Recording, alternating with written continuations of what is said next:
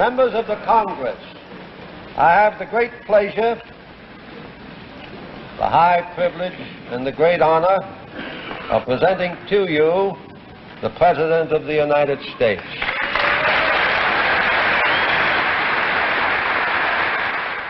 I'm Don Ritchie. I'm the Senate historian.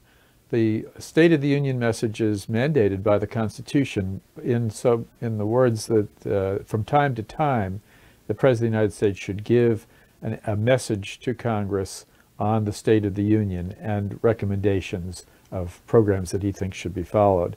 And George Washington began that practice of giving a State of the Union message to Congress when the first Congress met. But Washington went in person to the Congress, went to the Senate chamber, and delivered a speech that had a series of recommendations, a relatively short speech, but in those days before there were standing committees of Congress, they actually used to cut the State of the Union message up into paragraphs and create ad hoc committees to address each one of the issues that the president suggested. Washington and Adams, John Adams, his vice president who became president, followed that practice. And so they created this sort of idea that the time to time was an annual message. And in fact, for years it was known as the annual message. It didn't become known as the State of the Union message really until the 1940s. And in fact, in 1948, there was a Hollywood movie called State of the Union. And that sort of really cemented the idea that the annual message was the State of the Union message. President Washington Adams went in person to Congress. Thomas Jefferson, however, didn't enjoy public speaking. In fact, he gave only 2 public speeches while he was president, his first inaugural address and his second inaugural address. Other than that, Jefferson liked to be known as a writer, not as a speaker. And Jefferson also thought the idea of the president going to Congress personally to deliver a list of things that he wanted to see done was too much like the British king, the monarch, going to Parliament. And he thought this was not appropriate for a republic. And so Jefferson sent his message to Congress. And each year after that, presidents would send their messages, which would then be read by the clerks of the Senate and the House, rather than by the president. And because most members of Congress could read it in the congressional record or in the newspapers, they didn't necessarily have to go and listen to a clerk reading the message. That became the tradition. And again, the Constitution's not that specific about what it is. Just time to time, this message needs to be given on the State of the Union. In 1913, we had a new president who had been trained as a political scientist. In fact, he had a PhD in history and political science, and that was Woodrow Wilson. And he'd written his doctoral dissertation about Congress, about congressional government. And one of the things he felt was that the American president needed to be more like the British prime minister. Couldn't just be completely separate from the legislative branch, had to be the chief legislator as well as the chief executive. And so Wilson decided that he would go in person to deliver his messages. The first one he did was in April of 1913, and it was about the tariff. It was not a State of the Union message per se. Just absolutely shocked members of Congress. They didn't know what to do with this. The idea that the president was going to come up and speak to them. They finally decided, well, they do it in the House chamber and they invite the senators over, and how are you going to go about doing this? But there was a lot of grumbling, and if Congress had been left on its own, it probably would not have wanted the president to come up. But the president said he wanted to, and his party said okay. And so Woodrow Wilson then began the modern tradition of presidents each year going to give their State of the Union message. He gave his first State of the Union message in December of 1913. And he continued to do it in person until he was in Paris negotiating the end of the First World War, and he actually telegraphed his State of the Union message back to Congress in 1919. And since then, presidents have followed both patterns. The only president of the United States who has not given a State of the Union message in person since then was Herbert Hoover, who also was not a great public speaker, didn't think much of the occasion, and just sent his message up. Almost every other president, almost every year, has felt that this was too good an opportunity to miss, not to be able to go in person in the drama of this session to give a State of the Union message. The President of the United States.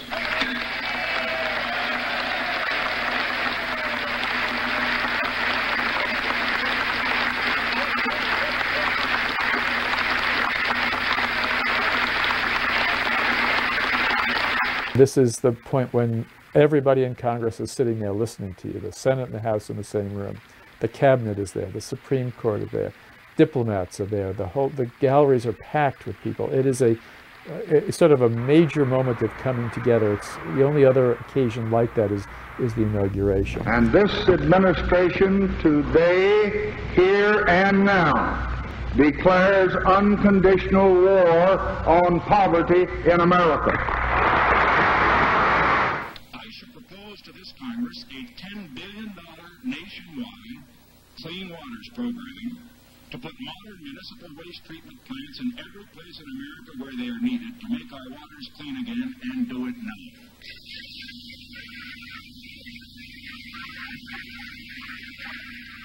It does influence the legislative agenda for the year, whether or not Congress chooses to follow the president's suggestions or ignores them or rewrites them. At least the president has given them an outline of what he wants to see.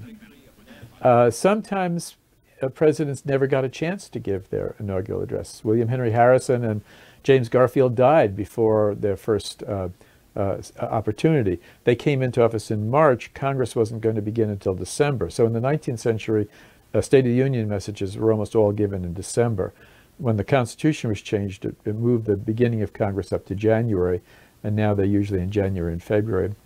There have been some miscues in some of the State of the Union messages. President Grover Cleveland sent a very controversial proposal dealing with the tariff. And in the days before we had an income tax, the chief source of revenue in the country was the tariff. And it was one of those things that divided parties and created great passions. And unfortunately for Cleveland, his party was not united on this issue. And in fact, they lost the next election probably because of that division. And a lot of people blamed his State of the Union message. But in most cases, most State of the Union messages are really long laundry lists of things that the president wants to see done. And they're not particularly controversial speeches, nor are they particularly inspiring speeches. They're really wish lists that presidents are putting forward. When anything is done in Congress, of course, the galleries are open.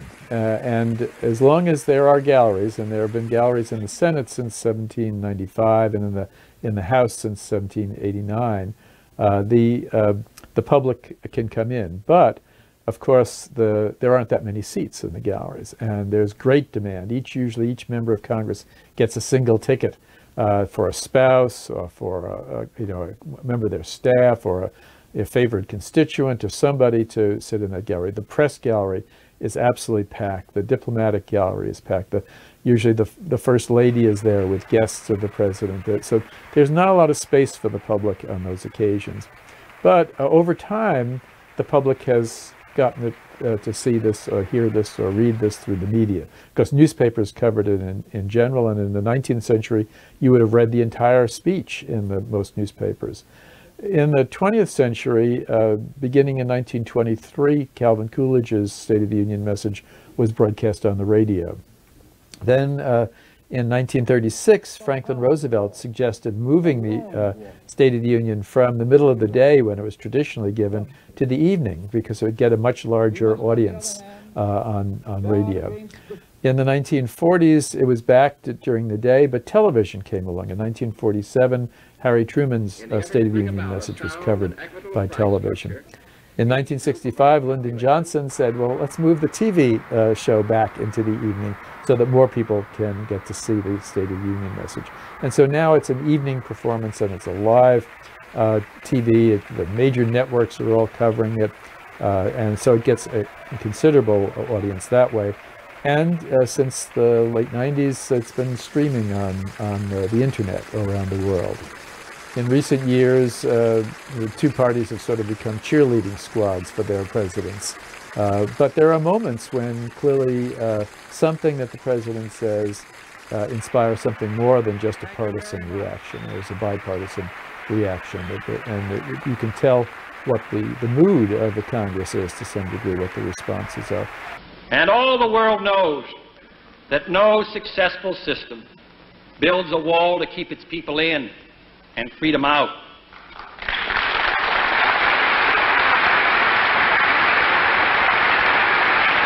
And of course, immediately after the speech, members of Congress will rush out into Statuary Hall, where there'll be dozens of cameras set up for television stations around the country, that they'll be getting the personal reactions of the members, the immediate reactions.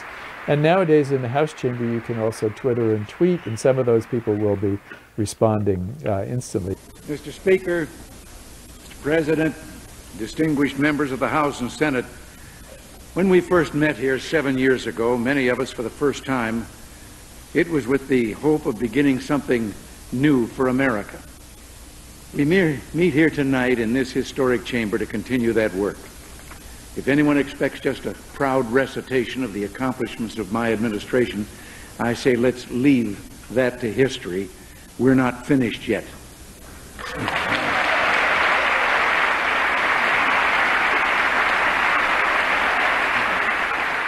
One thing that you cannot do that is very different than, say, most parliaments where heckling is considered fair sport. In the U.S. Congress, you are to be respectful of the president when he speaks. And a few years ago, one member of the House did interrupt the president and shout out. And he was censured by the House of Representatives for doing that. That's considered to be unbecoming conduct. The reforms I'm proposing would not apply to those who are here illegal. It's not true. The authors of the Constitution believed in transparency, and they did require, even though they wrote their Constitution in secret, they did require certain things to be open, not everything. For instance, they don't actually require Congress to meet in open session, just from time to publish a journal of their proceedings. And the same thing is they don't ask the president to give an annual message, but they ask him from time to deliver a message on the State of the Union. I think they would be pleased to see that the president comes pretty much every year to do this. I think they would be astonished to realize that the congressional record is published every day after the proceedings, and that not only will the State of the Union message be in there, but the words of every member of the House and Senate on the floor on that particular day. That was something that they had certainly intended, that this was a republic. It was a democratic republic. It was represented of the people, and the people had a right to know what was going on. And so in that sense, even though they were not all that specific, they certainly set some goals that I think the government has met. I can report to you that the state of this old but youthful union is good.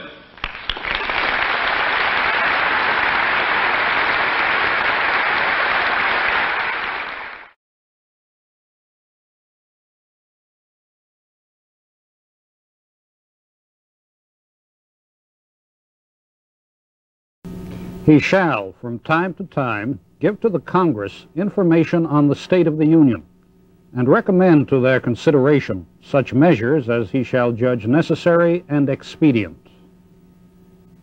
Article 2, Section 3, the powers and duties of the President, from the Constitution of the United States. Good evening, I'm Edwin Newman. In this hour, in accordance with the Constitution, the President will make his report and his recommendations to the Congress and the American people. From Washington, D.C., NBC News presents coverage of President Richard M. Nixon's 1974 State of the Union Address. Mr. Speaker, the President of the United States.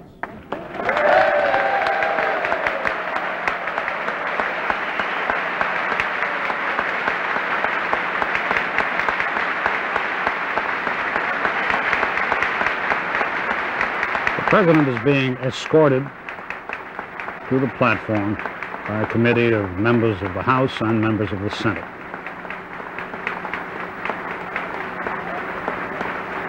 Mrs. Nixon, of course, her daughter Tricia was on her right. Behind Mr. Nixon, you can see Melvin Laird. Mr. Nixon presents a copy of the speech to the Speaker, Carl Albert, and to the Vice President, Gerald Ford.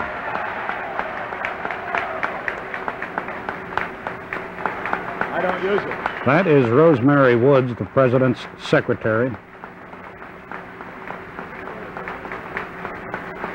We heard President Nixon say, with respect to something, "I don't use it." I suspect that must have been a teleprompter arrangement that he was saying he would not use.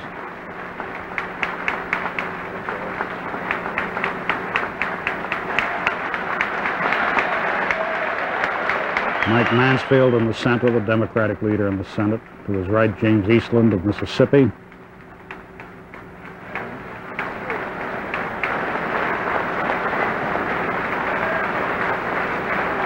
Thank you very much.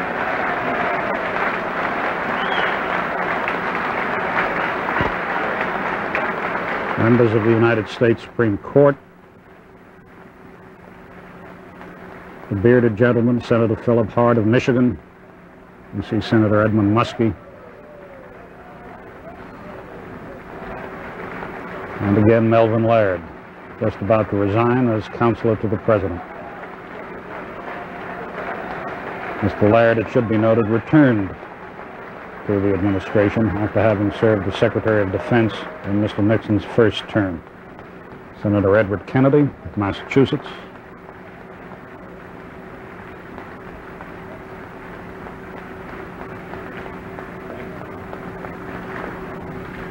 The other Nixon daughter, and the President is ready to speak. Of the Congress, I have the distinct privilege and the high personal honor of presenting to you the President of the United States.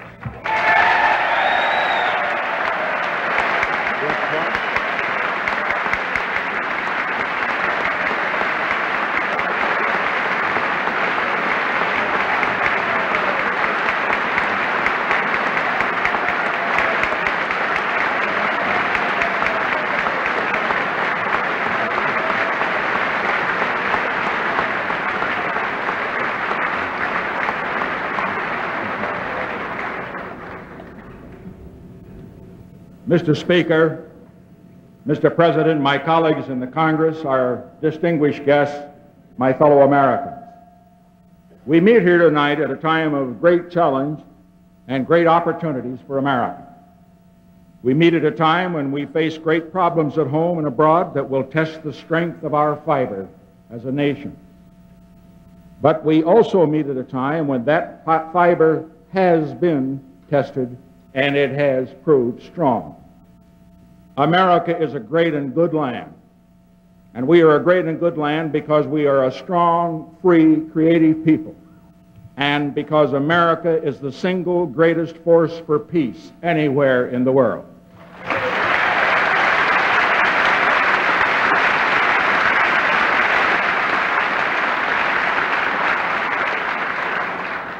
Today, as always in our history, we can base our confidence in what the American people will achieve in the future on the record of what the American people have achieved in the past. Tonight, for the first time in 12 years, a President of the United States can report to the Congress on the state of a union at peace with every nation of the world.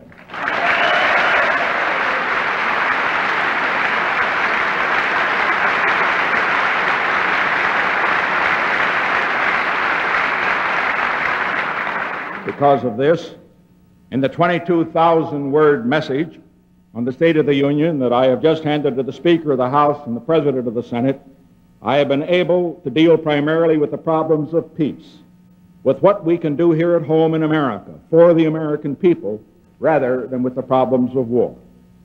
The measures I have outlined in this message set an agenda for truly significant progress for this nation and the world in 1974.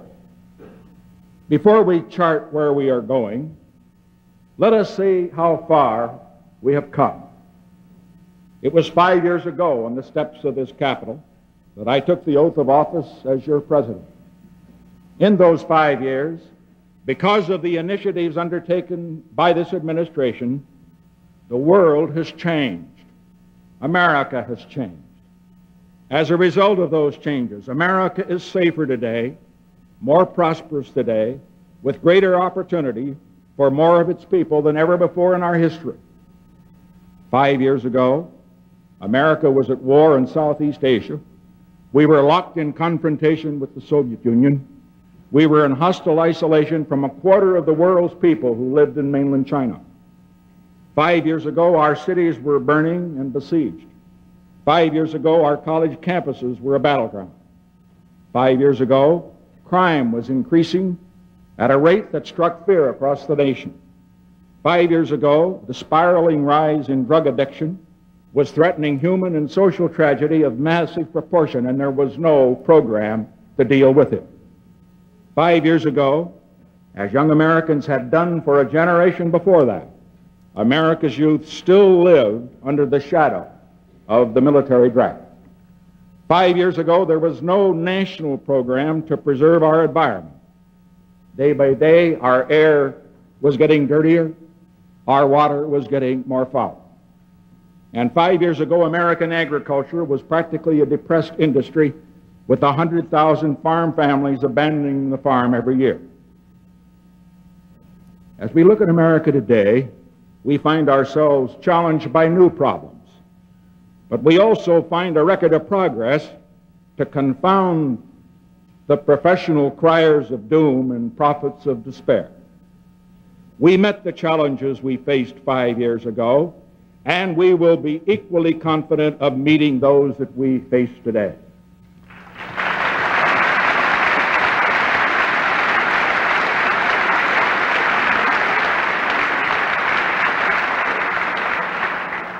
Let us see for a moment how we have met them.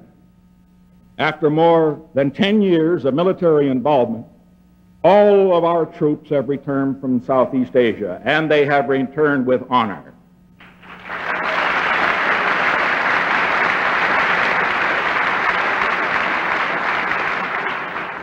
And we can be proud of the fact that our courageous prisoners of war, for whom a dinner was held in Washington tonight, that they came home with their heads high on their feet and not on their knees.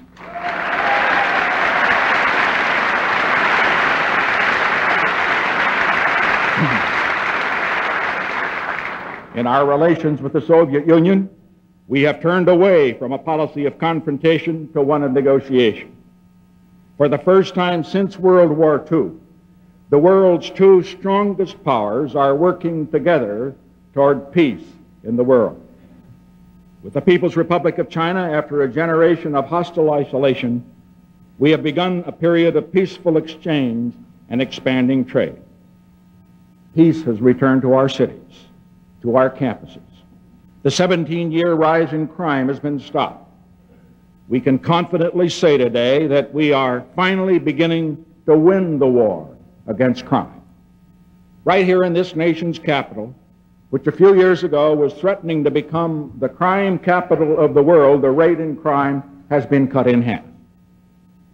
A massive campaign against drug abuse has been organized. And the rate of new heroin addiction, the most vicious threat of all, is decreasing rather than increasing. For the first time in a generation, no young Americans are being drafted into the armed services of the United States.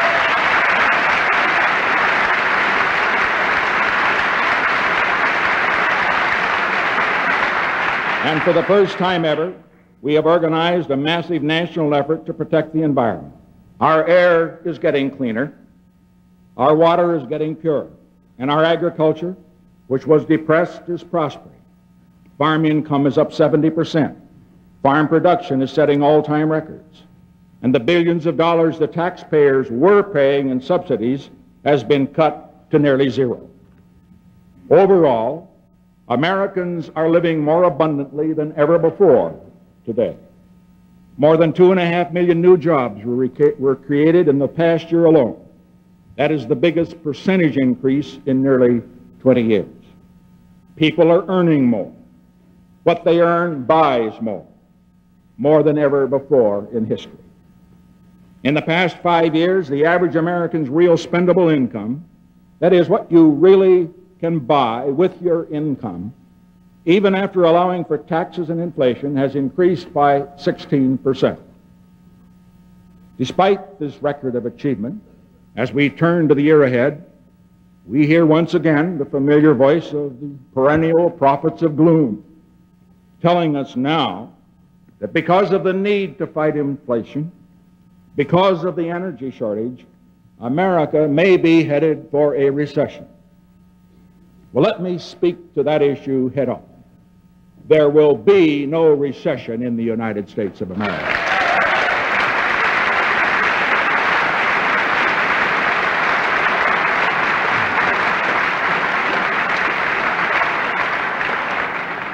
Primarily due to our energy crisis, our economy is passing through a difficult period.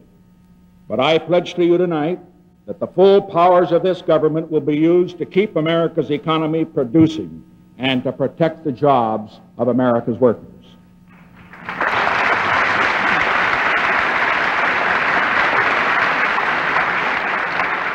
We are engaged in a long and hard fight against inflation.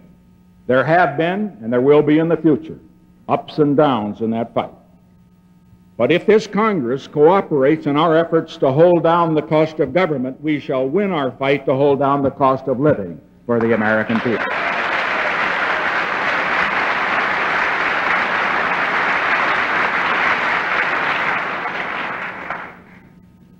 As we look back over our history, the years that stand out as the ones of signal achievement are those in which the administration and the Congress, whether one party or the other, working together, had the wisdom and the foresight to select those particular initiatives for which the nation was ready and the moment was right, and in which they seized the moment and acted. Looking at the year 1974, which lies before us, there are 10 key areas in which landmark accomplishments are possible this year in America. If we make these our national agenda, this is what we will achieve in 1974. We will break the back of the energy crisis. We will lay the foundation for our future capacity to meet America's energy needs from America's own resources.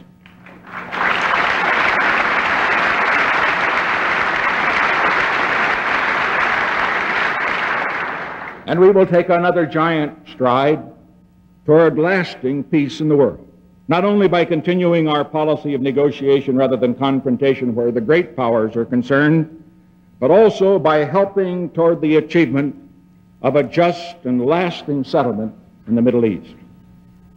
We will check the rise in prices without administering the harsh medicine of recession, and we will move the economy into a steady period of growth at a sustainable level. We will establish a new system that makes high-quality health care available to every American in a dignified manner and at a price he can afford.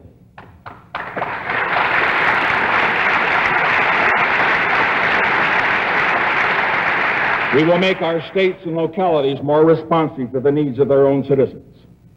We will make a crucial breakthrough toward better transportation in our towns and in our cities across America. We will reform our system of federal aid to education to provide it when it is needed, where it is needed, so that it will do the most for those who need it the most.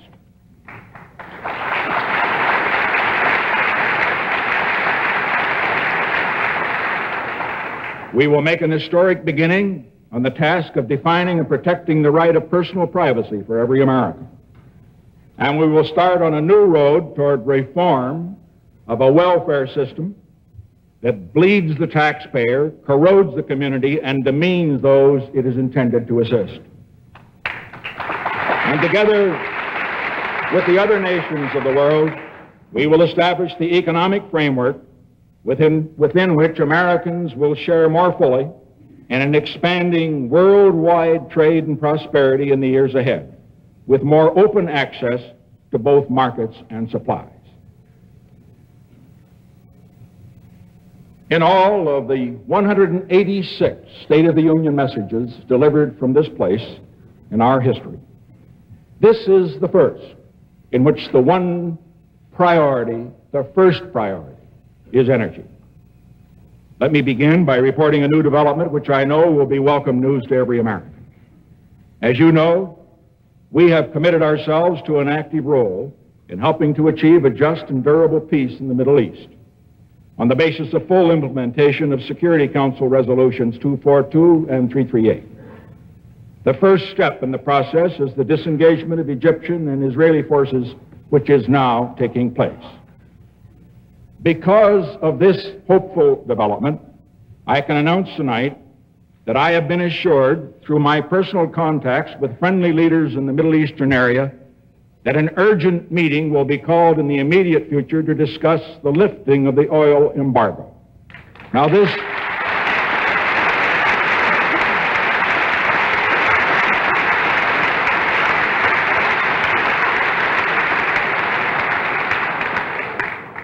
is an encouraging sign. However, it should be clearly understood by our friends in the Middle East that the United States will not be coerced on this issue. Regardless of the outcome of this meeting, the cooperation of the American people in our energy conservation program has already gone a long way towards achieving a goal to which I am deeply dedicated. Let us do everything we can to avoid gasoline rationing in the United States of America.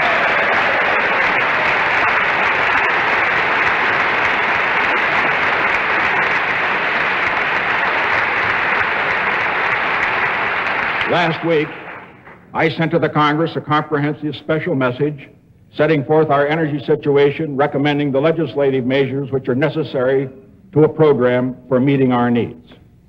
If the embargo is lifted, this will ease the crisis, but it will not mean an end to the energy shortage in America. Voluntary conservation will continue to be necessary. And let me take this occasion to pay tribute once again to the splendid spirit of cooperation the American people have shown, which has made possible our success in meeting this emergency up to this time. The new legislation I have requested will also remain necessary. Therefore, I urge again that the energy measures that I have proposed be made the first priority of this session of the Congress.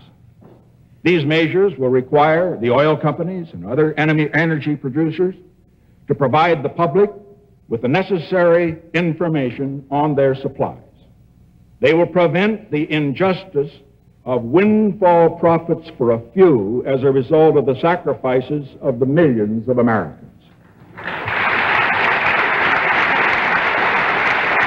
And they will give us the organization, the incentives, the authorities needed to deal with the short-term emergency and to move toward meeting our long-term needs. Just as 1970 was the year in which we began a full-scale effort to protect the environment, 1974 must be the year in which we organize a full-scale effort to provide for our energy needs, not only in this decade, but through the 21st century. As we move toward the celebration 2 years from now of the 200th anniversary of this nation's independence, let us press vigorously on toward the goal that I announced last November for Project Independence. Let this be our national goal. At the end of this decade, in the year 1980, the United States will not be dependent on any other country for the energy we need to provide our jobs, to heat our homes, and to keep our transportation moving.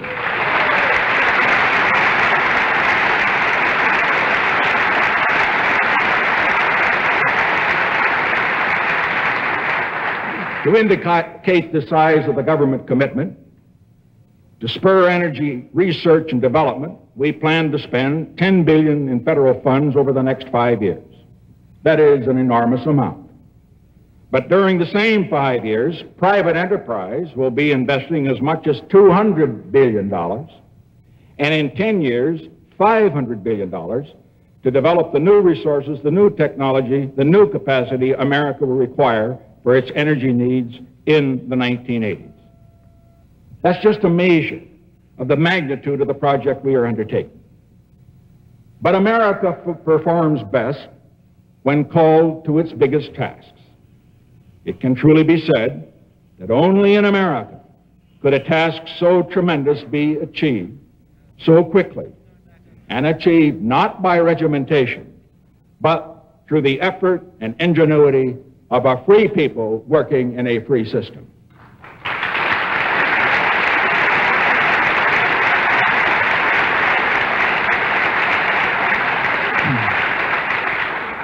Turning now to the rest of the agenda for 1974, the time is at hand this year to bring comprehensive, high-quality health care within the reach of every American. I shall propose a sweeping new program that will assure comprehensive health insurance protection to millions of Americans who cannot now obtain it or afford it, with vastly improved protection against catastrophic illnesses. This will be a plan that maintains the high standards of quality in America's health care, and it will not require additional taxes. Now, I recognize that other plans have been put forward that would cost $80 billion or even $100 billion, and that would put our whole health care system under the heavy hand of the federal government. This is the wrong approach. This has been tried abroad and it's failed. It is not the way we do things here in America. This kind of plan would threaten the quality of care provided by our whole health care system.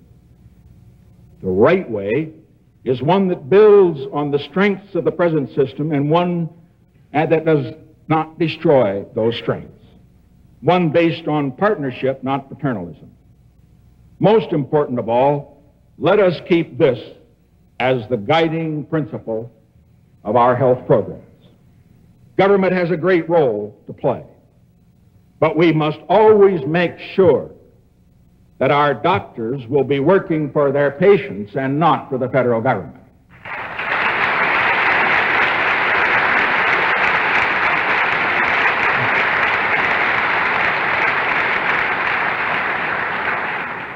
Many of you will recall that in my State of the Union address 3 years ago, I commented that most Americans today are simply fed up with government at all levels. And I recommended a sweeping set of proposals to revitalize state and local government, to make them more responsive to the people they serve.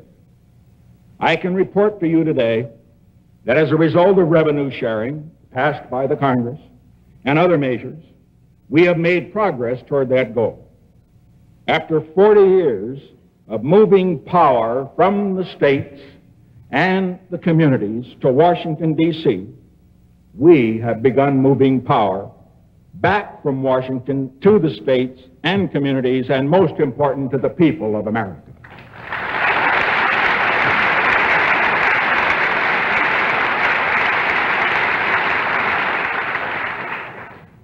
In this session of the Congress, I believe we are near the breakthrough point on efforts which I have suggested, proposals to let people themselves make their own decisions for their own communities, and in particular on those to provide broad new flexibility in federal aid for community development, for economic development, for education. And I look forward to working with the Congress, with members of both parties, in resolving whatever remaining differences we have in this legislation, so that we can make available nearly $5.5 billion to our states and localities to use, not for what a federal bureaucrat may want, but for what their own people in those communities want. The decision should be theirs.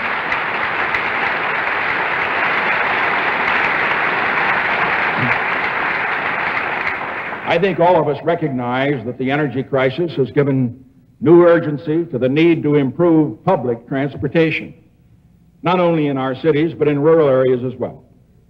The program I propose this year will give communities not only more money, but also more freedom to balance their own transportation needs. It will mark the strongest federal commitment ever to the improvement of mass transit as an essential element of the improvement of life in our towns and cities. One goal on which all Americans agree is that our children should have the very best education this great nation can provide. In a special message last week, I recommended a number of important new measures that can make 1974 a year of truly significant advances for our schools and for the children they serve. If the Congress will act on these proposals, more flexible funding will enable each federal dollar to meet better the particular need of each particular school district. Advance funding will give school authorities a chance to make each year's plans, knowing ahead of time what federal funds they're going to receive. Special targeting will give special help to the truly disadvantaged among our people. College students, faced with rising costs for their education, will be able to draw on an expanded program of loans and grants. These advances are a needed investment in America's most precious resource, our next generation, and I urge the Congress to act on this legislation in 1974. One measure of a truly free society is the vigor with which it protects the liberties of its individual citizens. As technology has advanced in America, it has increasingly encroached on one of those liberties, what I term the right of personal privacy.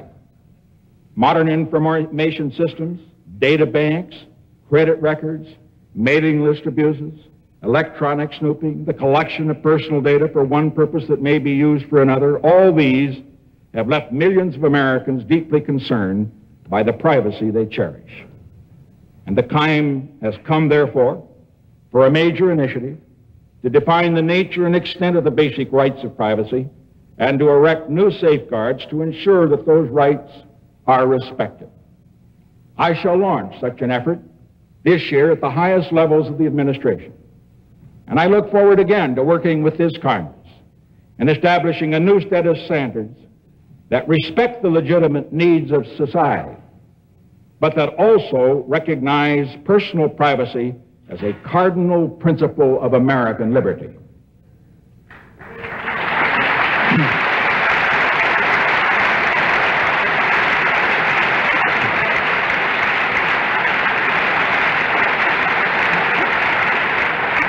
Many of those in this chamber tonight will recall that it was 3 years ago that I termed the nation's welfare system a monstrous, consuming outrage. An outrage against the community, against the taxpayer, and particularly against the children that it is supposed to help. That system is still an outrage. By improving its administration, we have been able to reduce some of the abuses. As a result, last year, for the first time in 18 years, there has been a halt in the growth of the welfare caseload. But as a system, our welfare program still needs reform as urgently today as it did when I first proposed in 1969 that we completely replace it with a different system. In these final 3 years of my administration, I urge the Congress to join me in mounting a major new effort to replace the discredited present welfare system with one that works, one that is fair to those who need help or cannot help themselves, fair to the community, and fair to the taxpayer. And let us have as our goal that there will be no government program which it makes it more profitable to go on welfare than to go to work.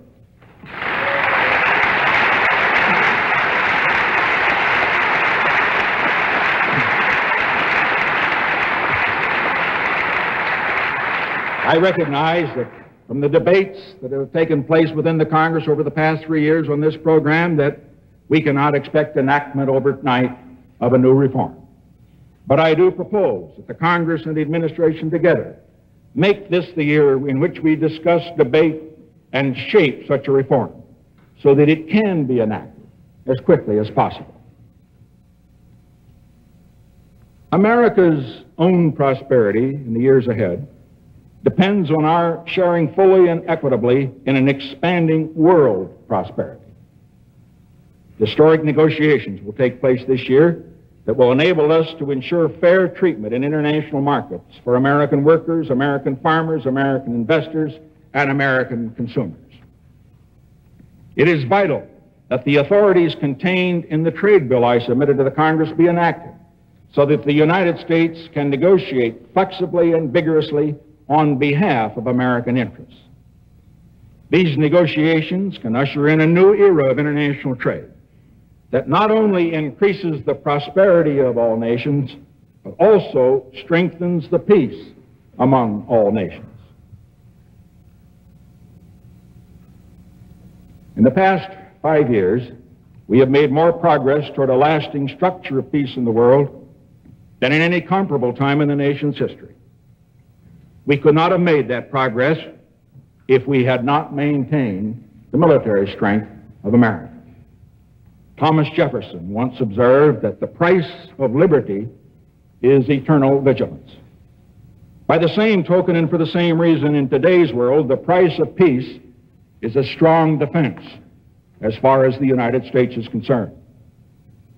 In the past 5 years, we have steadily reduced the burden of national defense as a share of the budget, bringing it down from 44% in 1969 to 29% in the current year. We have cut our military manpower over the past 5 years by more than a third, from 3.5 million to 2.2 million. In the coming year, however, increased expenditures will be needed. They will be needed to assure the continued readiness of our military forces, to preserve present force levels in the face of rising costs, and to give us the military strength we must have if our security is to be maintained and if our initiatives for peace are to succeed. The question is not whether we can afford to maintain the necessary strength of our defense. The question is whether we can afford not to maintain it. And the answer to that question is no. We must never allow America to become the second strongest nation in the world.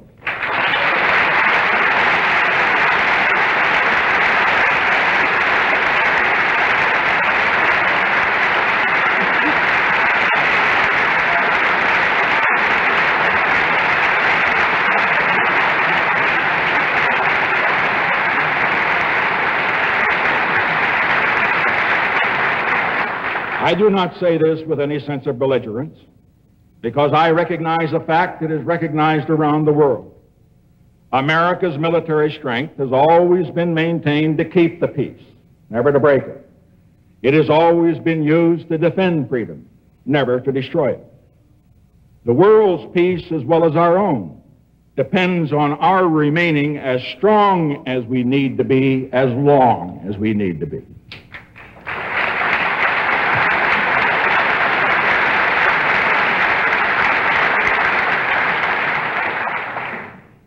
In this year, 1974, we will be negotiating with the Soviet Union to place further limits on strategic nuclear arms.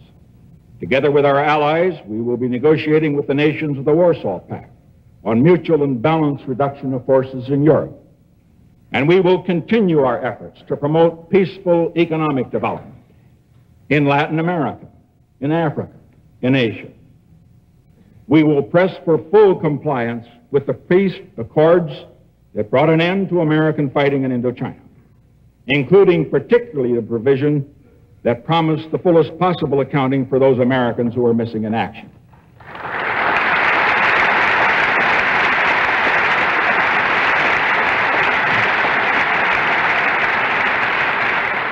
And having in mind the energy crisis to which I have referred to earlier, we will be working with the other nations of the world toward agreement on means by which oil supplies can be assured at reasonable prices on a stable basis in a fair way to the consuming and producing nations alike. All of these are steps toward a future in which the world's peace and prosperity, and ours as well as a result, are made more secure. Throughout the 5 years that I have served as your president, I have had one overriding aim, and that was to establish a new structure of peace in the world that can free future generations of the scourge of war. I can understand that others may have different priorities. This has been, and this will remain, my first priority, and the chief legacy I hope to leave from the 8 years of my presidency.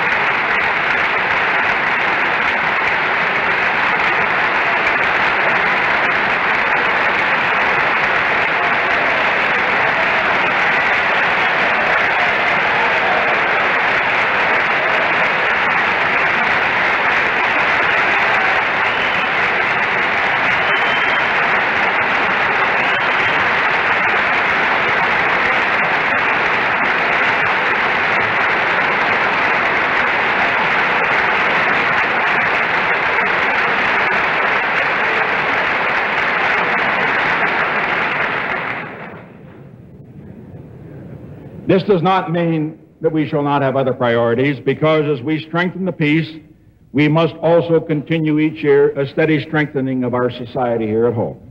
Our conscience requires it, our interests require it, and we must insist upon it.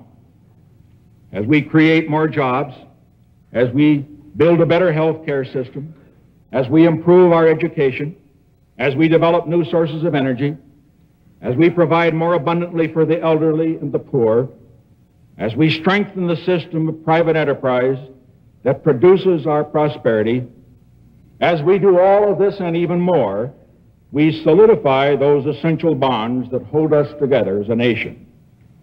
Even more importantly, we advance what in the final analysis government in America is all about. What it is all about is more freedom, more security, a better life for each one of the 211 million people that live in this land. We cannot afford to neglect progress at home while pursuing peace abroad. But neither can we afford to neglect peace abroad while pursuing progress at home. With a stable peace, all is possible. But without peace, nothing is possible.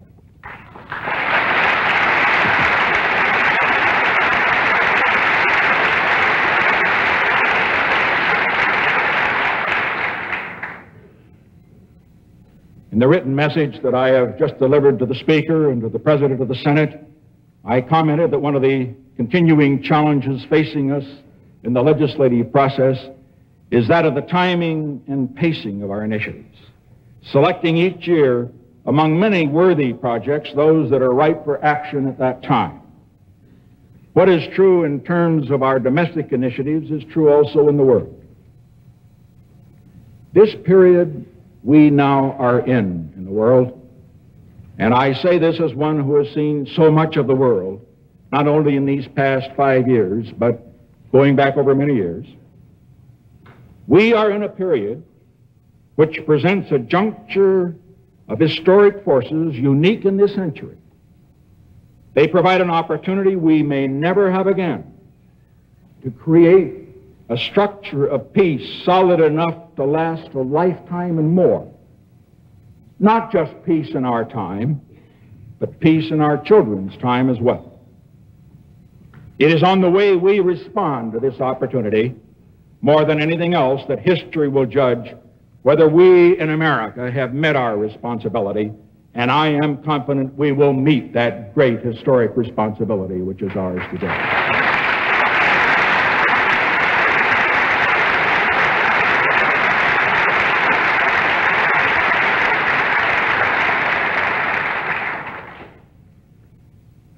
It was 27 years ago that John F. Kennedy and I sat in this chamber as freshman congressmen, hearing our first State of the Union address delivered by Harry Truman.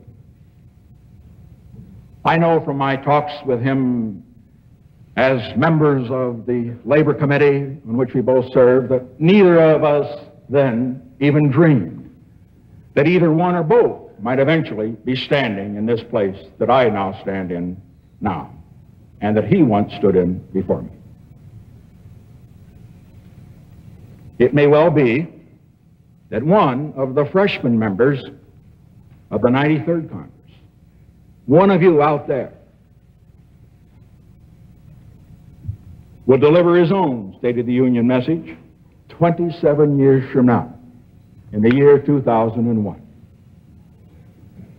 Well, whichever one it is, I want you to be able to look back with pride and to say that your first years here were great years, and to recall that you were here in this 93rd Congress when America ended its longest war and began its longest peace.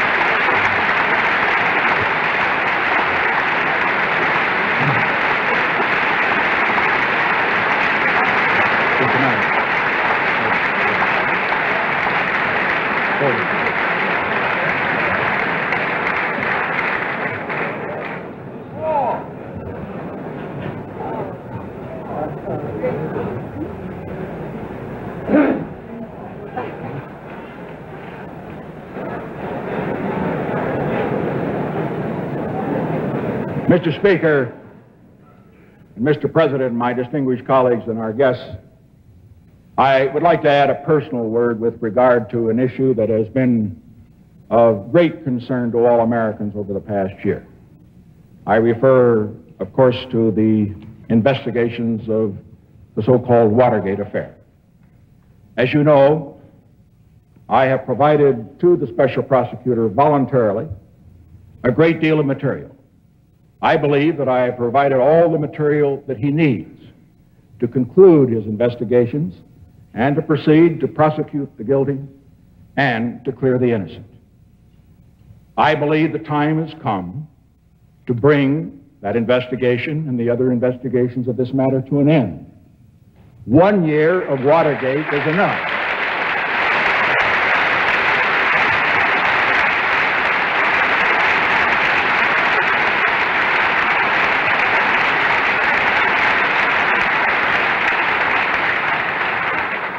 And the time has come, my colleagues, for not only the executive, the president, but the members of Congress, for all of us to join together in devoting our full energies to these great issues that I have discussed tonight, which involve the welfare of all of the American people in so many different ways, as well as the peace of the world.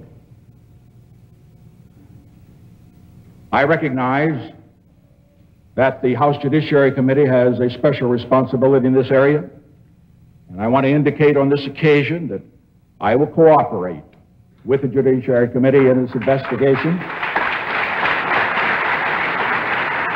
I will cooperate so that it can conclude its investigation, make its decision, and I will cooperate in any way that I consider consistent with my responsibilities to the office of the Presidency of the United States.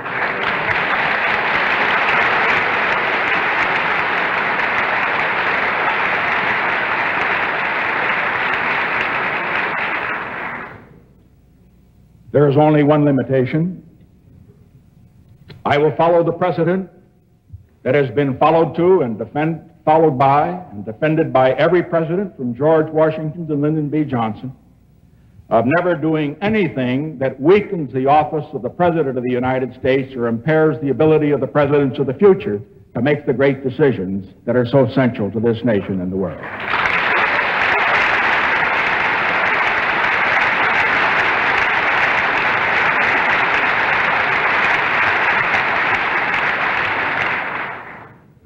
Another point I should like to make very briefly. Like every member of the House and Senate assembled here tonight, I was elected to the office that I hold. And like every member of the House and Senate, when I was elected to that office, I knew that I was elected for the purpose of doing a job and doing it as well as I possibly can. And I want you to know that I have no intention whatever of ever walking away from the job that the people elected me to do for the people of the United States.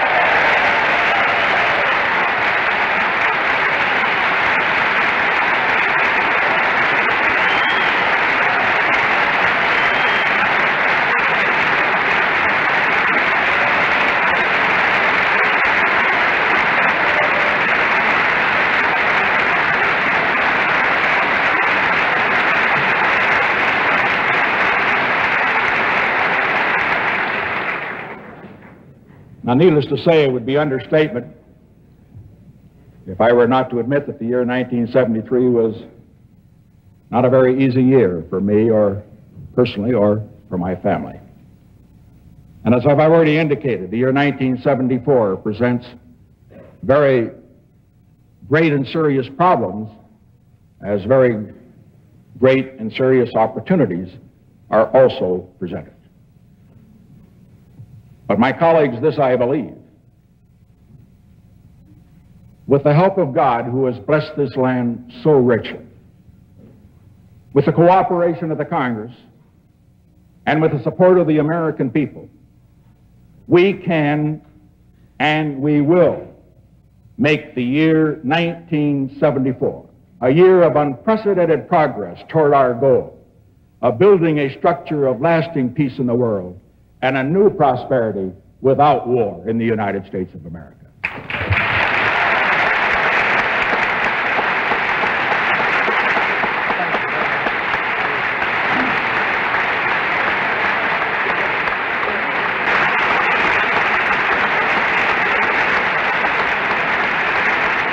President Nixon has concluded his State of the Union message, a speech in which he asked the American people to recognize the accomplishments of his administration over 5 years and to repose their confidence in him for the future. And on that point, the future, well, the President spoke for 44 minutes. He saved the fireworks for about the last 2 minutes. He said he had no intention of walking away from his job, and he urged that the Watergate investigations be brought to an end. He said he would cooperate with the House Judiciary Committee.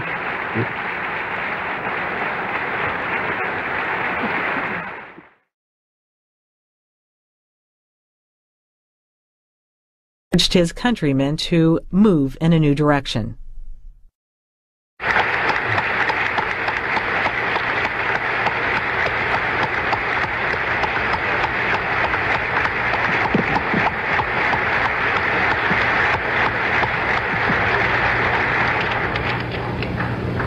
My colleagues of the Congress, I have the distinct privilege and the high personal honor of presenting to you the President of the United States.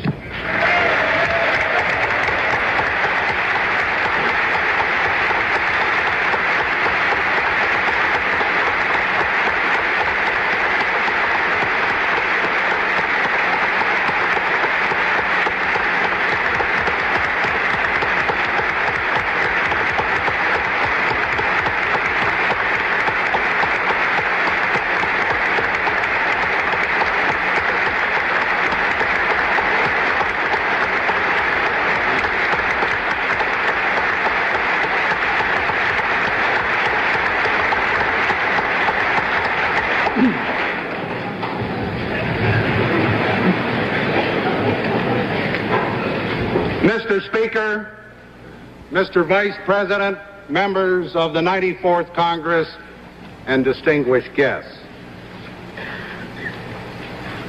26 years ago, a freshman congressman, a young fellow, with lots of idealism who was out to change the world, stood before Sam Rayburn in the well of the House and solemnly swore to the same oath that all of you took yesterday. An unforgettable experience, and I congratulate you all. 2 days later, that same freshman stood at the back of this great chamber, over there someplace, as President Truman, all charged up by his single-handed election victory, reported as the Constitution requires on the State of the Union. When the bipartisan applause stopped, President Truman said, "I am happy to report to the 81st Congress that the State of the Union is good. Our nation is better able than ever before to meet the needs of the American people and to give them their fair chance in the pursuit of happiness. It is foremost among the nations of the world in the search for peace." Today, that freshman member from Michigan stands where Mr. Truman stood. And I must say to you that the State of the Union is not good. Millions of Americans are out of work. Recession and inflation are eroding the money of millions more. Prices are too high and sales are too slow. This year's federal deficit will be about $30 billion. Next year's probably $45 billion. The national debt will rise to over $500 billion. Our plant capacity and productivity are not increasing fast enough. We depend on others for essential energy. Some people question their government's ability to make hard decisions and stick with them. They expect Washington politics as usual. Yet, what President Truman said on January 5, 1949 is even more true in 1975. We are better able to meet our people's needs. All Americans do have a fair chance to pursue happiness. Not only are we still the foremost nation in the pursuit of peace, but today's prospects of attaining it are infinitely brighter. There were 59 million Americans employed at the start of 1949. Now there are more than 85 million Americans who have jobs.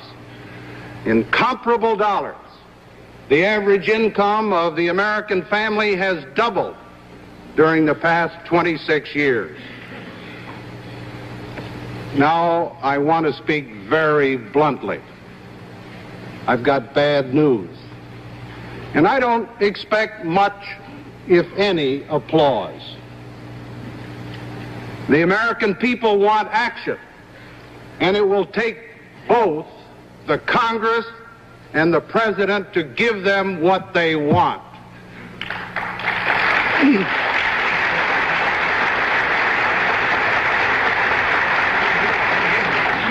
Progress and solutions can be achieved, and they will be achieved. My message today is not intended to address all of the complex needs of America. I will send separate messages making specific recommendations for domestic legislation, such as the extension of general revenue sharing and the Voting Rights Act. The moment has come to move in a new direction. We can do this by fashioning a new partnership between the Congress on the one hand, the White House on the other, and the people we both represent. Let us mobilize the most powerful and most creative industrial nation that ever existed on this earth to put all our people to work. The emphasis on our economic efforts must now shift from inflation to jobs, to bolster business and industry and to create new jobs. I propose a one-year tax reduction of $16 billion. 3/4 would go to individuals and 1/4 to promote business investment. This cash rebate to individuals amounts to 12% of 1974 tax payments, a total cut of $12 billion, with a maximum of $1,000 per return. I call on the Congress to act by April 1st. If you do, and I hope you will, the Treasury can send the first check for half the rebate in May and the second by September. The other 1/4 of the cut, about $4 billion, will go to business, including farms, to promote expansion and to create more jobs. The one-year reduction for businesses would be in the form of a liberalized investment tax credit, increasing the rate to 12% for all business.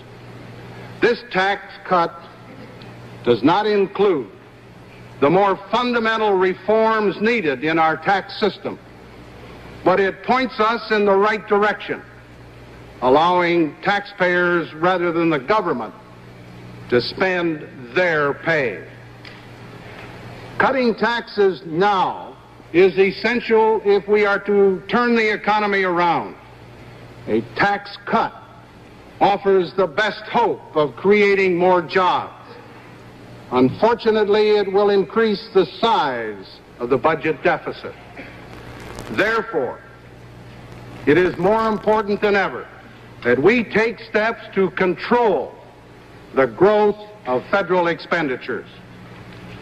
Part of our trouble is that we have been self-indulgent. For decades, we have been voting ever increasing levels of government benefits, and now the bill has come due. We have been adding so many new programs that the size and the growth of the federal budget has taken on a life of its own. One characteristic of these programs is that their cost increases automatically every year because the number of people eligible for most of the benefits increases every year. When these programs were enacted, there's no dollar amount set. No one knows what they will cost. All we know is that whatever they cost last year, they will cost more next year. It's a simple arithmetic. Unless we check the excessive growth of federal expenditures or impose on ourselves matching increases in taxes, we will continue to run huge inflationary deficits in the federal budget. If we project the current built-in momentum of federal spending through the next 15 years, state, federal, and local government expenditures could easily comprise half of our gross national product. This compares with less than a third in 1975. I've just concluded the process of preparing the budget submissions for fiscal year 1976. In that budget, I will propose legislation to restore the growth of a number of existing programs. I have also concluded that no new spending programs can be initiated this year except for energy.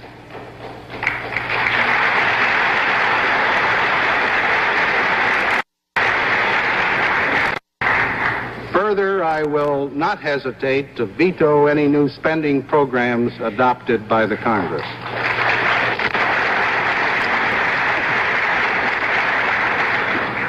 As an additional step toward putting the federal government's percent federal pay increases in 1975. In all government programs tied to the Consumer Price Index, including Social Security, civil service and military retirement pay, and food stamps, I also propose fairness, and I can assure you that the burdens will not fall more harshly on those less able to bear them. I'm recommending a plan to make us invulnerable to cutoffs of foreign oil. It will require sacrifices, but it, and this is most important, it will work. I have set the following national energy goals to assure that our future is as secure and as productive as our past. First, we must reduce oil imports by 1 million barrels per day by the end of this year and by 2 million barrels per day by the end of 1977. Second, we must end vulnerability to economic disruption by foreign suppliers by 1985. Third, we must develop our energy technology and resources so that the United States has the ability to supply a significant share of the energy needs of the free world by the end of this century. To attain these objectives, we need immediate action to cut imports. Unfortunately, in the short term, there are only a limited number of actions which can increase domestic supply. I will press for all of them. I urge quick action on the necessary legislation to allow commercial production at the Elks Hill, California Naval Petroleum Reserve.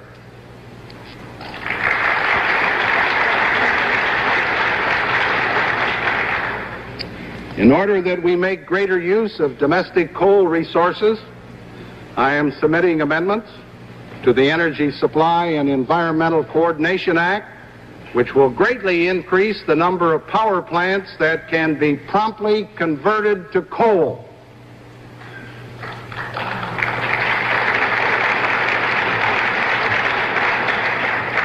Obviously, voluntary conservation continues to be essential, but tougher programs are needed, and needed now. Therefore, I am using presidential powers to raise the fee on all imported crude oil and petroleum products. Crude oil fee levels will be increased $1 per barrel on February 1st, by $2 per barrel on March 1st, and by $3 per barrel on April 1st. I will take actions to reduce undue hardships on any geographical region.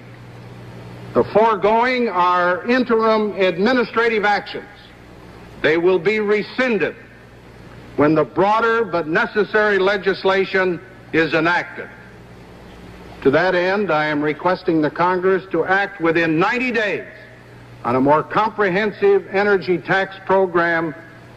It includes excise taxes and import fees totaling $2 per barrel on product imports and on all crude oil, deregulation of new natural gas, and enactment of a natural gas excise tax. I plan to take presidential initiative to decontrol the price of domestic crude oil on April 1st. I urge the Congress to enact a windfall profits tax by that date to ensure that oil producers do not profit unduly.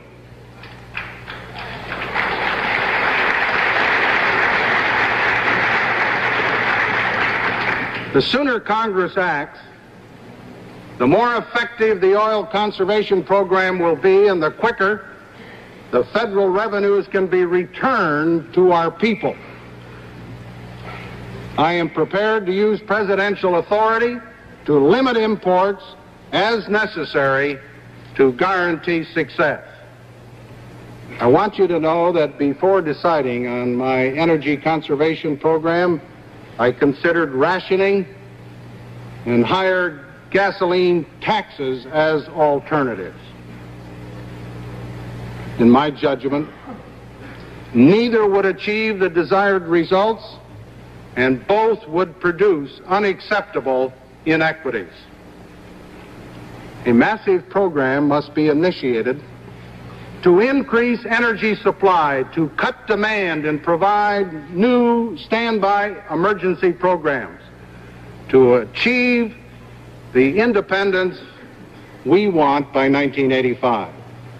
The largest part of increased oil production must come from new frontier areas on the outer continental shelf and from the Naval Petroleum Reserve number 4 in Alaska.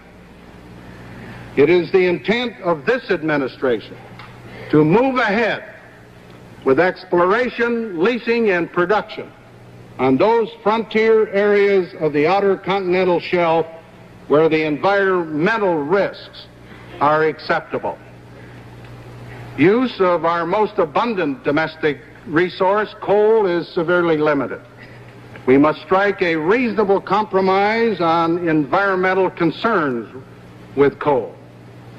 I am submitting clean air amendments which will allow greater coal use without sacrificing clean air goals. I vetoed the strip mining legislation passed by the last Congress. With appropriate changes, I will sign a revised version when it comes to the White House. I am proposing a number of actions to energize our nuclear power program. I will submit legislation to expedite nuclear leasing and the rapid selection of sites. In recent months, utilities have canceled or postponed over 60% of planned nuclear expansion and 30% of planned additions to non-nuclear capacity.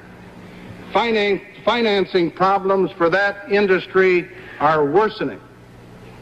I am therefore recommending that the one-year investment tax credit of 12% be extended an additional 2 years to specifically speed the construction of power plants that do not use natural gas or oil. I am also submitting proposals for selective reform of state utility commission regulations. To provide the critical stability for our domestic energy production in the face of world price uncertainty, I will request legislation to authorize and require tariffs, import quotas, or price floors to protect our energy prices at levels which will achieve energy independence. Increasing energy supplies is not enough. We must take additional steps to cut long-term consumption.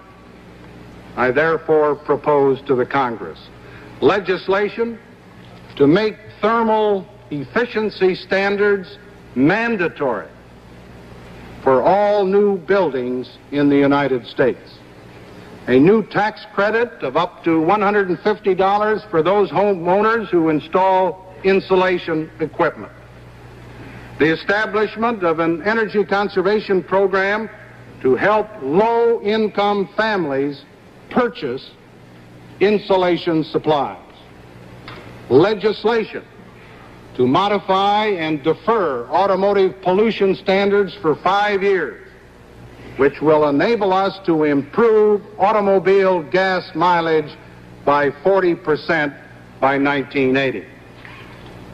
These proposals and actions cumulatively can reduce our dependence on foreign energy supplies to 3 to 5 billion barrels per day by 1985. To make the United States invulnerable to foreign disruption, I propose standby emergency legislation and a strategic storage program of 1 billion barrels of oil for domestic needs and 300 million barrels for national defense purposes. I will ask for the funds needed for energy research and development activities. I have established a goal of 1 million barrels of synthetic fuels and shale oil production per day by 1985, together with an incentive program to achieve it. I have a very deep belief in America's capabilities. Within the next 10 years, my program envisions 200 major nuclear power plants, 250 major new coal mines, 150 major coal-fired power plants, 30 major new refineries, 20 major new synthetic fuel plants, the drilling of many thousands of new oil wells, the insulation of 18 million homes, and the manufacturing and the sale of millions of new automobiles, trucks and buses that use much less fuel.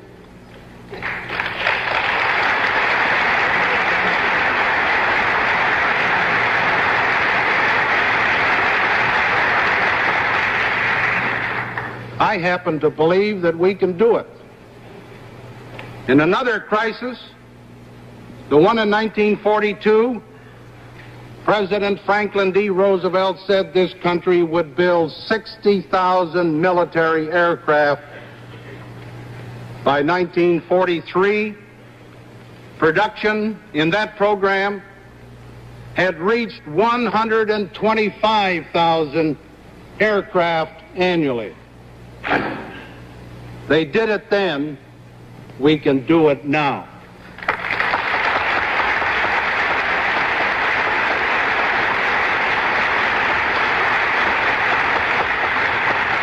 If the Congress and the American people will work with me to attain these targets, they will be achieved and will be surpassed. From adversity, let us seize opportunity. Revenues of some $30 billion from higher energy taxes designed to encourage conservation must be refunded to the American people in a manner which corrects distortions in our tax system wrought by inflation. People have been pushed into higher tax brackets by inflation with consequent reduction in their actual spending power. Business taxes are similarly distorted because inflation exaggerates reported profits, resulting in excessive taxes.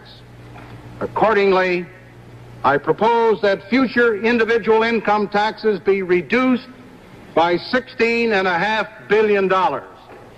This will be done by raising the low income allowance and reducing tax rates. This continuing tax cut will primarily benefit lower and middle income taxpayers. For example, a typical family of four with a gross income of $5,600 now pays $185 in federal income taxes. Under this tax cut plan, they would pay nothing. A family of four with a gross income of $12,000 now pays $1,260 in federal taxes. My proposal reduces that total by $300. Families grossing $20,000 would receive a reduction of $210. Those with the very lowest income who can least afford higher costs must also be compensated.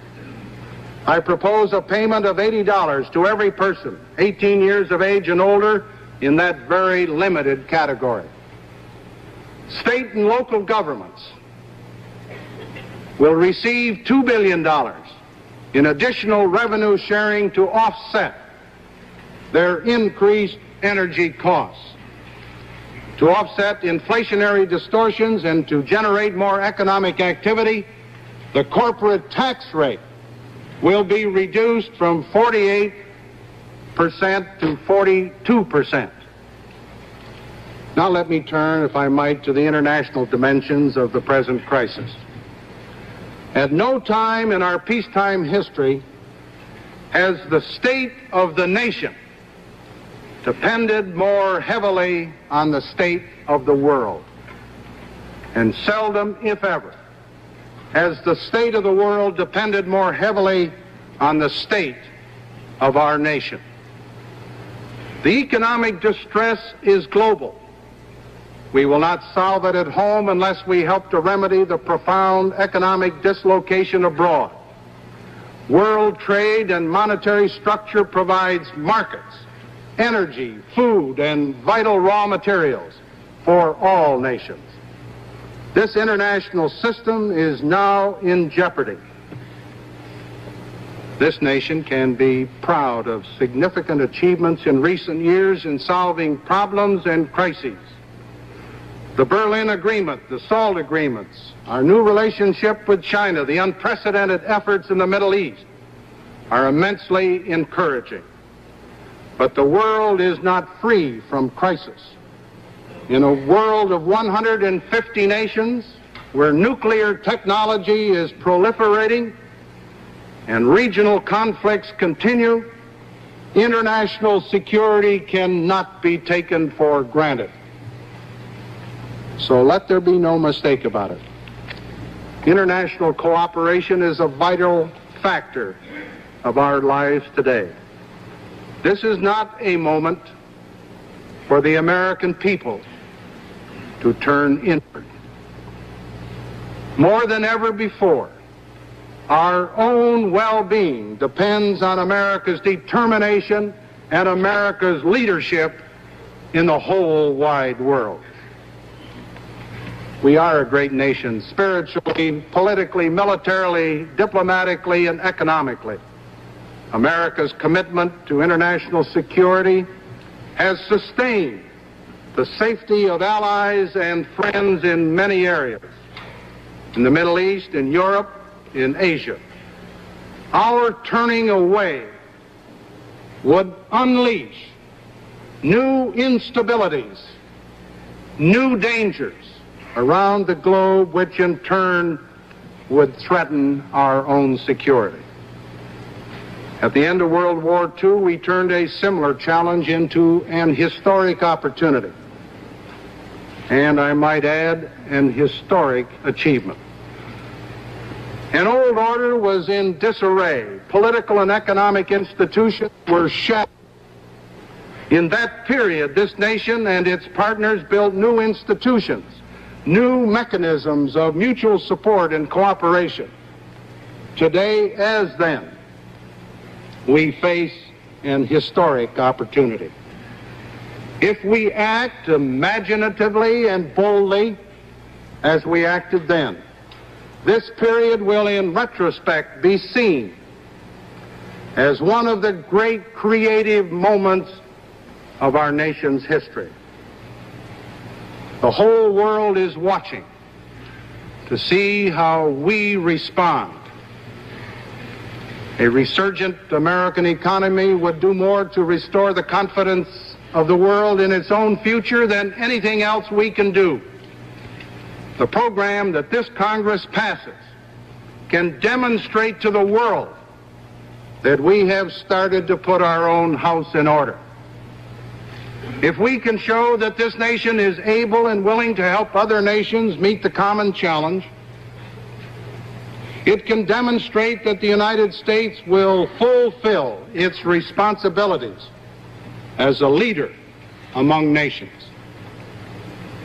Quite frankly, at stake is the future of industrialized democracies, which have perceived their destiny in common and sustained it in common for 30 years.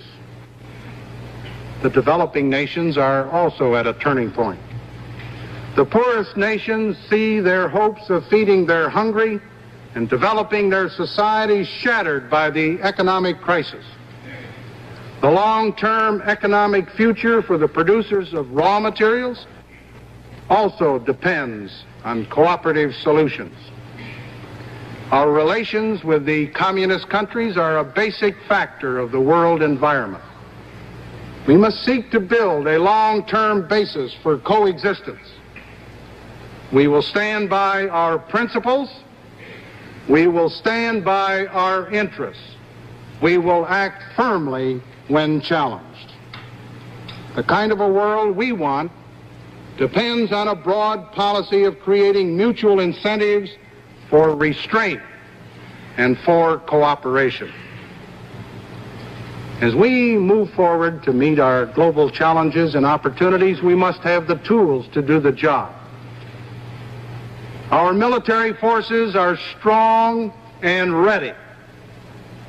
This military strength deters aggression against our allies, stabilizes our relations with former adversaries, and protects our homeland. Fully adequate conventional and strategic forces cost many, many billions. But these dollars are sound insurance for our safety and for a more peaceful world. Military strength alone is not sufficient. Effective diplomacy is also essential in preventing conflict and building world understanding. The Vladivostok negotiations with the Soviet Union represent a major step in moderating strategic arms competition. My recent discussions with the leaders of the Atlantic community, Japan, and South Korea have contributed to meeting the common challenge. But we have serious problems before us that require cooperation between the President and the Congress. By the Constitution and tradition, the execution of foreign policy is the responsibility of the President. In recent years, under the stress of the Vietnam War, legislative restrictions on the President's ability to execute foreign policy and military decisions have proliferated. As a member of the Congress, I opposed some and I approved others. As President, I welcome the advice and cooperation of the House and the Senate.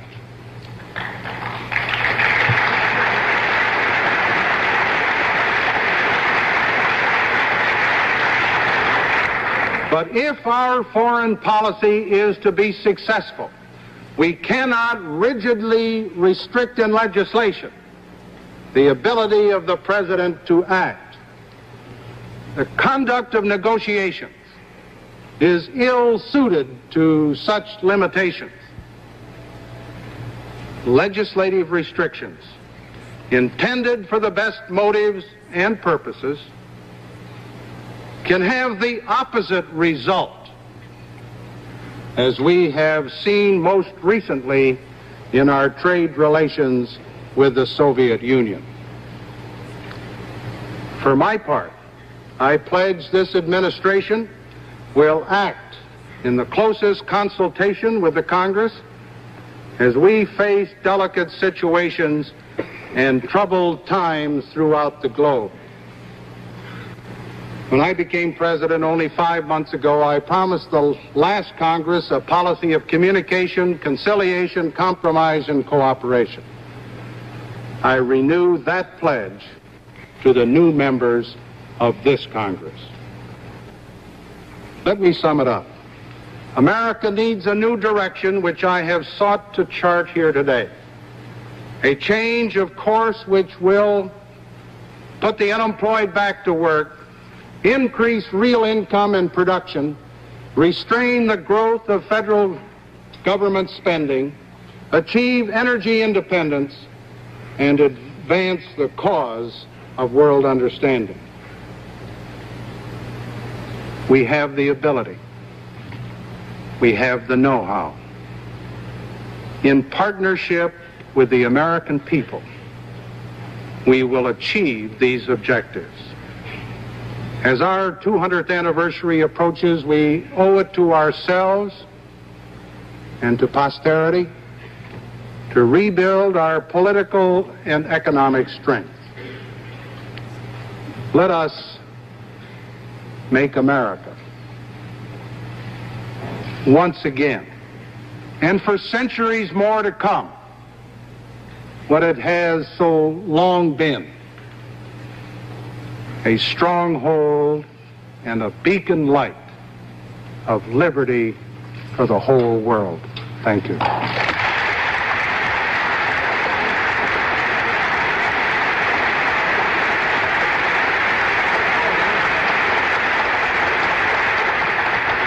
President Ford has just finished his first State of the Union address, lasting 41.5 minutes, and he was absolutely right. He got very little applause during that. I think past presidents have generally managed to have as many as 33 breaks for applause.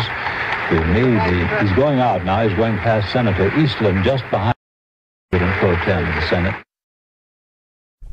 You're watching American History TV all week.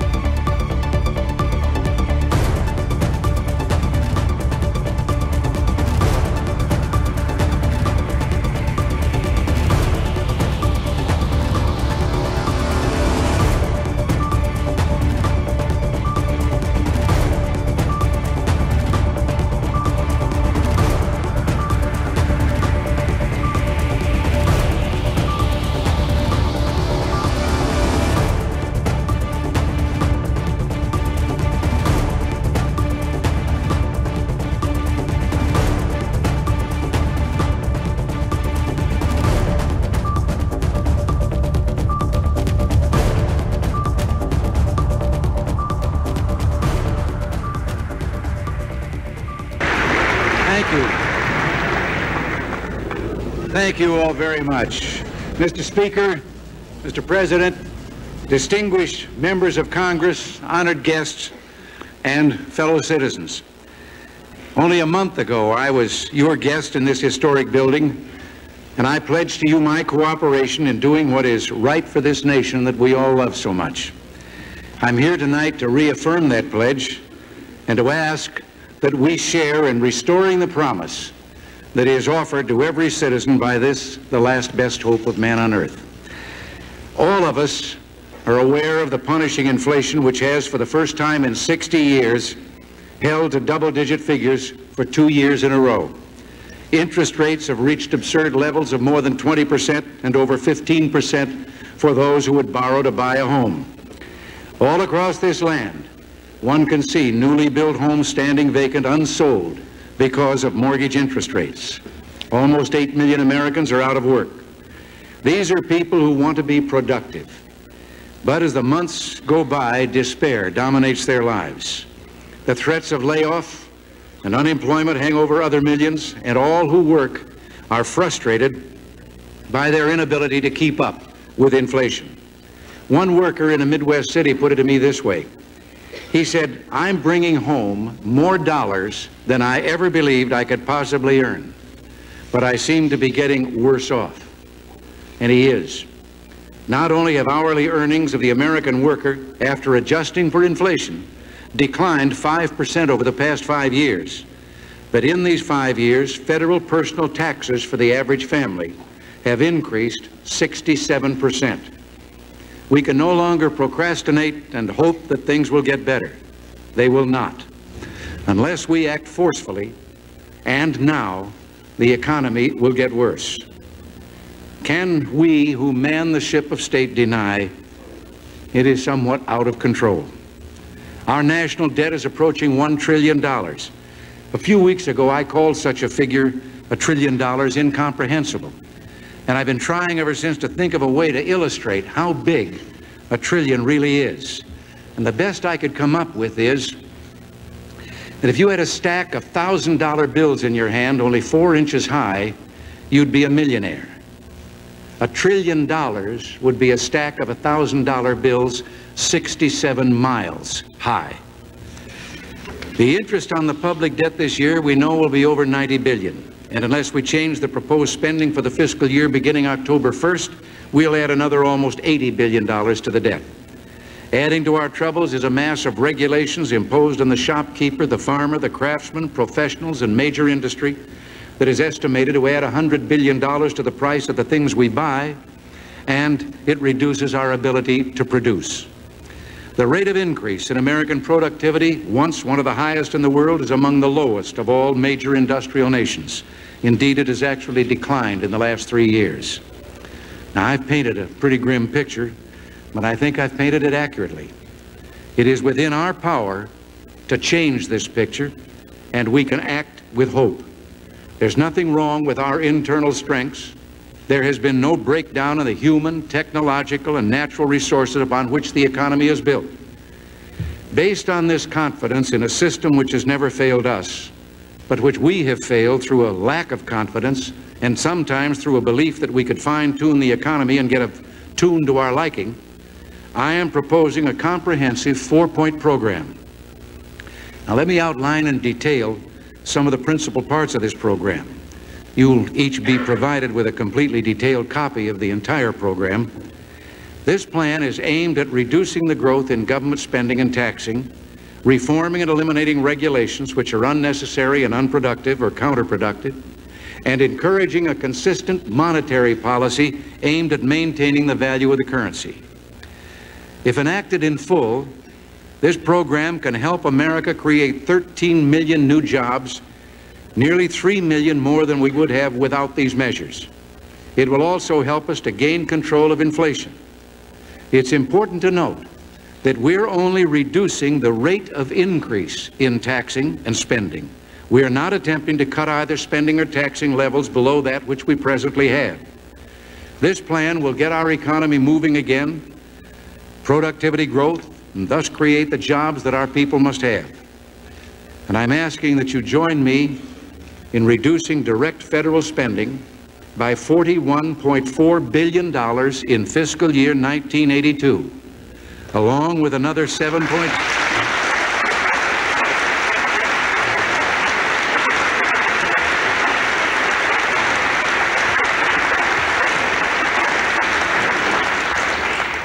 This goes along with another $7.7 billion in user fees and off-budget savings for a total of $49.1 billion. And this will still allow an increase of $40.8 billion over 1981 spending. Now, I know that exaggerated and inaccurate stories about these cuts have disturbed many people, particularly those dependent on grant and benefit programs for their basic needs. Some of you have heard from constituents I know, afraid that Social Security checks, for example, were going to be taken away from them. Well, I regret the fear that these unfounded stories have caused, and I welcome this opportunity to set things straight. We will continue to fulfill the obligations that spring from our national conscience. Those who, through no fault of their own, must depend on the rest of us, the poverty-stricken, the disabled, the elderly, all those with true need, can rest assured that the social safety net of programs they depend on are exempt from any cuts. The full retirement benefits of the more than 31 million Social Security recipients will be continued along with an annual cost of living increase. Medicare will not be cut, nor will supplemental income for the blind, the aged, and the disabled, and funding will continue for veterans' pensions. School breakfasts and lunches for the children of low-income families will continue, as will nutrition and other special services for the aging. There will be no cut in Project Head Start or summer youth jobs. All in all, nearly $216 billion worth of programs providing help for tens of millions of Americans will be fully funded. But government will not continue to subsidize individuals or particular business interests where real need cannot be demonstrated. And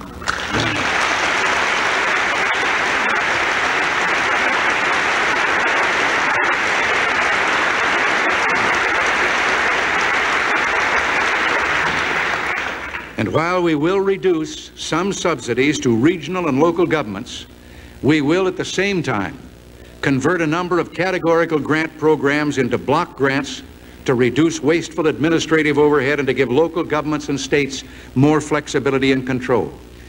We call for an end in duplication to federal programs and reform of those which are not cost effective. Now, already some have protested that there must be no reduction in aid to schools.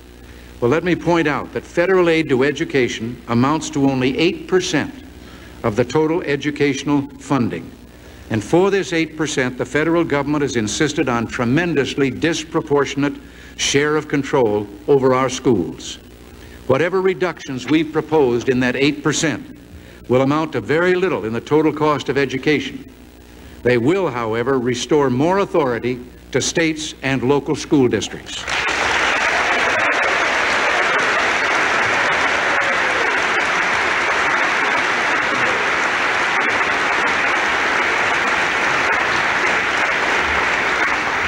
Historically, the American people have supported, by voluntary contributions, more artistic and cultural activities than all the other countries in the world put together. I wholeheartedly support this approach and believe that Americans will continue their generosity. Therefore, I'm proposing a savings of $85 million in the federal subsidies now going to the arts and humanities. There are a number of subsidies to business and industry that I believe are unnecessary. Not because the activities being subsidized aren't of value, but because the marketplace contains incentives enough to warrant continuing these activities without a government subsidy. One such subsidy is the Department of Energy's Synthetic Fuels Program. We will continue support of research leading to development of new technologies and more independence from foreign oil. But we can save at least $3.2 billion by leaving to private industry the building of plants to make liquid or gas fuels from coal. We're asking that another major industry, business subsidy I should say, the Export-Import Bank Loan Authority be reduced by 1/3 in 1982. We're doing this because the primary beneficiaries of taxpayer funds in this case are the exporting companies themselves, most of them profitable corporations. This brings me to a number of other lending programs in which government makes low-interest loans, some of them at an interest rate as low as 2%. What has not been very well understood is that the Treasury Department has no money of its own to lend. It has to go into the private capital market and borrow the money. So in this time of excessive interest rates, the government finds itself borrowing at an interest rate several times as high as the interest it gets back from those it lends the money to. And this difference, of course, is paid by your constituents, the taxpayers. They get hit again if they try to borrow, because government borrowing contributes to raising all interest rates. By terminating the Economic Development Administration, we can save hundreds of millions of dollars in 1982 and billions more over the next few years. There's a lack of consistent and convincing evidence that EDA and its regional commissions have been effective in creating new jobs. They have been effective in creating an array of planners, grantsmen, and professional middlemen. We believe we can do better just by the expansion of the economy and the job creation which will come from our economic program.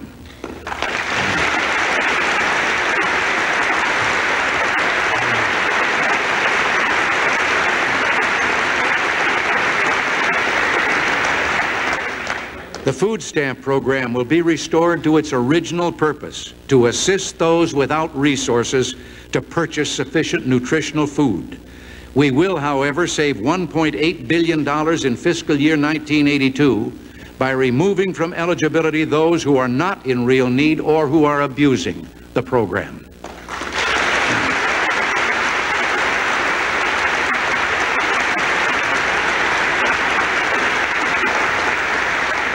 But even with this reduction, the program will be budgeted for more than $10 billion.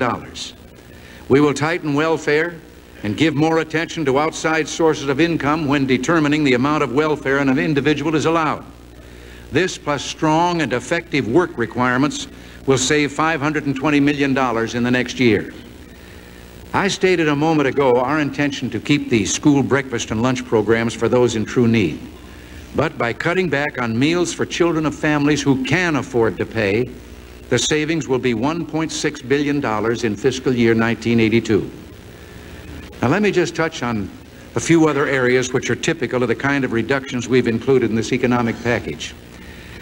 The Trade Adjustment Assistance Program provides benefits for workers who are unemployed when foreign imports reduce the market for various American products, causing shutdown of plants and layoff of workers.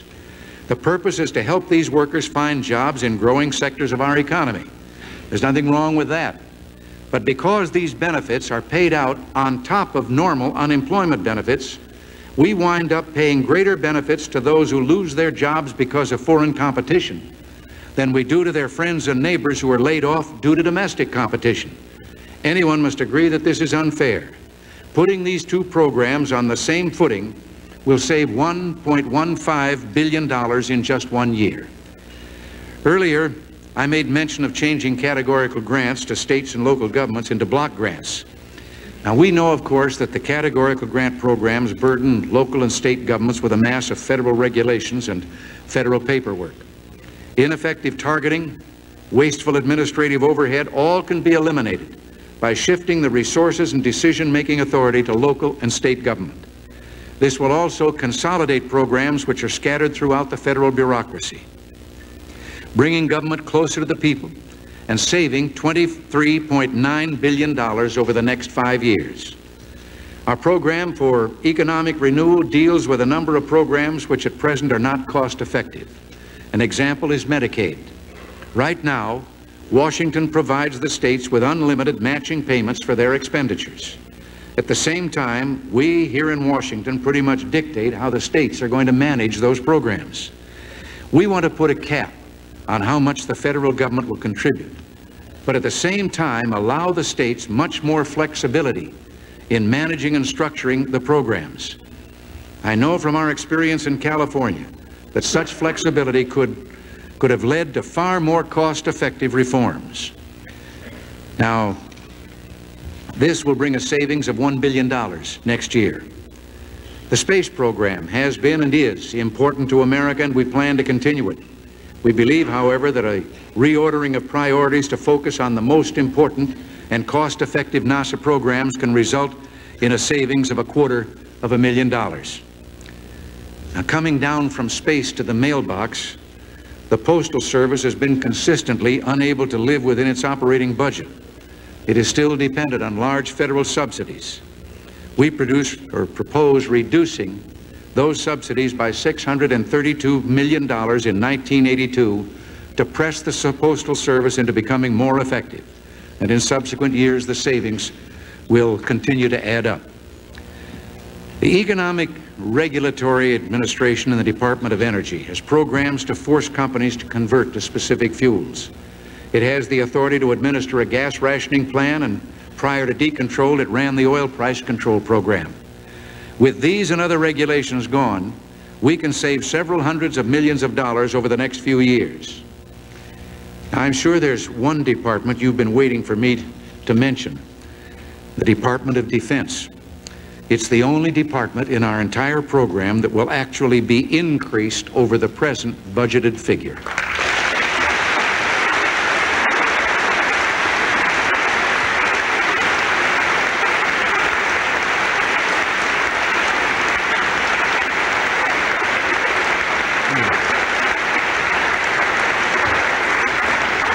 But even here, there was no exemption. The Department of Defense came up with a number of cuts which reduced the budget increase needed to restore our military balance. These measures will save $2.9 billion in 1982 outlays, and by 1986 a total of $28.2 billion will have been saved, or perhaps I should say will have been made available for the necessary things that we must do. The aim will be to provide the most effective defense for the lowest possible cost. I believe that my duty as president requires that I recommend increases in defense spending over the coming years.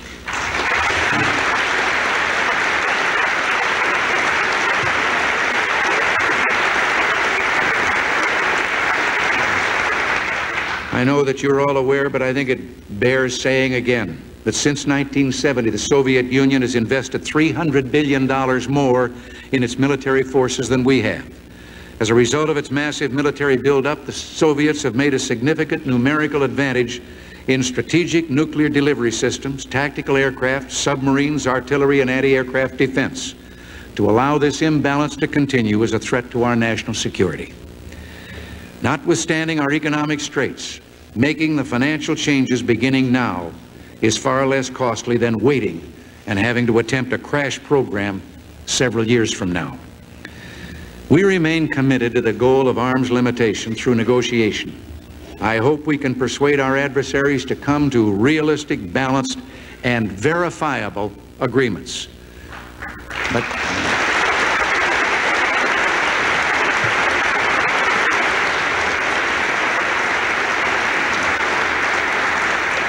But as we negotiate, our security must be fully protected by a balanced and realistic defense program. Now, let me say a word here about the general problem of waste and fraud in the federal government. One government estimate indicated that fraud alone may account for anywhere from 1% to 10%, as much as $25 billion of federal expenditures for social programs. If the tax dollars that are wasted or mismanaged are added to this fraud total, the staggering dimensions of this problem begin to emerge. The Office of Management and Budget is now putting together an interagency task force to attack waste and fraud. We're also planning to appoint as inspectors general highly trained professionals who will spare no effort to do this job. No administration can promise to immediately stop a trend that has grown in recent years as quickly as government expenditures themselves. But let me say this: waste and fraud in the federal government is exactly what I've called it before: an unrelenting national scandal, a scandal we're bound and determined to do something about.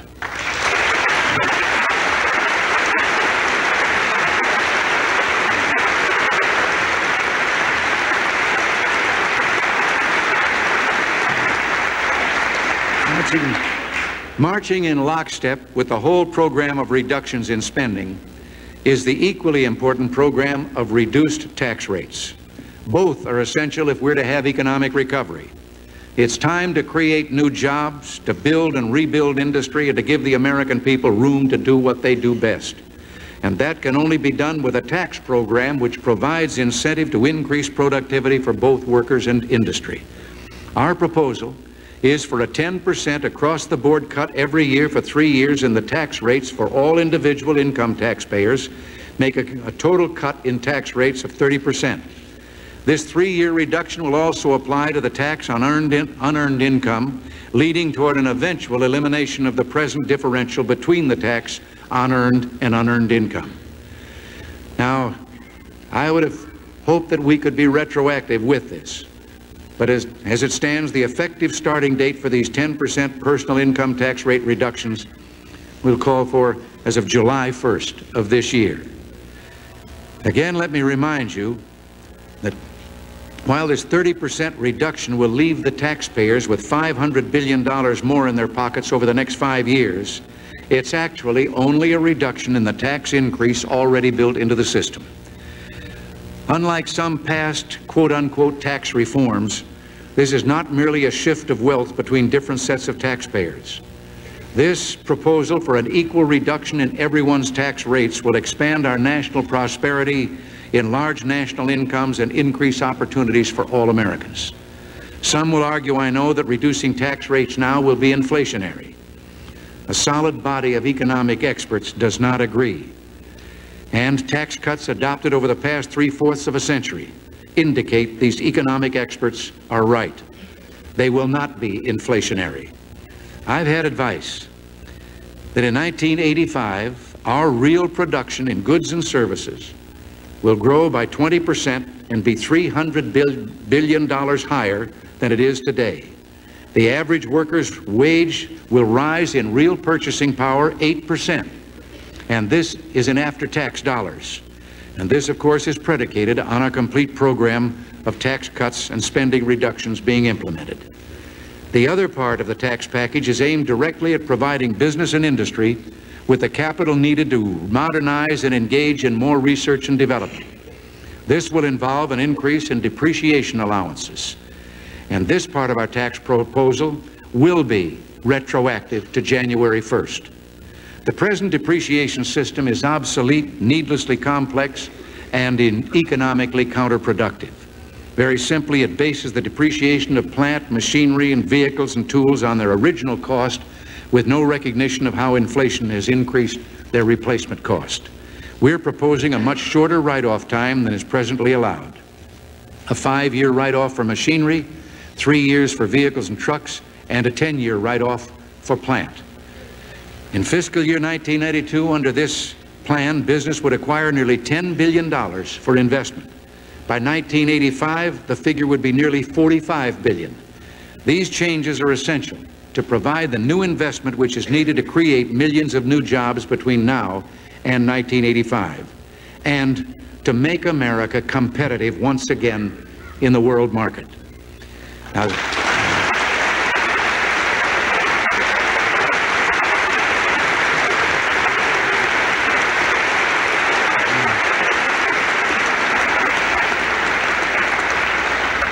these won't be make-work jobs. They're productive jobs, jobs with a future.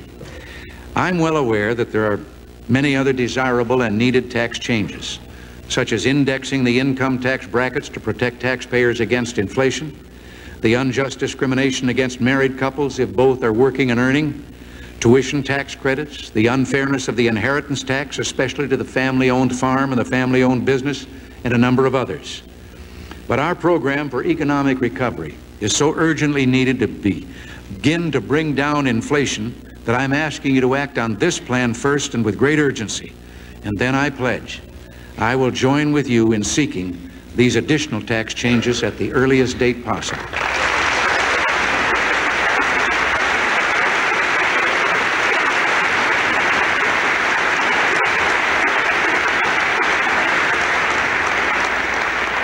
American society experienced a virtual explosion in government regulation during the past decade. Between 1970 and 1979, expenditures for the major regulatory agencies quadrupled. The number of pages published annually in the Federal Register nearly tripled. And the number of pages in the Code of Federal Regulations increased by nearly 2/3. The result has been higher prices, higher unemployment, and lower productivity growth.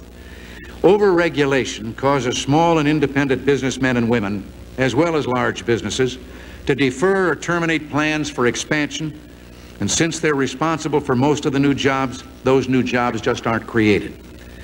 Now, we have no intention of dismantling the regulatory agencies, especially those necessary to protect the environment and assure the public health and safety. However, we must come to grips with inefficient and burdensome regulations, eliminate those we can, and reform the others. I have asked Vice President Bush to head a cabinet-level task force on regulatory relief. Second, I asked each member of my cabinet to postpone the effective dates of the hundreds of new regulations which have not yet been implemented.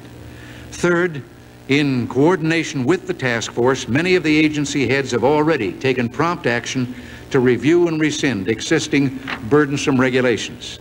And finally, just yesterday, I signed an executive order that for the first time provides for effective and coordinated management of the regulatory process.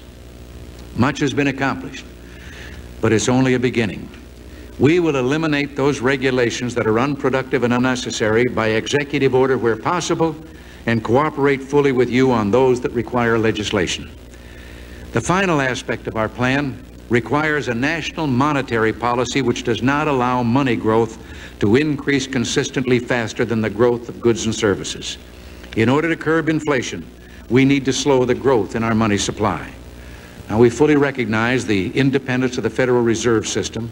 We'll do nothing to interfere with or undermine that independence. We will consult regularly with the Federal Reserve Board on all aspects of our economic program, and will vigorously pursue budget policies that'll make their job easier in reducing monetary growth.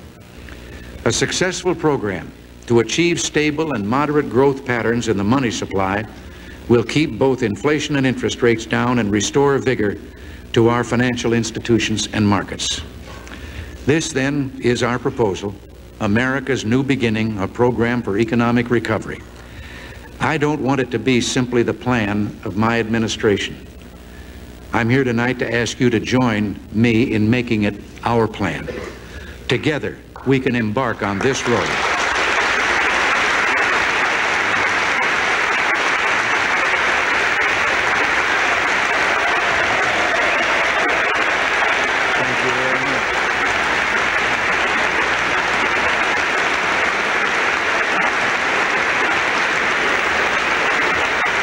Thank you very much.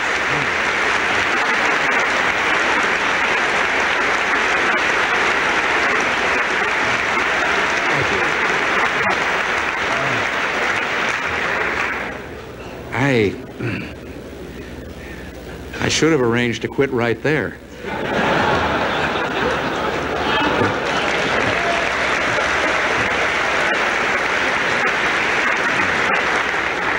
Well, together, we can embark on this road not to make things easy, but to make things better.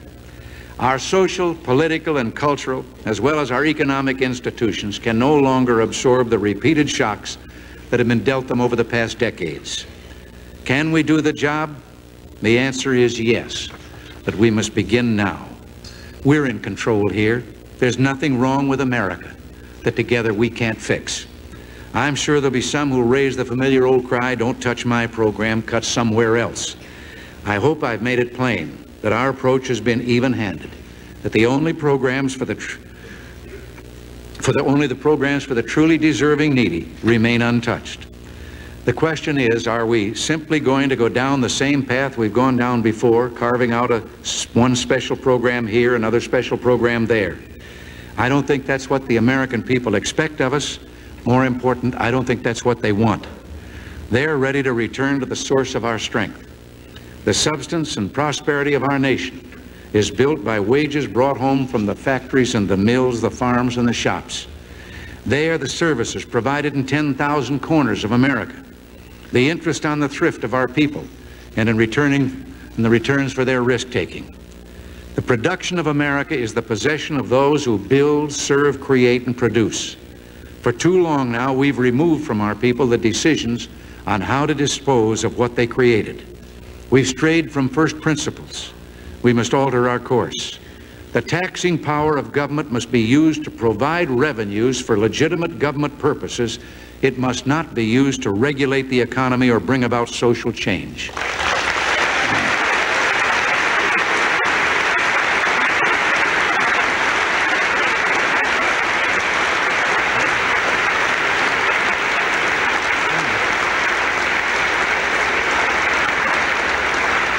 We've tried that, and surely we must be able to see it doesn't work. Spending by government must be limited to those functions which are the proper province of government. We can no longer afford things simply because we think of them.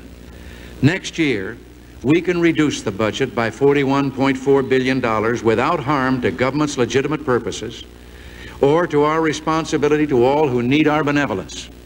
This, plus the reduction in tax rates, will help bring an end to inflation. In the health and social services area alone, the plan we're proposing will substantially reduce the need for 465 pages of law, 1,400 pages of regulations, 5,000 federal employees who presently administer 7,600 separate grants in about 25,000 separate locations.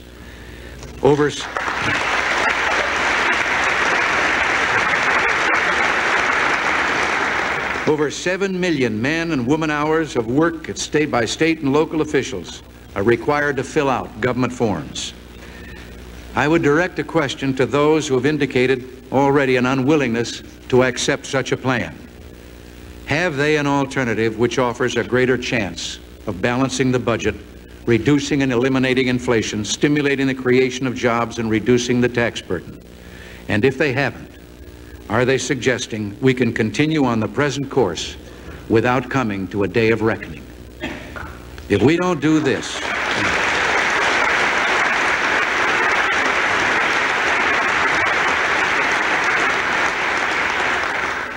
do this, inflation and the growing tax burden will put an end to everything we believe in and our dreams for the future. We don't have an option of living with inflation and its attendant tragedy, millions of productive people willing and able to work but unable to find a buyer for their work in the job market. We have an alternative, and that is the program for economic recovery. True, it'll take time for the favorable effects of our proposal to be felt.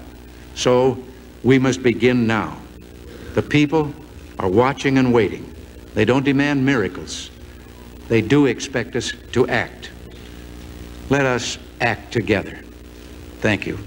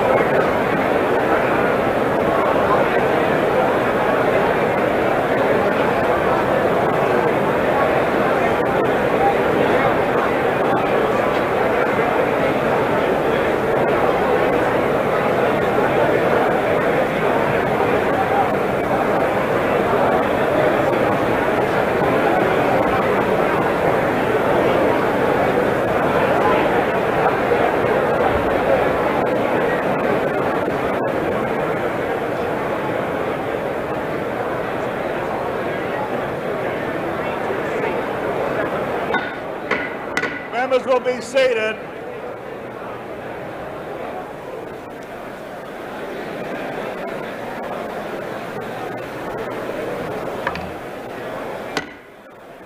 House will be in order. The chair appoints as members of a committee on the part of the House to escort the President of the United States into the chamber the gentleman from Texas, Mr. Wright, the gentleman from Washington, Mr. Foley, the gentleman from Louisiana, Mr. Long, the gentleman from Arkansas, Mr. Alexander, the gentleman from California, Mr. Don Edwards, gentleman from Illinois, Mr. Michael, gentleman from Mississippi, Mr. Lott, gentleman from New York, Mr. Kemp, the gentleman from Arizona, Mr. Rhodes, and the gentleman from California, Mr. Clausen. Will the gentlemen step in front of the rostrum and then go about their duty? Now me, Jeff. Chair appoints the following senators on the part of the Senate to escort the President of the United States into the House chamber. The Senator from Tennessee, Mr. Baker. The Senator from South Carolina, Mr. Thurman. The Senator from Idaho, Mr. McClure. The Senator from Texas, Mr. Tower. The Senator from Utah, Mr. Garn. The Senator from Oregon, Mr. Packwood. The Senator from California, Mr. Hayakawa. The Senator from West Virginia, Mr. Byrd. Senator from California, Mr. Cranston. The Senator from Hawaii, Mr. Inouye. The Senator from Texas, Mr. Benson. The Senator from Tennessee, Mr. Sasser. The Senator from Maryland, Mr. Sarbanes.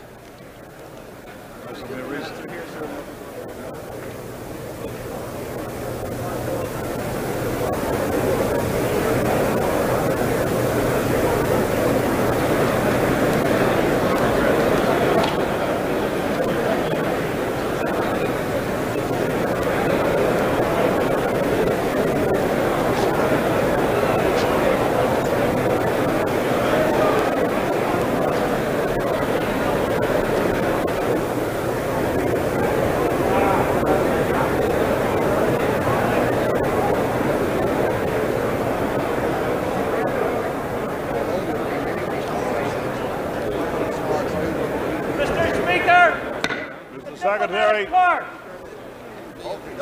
the gentleman will admit the ambassadors, the ministers, and the chargé d'affaires of foreign governments.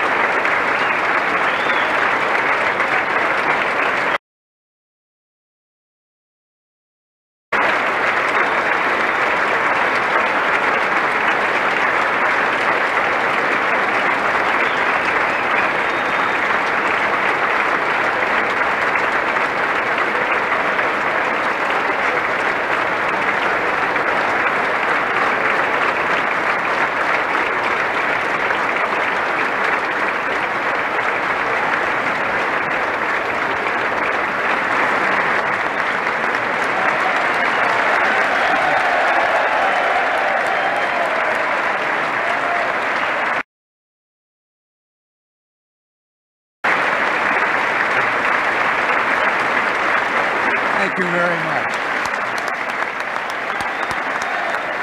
Thank you.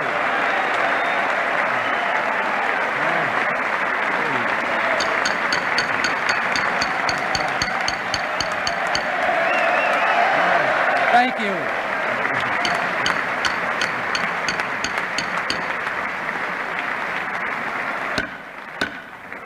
Members will be seated. Members of the Congress, I have the high privilege and the distinct honor of presenting to you the President of the United States. Thank you, Mr. Speaker. Thank you. Thank you very much.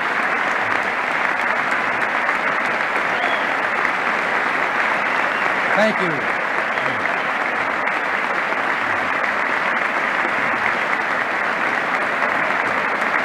Mr. Speaker,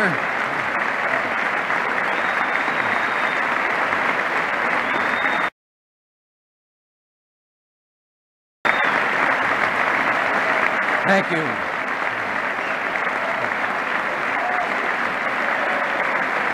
Thank you very much.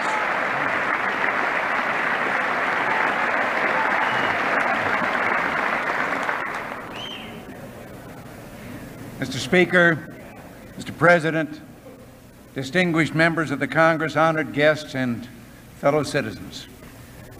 Today marks my first State of the Union address to you, a constitutional duty as old as our republic itself.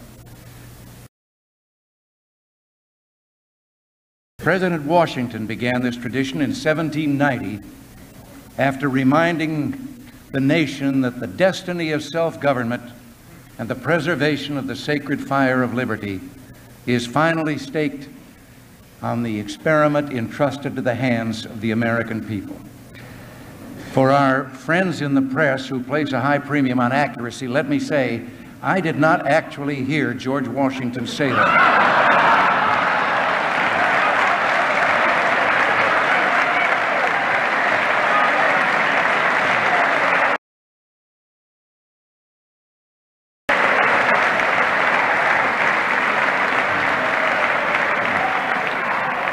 But it is a matter of historic record.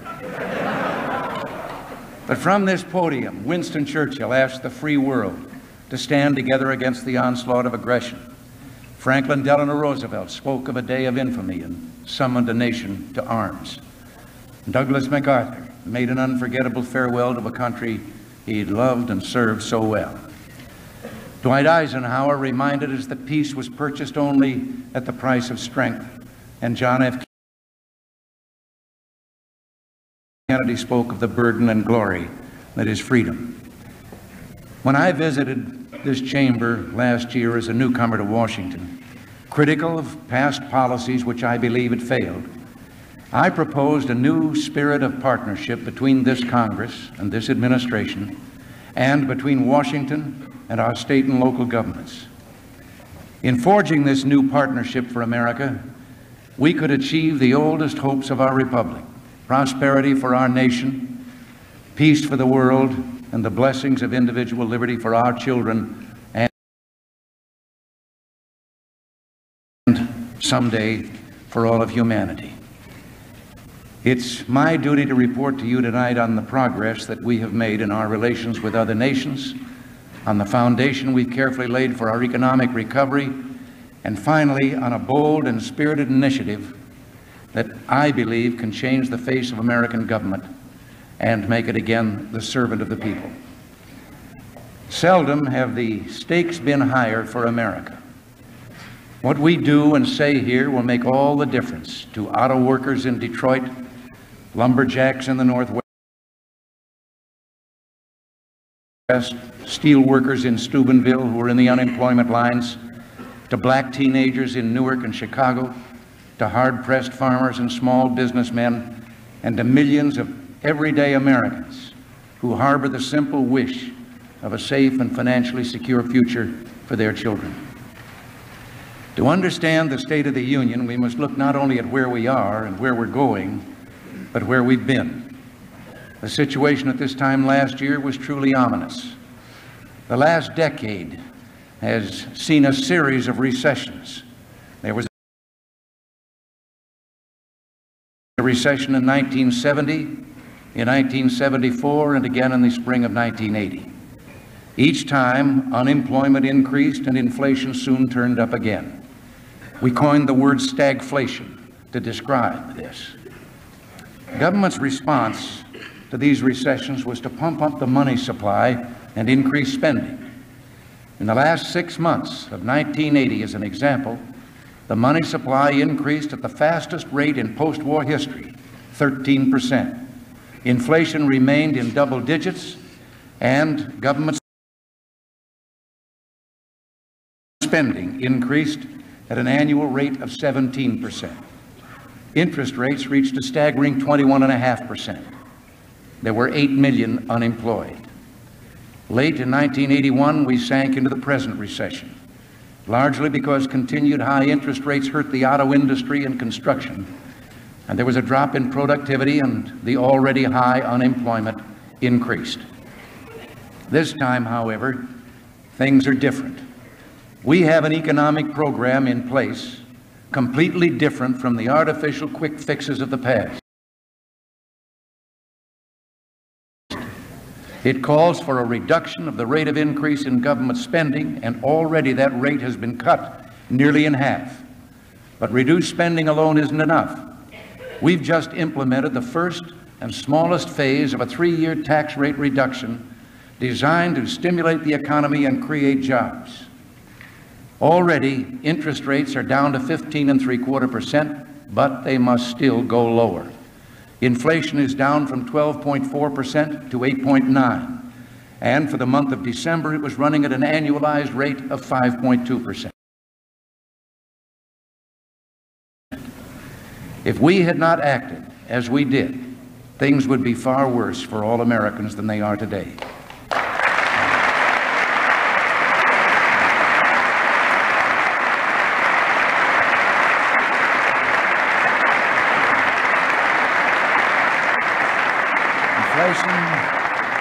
Inflation, taxes, and interest rates would all be higher.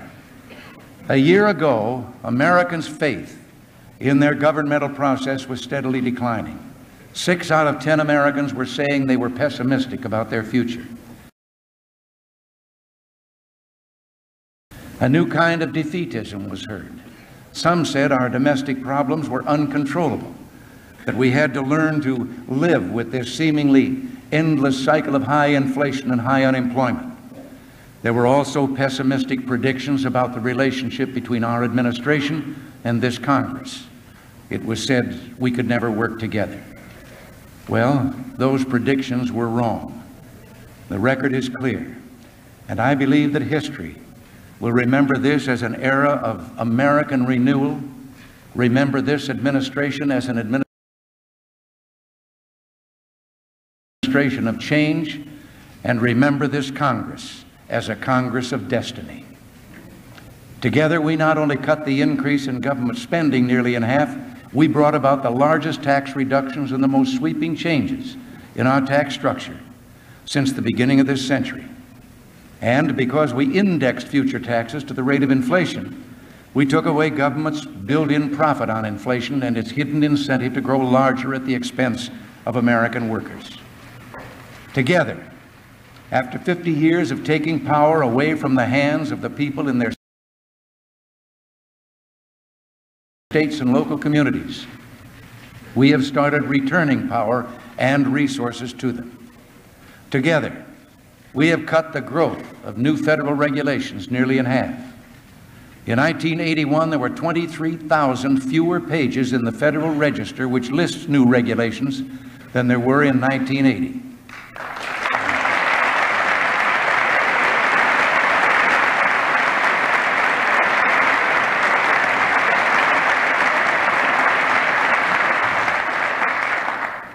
By deregulating oil, we've come closer to achieving energy independence and helped bring down the cost of gasoline and heating fuel. Together, We have created an effective federal strike force to combat waste and fraud in government. In just 6 months, it has saved the taxpayers more than $2 billion, and it's only getting started. Together, we've begun to mobilize the private sector, not to duplicate wasteful and discredited government programs, but to bring thousands of Americans into a volunteer effort to help solve many of America's social problems. Together, we've begun to restore that margin of military safety that ensures peace. Our country's uniform is being worn once again with pride.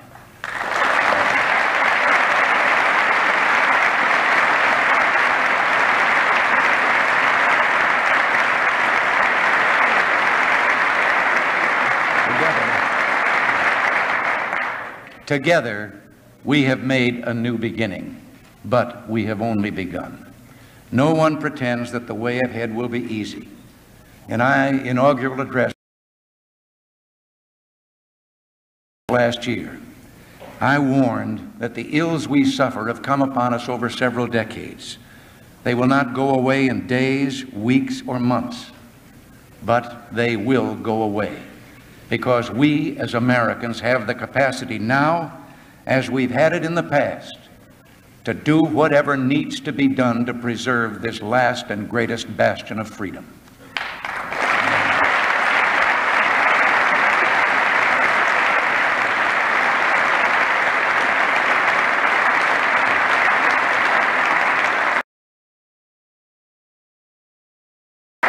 The economy will face difficult moments in the months ahead, but the program for economic recovery that is in place will pull the economy out of its slump and put us on the road to prosperity and stable growth by the latter half of this year.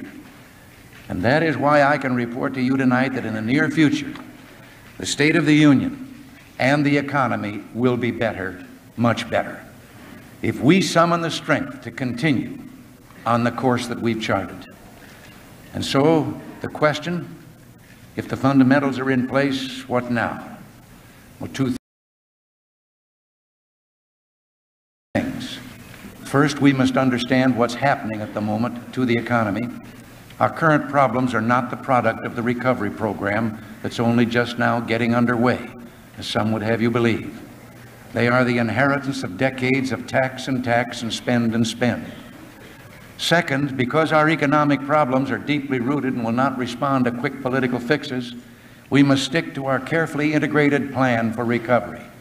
And that plan is based on 4 common sense fundamentals: continued reduction of the growth in federal spending,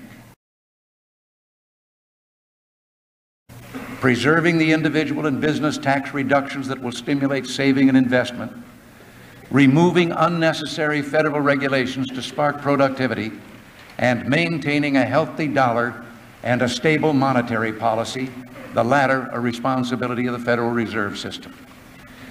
The only alternative being offered to this economic program is a return to the policies that gave us a $1 trillion debt, runaway inflation, runaway interest rates, and unemployment.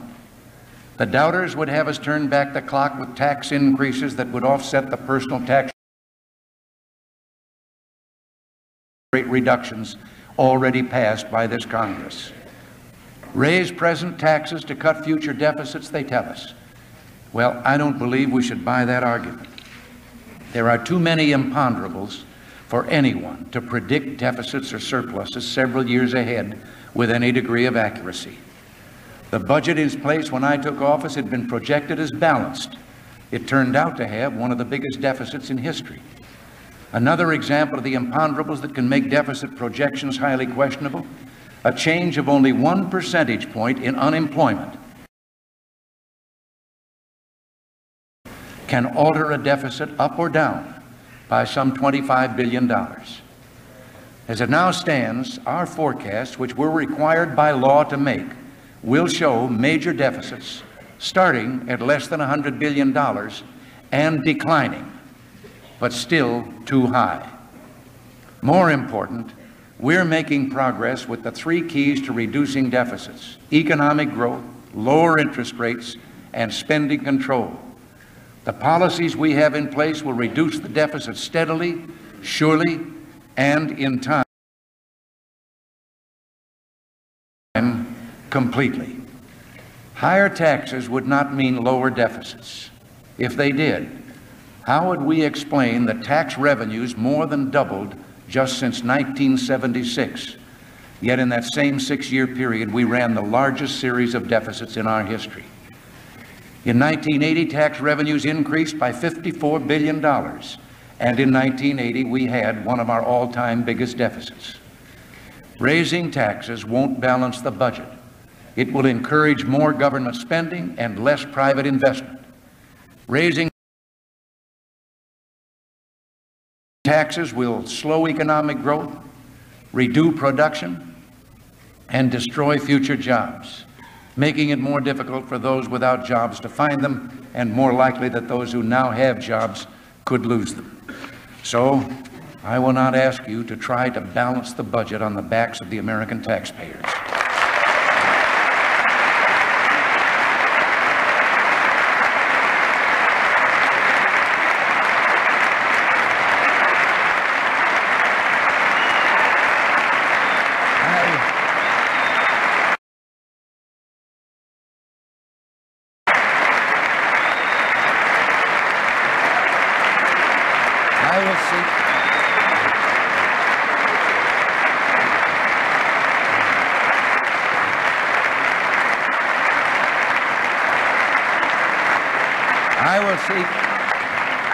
I will seek no tax increases this year, and I have no intention of retreating from our basic program of tax relief.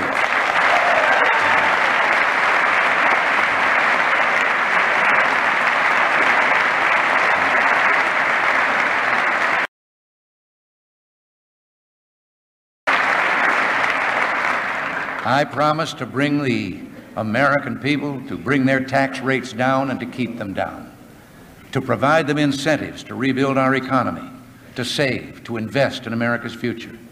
I will stand by my word.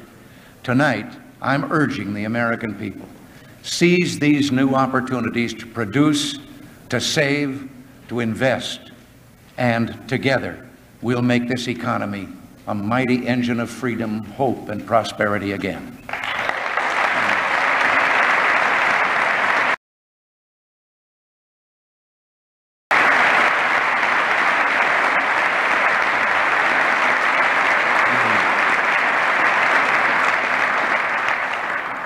The budget deficit this year will exceed our earlier expectations.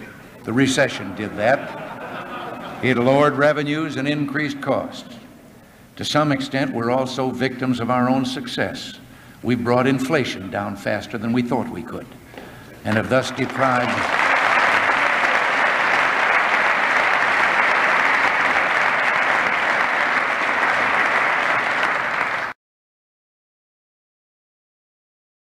And in doing this, we've deprived government of those hidden revenues that occur when inflation pushes people into higher income tax brackets. And the continued high interest rates last year cost the government about $5 billion more than anticipated.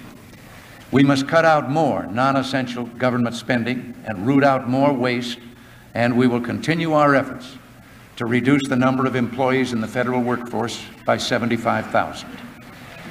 The budget plan I submit to you on February 8th will realize major savings by dismantling the Departments of Energy and Education and by eliminating ineffective subsidies for business.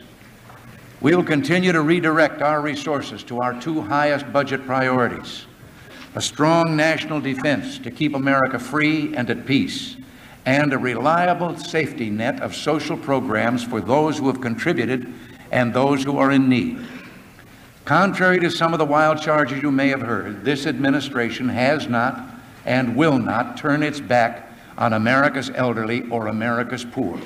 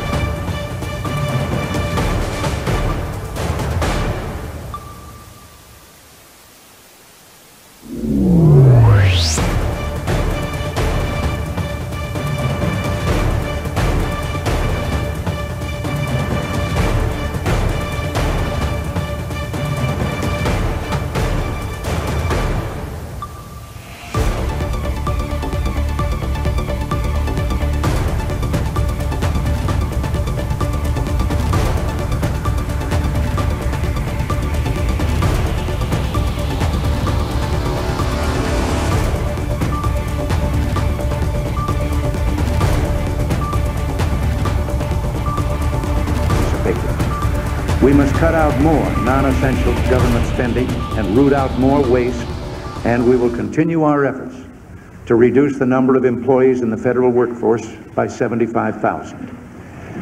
The budget plan I submit to you on February 8th will realize major savings by dismantling the departments of energy and education and by eliminating ineffective subsidies for business.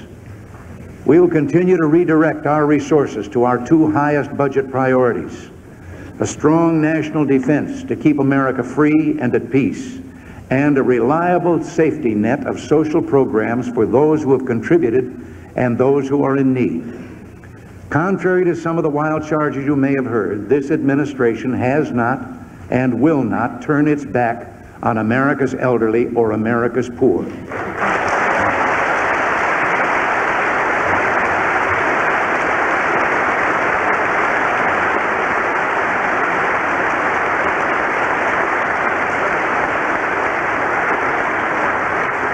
Under the new budget, funding for social insurance programs will be more than double the amount spent only 6 years ago. But it would be foolish to pretend that these or any programs cannot be made more efficient and economical. The entitlement programs that make up our safety net for the truly needy have worthy goals and many deserving recipients. We will protect them. But there's only one way to see to it that these programs really help those whom they were designed to help, and that is to bring their spiraling costs under control.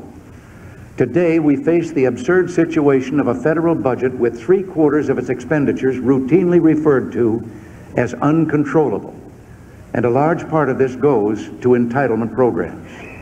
Committee after committee of this Congress has heard witness after witness describe many of these programs as poorly administered and ripe with waste and fraud. Virtually every American who shops in a local supermarket is aware of the daily abuses that take place in the food stamp program, which has grown by 16,000% in the last 15 years. Another example is Medicare and Medicaid, programs with worthy goals, but whose costs have increased from $11.2 billion to almost $60 billion, more than 5 times as much in just 10 years. Waste and fraud are serious problems. Back in 1980, federal investigators testified before one of your committees that corruption has permeated virtually every area of the Medicare and Medicaid health care industry. One official said many of the people who were cheating the system were very confident that nothing was going to happen to them. Well, something is going to happen. Not only the taxpayers are defrauded, the people with real dependency on these programs are deprived of what they need because available resources are going not to the needy, but to the greedy. The time has come to control the uncontrollable. In August, we made a start. I signed a bill to reduce the growth of these programs by $44 billion over the next 3 years, while at the same time preserving essential services for the truly needy. Shortly, you will receive from me a message on further reforms we intend to install, some new, but others long recommended by your own congressional committees. I ask you to help make these savings for the American taxpayer. The savings we propose in entitlement programs will total some $63 billion over 4 years and will, without affecting Social Security, go a long way toward bringing federal spending under control. But don't be fooled by those who proclaim that spending cuts will deprive the elderly, the needy, and the helpless. The federal government will still subsidize 95 million meals every day. That's 1 out of 7 of all the meals served in America. Head Start, senior nutrition programs, and child welfare programs will not be cut from the levels we proposed last year. More than $500 million has been proposed for minority business assistance, and researchers at the National Institute of Health will be increased by over $100 million. While meeting all these needs, we intend to plug unwarranted tax loopholes and strengthen the law which requires all large corporations to pay a minimum tax.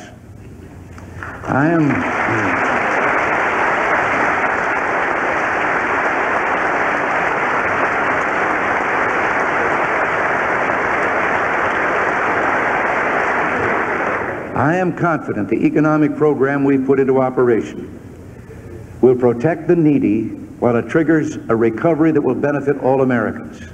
It will stimulate the economy, result in increased savings, and provide capital for expansion, mortgages for home building, and jobs for the unemployed. Now that the essentials of that program are in place, our next major undertaking must be a program just as bold, just as innovative to make government again accountable to the people, to make our system of federalism work again. Our citizens feel they've lost control of even the most basic decisions made about the essential services of government, such as schools, welfare, roads, and even garbage collection. And they're right. A maze of interlocking jurisdictions and levels of government confronts average citizens in trying to solve even the simplest of problems. They don't know where to turn for answers, who to hold accountable, who to praise, who to blame, who to vote for or against. The main reason for this is the overpowering growth of federal grants and aid programs during the past few decades. In 1960, the federal government had 132 categorical grant programs costing $7 billion. When I took office, there were approximately 500 costing nearly $100 billion. 13 programs for energy, 36 for pollution control, 66 for social services, 90 for education. And here in the Congress, it takes at least 166 committees just to try to keep track of them. You know and I know that neither the President nor the Congress can properly oversee this jungle of grants in aid. Indeed, the growth of these grants has led to the distortion in the vital functions of government. As one Democratic governor put it recently, the national government should be worrying about arms control, not potholes. The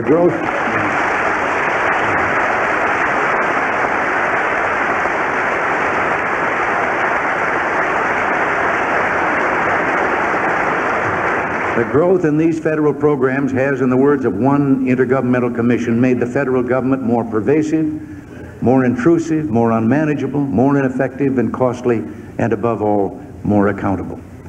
Well, let's solve this problem with a single bold stroke.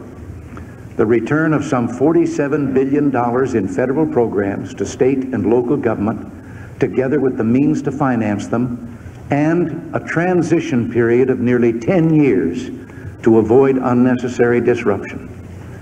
I will shortly send this Congress a message describing this program. I want to emphasize, however, that its full details will have been worked out only after close consultation with congressional, state, and local officials. Starting in fiscal 1984, the federal government will assume full responsibility for the cost of the rapidly growing Medicaid program to go along with its existing responsibility for Medicare.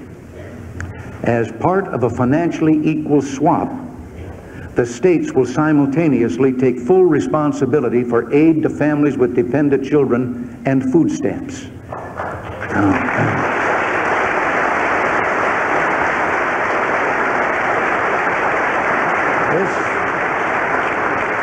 This will make welfare less costly and more responsive to genuine need because it will be designed and administered closer to the grassroots and the people it serves. In 1984, the federal government will apply the full proceeds from certain excise taxes to a grassroots trust fund that will belong in fair shares to the 50 states. The total amount flowing into this fund will be $28 billion a year. Over the next 4 years, the states can use this money in either of two ways. If they want to continue receiving federal grants in such areas as transportation, education, and social services, they can use their trust fund money to pay for the grants, or to the extent they choose to forego the federal grant programs, they can use their trust fund money on their own for those or other purposes. There will be a mandatory pass-through of part of these funds to local governments. By 1988, the states will be in complete control of over 40 federal grant programs. The trust fund will start to phase out, eventually to disappear, and the excise taxes will be turned over to the states. They can then preserve, lower, or raise taxes on their own and fund and manage these programs as they see fit. In a single stroke, We will be accomplishing a realignment that will end cumbersome administration and spiraling costs at the federal level, while we ensure these programs will be more responsive to both the people they're meant to help and the people who pay for them. Hand in hand with this program to strengthen the discretion and flexibility of state and local governments, we're proposing legislation for an experimental effort to improve and develop our depressed urban areas in the 1980s and 90s. This legislation will permit states and localities to apply to the federal government for designation as urban enterprise zones. A broad range of special economic incentives in the zones will help attract new business, new jobs, new opportunity to America's inner cities and rural towns. Some will say our mission is to save free enterprise. Well, I say we must free enterprise so that together we can save America.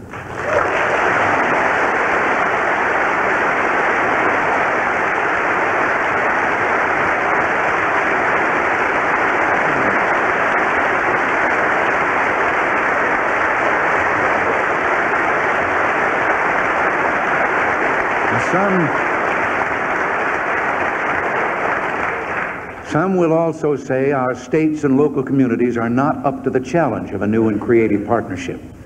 Well, that might have been true 20 years ago before reforms like reapportionment and the Voting Rights Act, the 10-year extension of which I strongly support. It's no longer true today. This administration has faith in state and local governments and the constitutional balance envisioned for the Founding Fathers. We also believe in the integrity, decency, and sound good sense of grassroots Americans. Our faith in the American people is reflected in another major endeavor. Our private sector initiatives task force is seeking out successful community models of school, church, business, union, foundation, and civic programs that help community needs. Such groups are almost invariably far more efficient than government in running social programs. We're not asking them to replace discarded and often discredited government programs dollar for dollar, service for service. We just want to help them perform the good works they choose and help others to profit by their example. 385,000 corporations and private organizations are already working on social programs ranging from drug rehabilitation to job training, and 1,000 more Americans have written us asking how they can help. The volunteer spirit is still alive and well in America.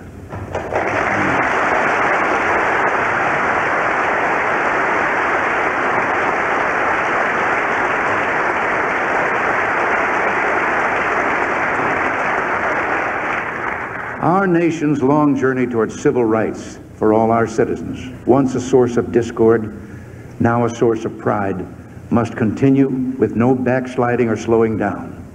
We must and shall see that those basic laws that guarantee equal rights are preserved and, when necessary, strengthened. Our concern for equal rights for women is firm and unshakable.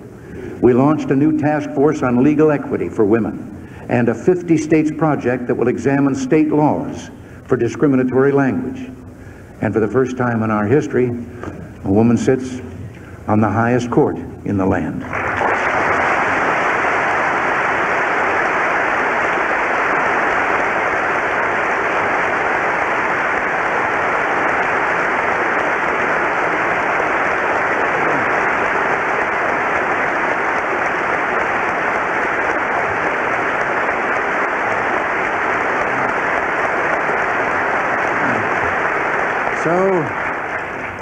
So too, the problem of crime, one as real and deadly serious as any in America today. It demands that we seek transformation of our legal system, which overly protects the rights of criminals while it leaves society and the innocent victims of crime without justice. We look forward to the enactment of a responsible Clean Air Act to increase jobs while continuing to improve the quality of our air. We're encouraged by the bipartisan initiative of the House and are hopeful of further progress as the Senate continues its deliberations. So far, I've concentrated largely now on domestic matters. To view the State of the Union in perspective, we must not ignore the rest of the world. There isn't time tonight for a lengthy treatment of social or foreign policy, I should say, a subject I intend to address in detail in the near future. A few words, however, are in order on the progress we've made over the past year, reestablishing respect for our nation around the globe, and some of the challenges and goals that we will approach in the year ahead. At Ottawa and Cancun, I met with leaders of the major industrial powers and developing nations. Now, some of those I met with were a little surprised that I didn't apologize for America's wealth. Instead, I spoke of the strength of the free marketplace system and how that system could help them realize their aspirations for economic development and political freedom. I believe lasting friendships were made and the foundation was laid for future cooperation. In the vital region of the Caribbean Basin, we're developing a program of aid, trade, and investment incentives to promote self-sustaining growth and a better, more secure life for our neighbors to the south. Toward those who would export terrorism and subversion in the Caribbean and elsewhere, especially Cuba and Libya, we will act with firmness. Our foreign policy is a policy of strength, fairness, and balance. By restoring America's military credibility, by pursuing peace at the negotiating table wherever both sides are willing to sit down in good faith, and by beginning or regaining the respect of America's allies and adversaries alike, we have strengthened our country's position as a force for peace and progress in the world. When action is called for, we're taking it. Our sanctions against the military dictatorship that has attempted to crush human rights in Poland and against the Soviet regime behind that military dictatorship clearly demonstrated to the world that America will not conduct business as usual with the forces of oppression.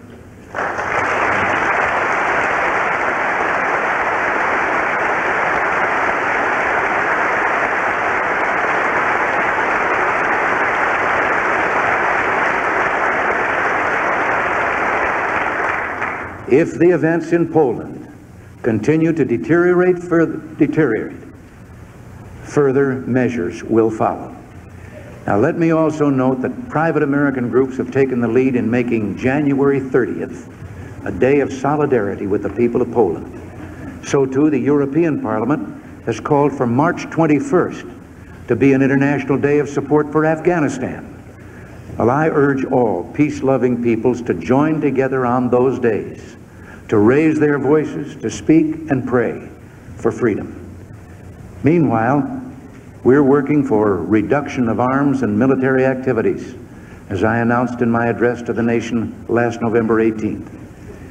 We have proposed to the Soviet Union a far-reaching agenda for mutual reduction of military forces and have already initiated negotiations with them in Geneva on intermediate-range nuclear forces. In those talks, it is essential that we negotiate from a position of strength. There must be a real incentive for the Soviets to take these talks seriously. This requires that we rebuild our defenses. In the last decade, while we sought the moderation of Soviet power through a process of restraint and accommodation, the Soviets engaged in an unrelenting buildup of their military forces. The protection of our national security has required that we undertake a substantial program to enhance our military forces. We have not neglected to strengthen our traditional alliances in Europe and Asia, or to develop key relationships with our partners in the Middle East and other countries. Building a more peaceful world requires a sound strategy and the national resolve to back it up. When radical forces threaten our friends, when economic misfortune creates conditions of instability, when strategically vital parts of the world fall under the shadow of Soviet power, our response can make the difference between peaceful change or disorder and violence. That's why we've laid such stress not only on our own defense, but on our vital foreign assistance program. Your recent passage of the Foreign Assistance Act sent a signal to the world that America will not shrink from making the investments necessary for both peace and security. Our foreign policy must be rooted in realism, not naivete or self-delusion. A recognition of what the Soviet Empire is about is the starting point. Winston Churchill, in negotiating with the Soviets, observed that they respect only strength and resolve in their dealings with other nations. That's why we've moved to reconstruct our national defenses. We intend to keep the peace. We will also keep our freedom.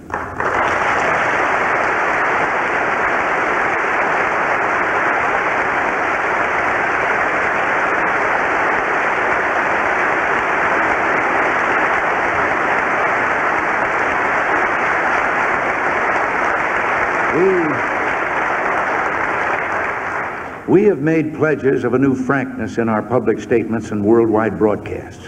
In the face of a climate of falsehood and misinformation, we've promised the world a season of truth, the truth of our great civilized ideas, individual liberty, representative government, the rule of law under God. We've never needed walls or minefields or barbed wire to keep our people in, nor do we declare martial law to keep our people from voting for the kind of government they want. Yes, we have our problems. Yes, we're in a time of recession. And it's true there's no quick fix, as I said, to instantly end the tragic pain of unemployment.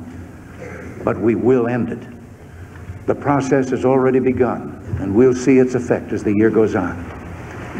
We speak with pride and admiration of that little band of Americans who overcame insuperable odds to set this nation on course 200 years ago. But our glory didn't end with them. Americans ever since have emulated their deeds. We don't have to turn to our history books for heroes. They're all around us. One who sits among you here tonight epitomized that heroism at the end of the longest imprisonment ever inflicted on men of our armed forces. Who will ever forget that night when we waited for television to bring us the scene of that first plane landing at Clark Field in the Philippines, bringing our POWs home? The plane door opened, and Jeremiah Denton came slowly down the ramp. He caught sight of our flag, saluted it, said, "God bless America," and then thanked us for bringing him home.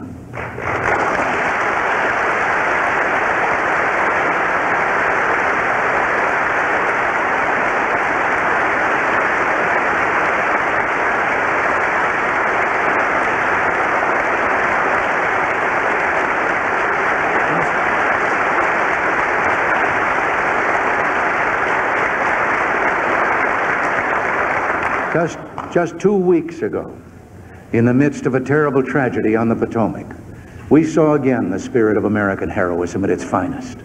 The heroism of dedicated rescue workers saving crash victims from icy waters. And we saw the heroism of one of our young government employees, Lenny Skutnik, who, when he saw a woman lose her grip on the helicopter line, dived into the water and dragged her to safety.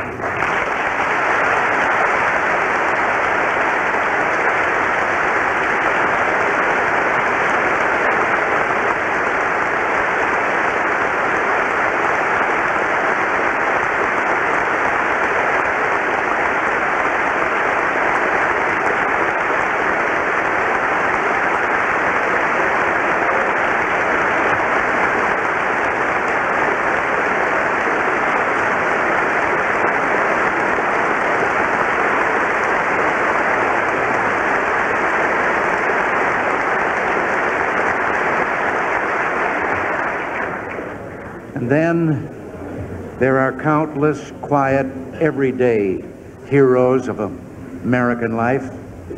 Parents who sacrifice long and hard so their children will know a better life than they've known. Church and civic volunteers who help to feed, clothe, nurse, and teach the needy. Millions who have made our nation and our nation's destiny so very special. Unsung heroes who may not have realized their own dreams themselves, but then who reinvest those dreams in their children. Don't let anyone tell you that America's best days are behind her, that the American spirit has been vanquished. We've seen it triumph too often in our lives to stop believing in it now. 100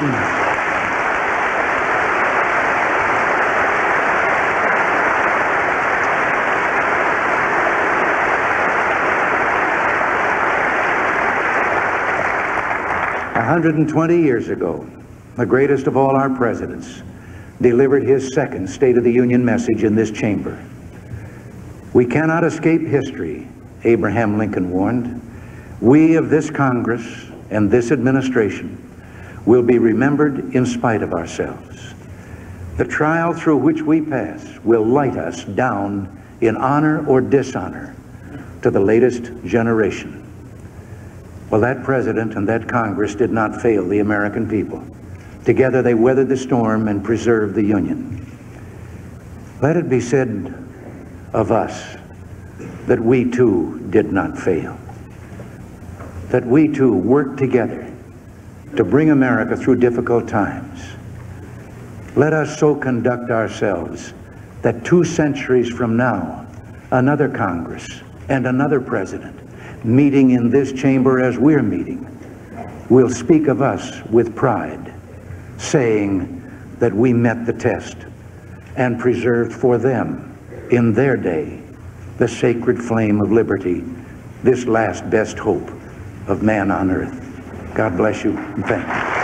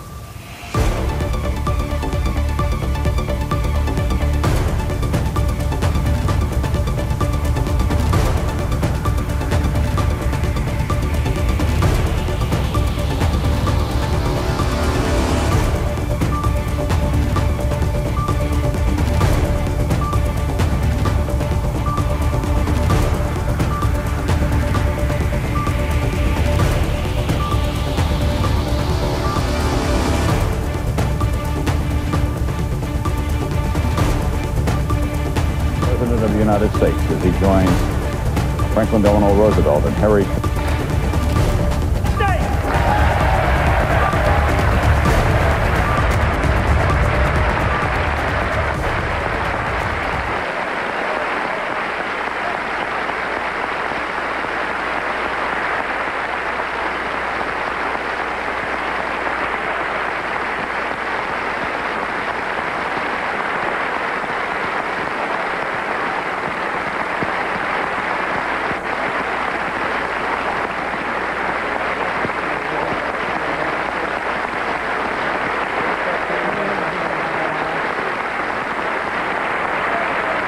For this moment, at least, politics set aside.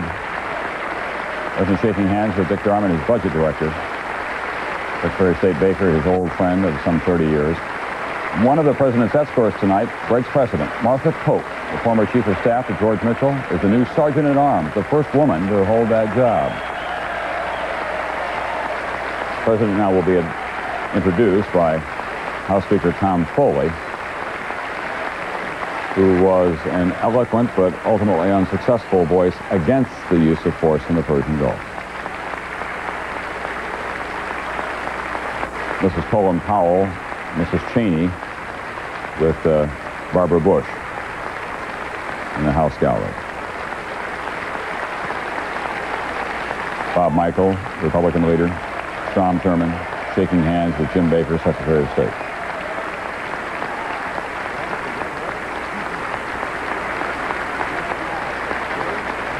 The President's speech will be followed after a brief interim by George Mitchell, the Senate Democratic leader, speaking on behalf of his party.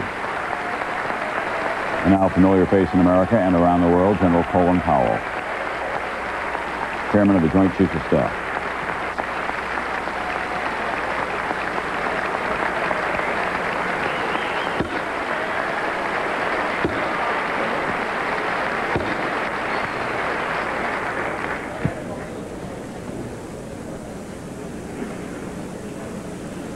Members of the Congress, I have the high privilege and distinct honor of presenting to you the President of the United States.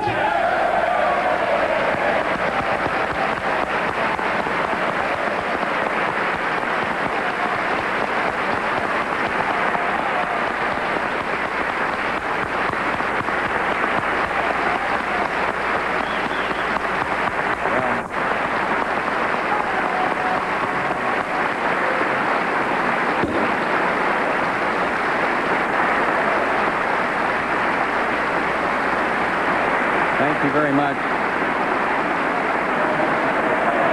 Thank you, Mr. President.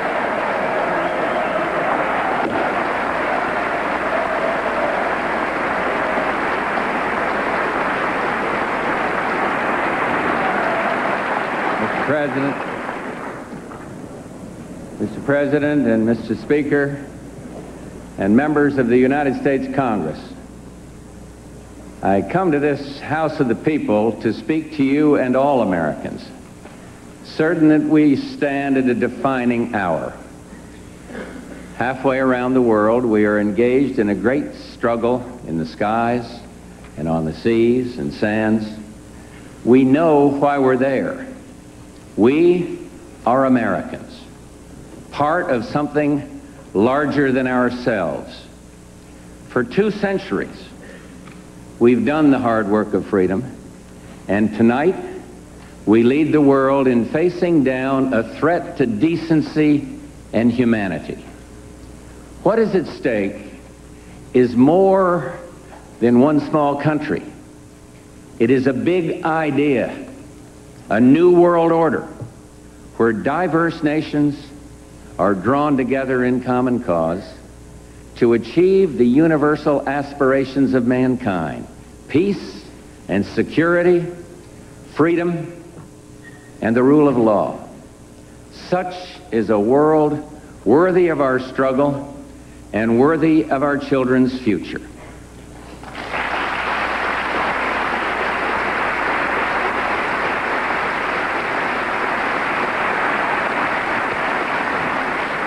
The community of nations has resolutely gathered to condemn and repel lawless aggression.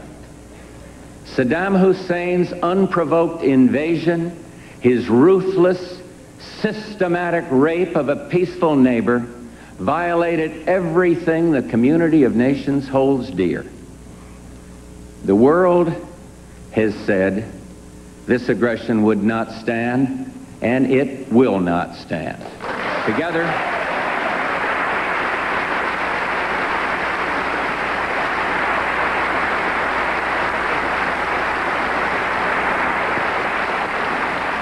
Together, we have resisted the trap of appeasement, cynicism, and isolation that gives temptation to tyrants, the world has answered Saddam's invasion with 12 United Nations resolutions, starting with a demand for Iraq's immediate and unconditional withdrawal, and backed up by forces from 28 countries of 6 continents.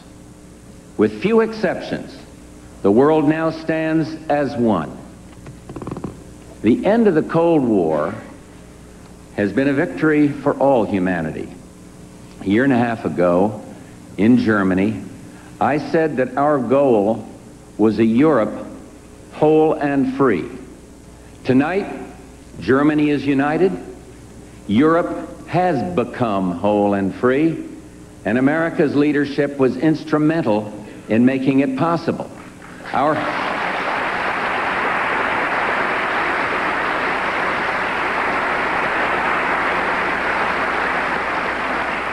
relationship to the Soviet Union is important, not only to us, but to the world. That relationship has helped to shape these and other historic changes. But like many other nations, we have been deeply concerned by the violence in the Baltics, and we have communicated that concern to the Soviet leadership. The principle that has guided us is simple. Our objective is to help the Baltic peoples achieve their aspirations, not to punish the Soviet Union.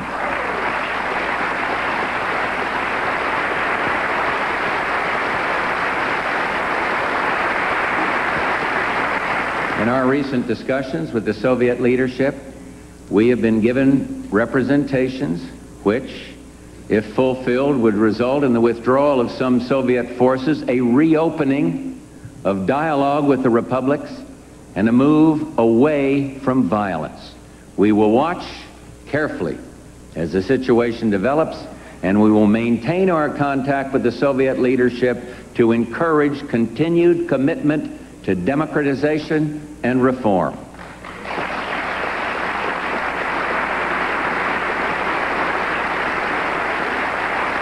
If it is possible, I want to continue to build a lasting basis for U.S.-Soviet cooperation for a more peaceful future for all mankind. The triumph of democratic ideas in Eastern Europe and Latin America, and the continuing struggle for freedom elsewhere, all around the world, all confirm the wisdom of our nation's founders. Tonight, we work to achieve another victory, a victory over tyranny and savage aggression. We in this union enter the last decade of the 20th century thankful for our blessings, steadfast in our purpose, aware of our difficulties, and responsive to our duties at home and around the world. For 2 centuries, America has served the world as an inspiring example of freedom and democracy. For generations, America has led the struggle to preserve and extend the blessings of liberty. And today, in a rapidly changing world, American leadership is indispensable. Americans know that leadership brings burdens and sacrifices, but we also know why the hopes of humanity turn to us.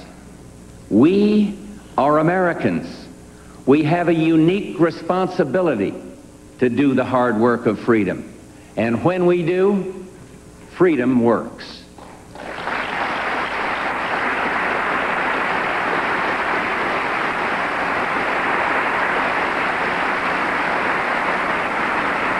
The conviction and courage we see in the Persian Gulf today is simply the American character in action. The indomitable spirit that is contributing to this victory for world peace and justice is the same spirit that gives us the power and the potential to meet our toughest challenges at home. We are resolute and resourceful. If we can selflessly confront the evil for the sake of good in a land so far away, then surely we can make this land all that it should be. If anyone tells you that America's best days are behind her, they're looking the wrong way.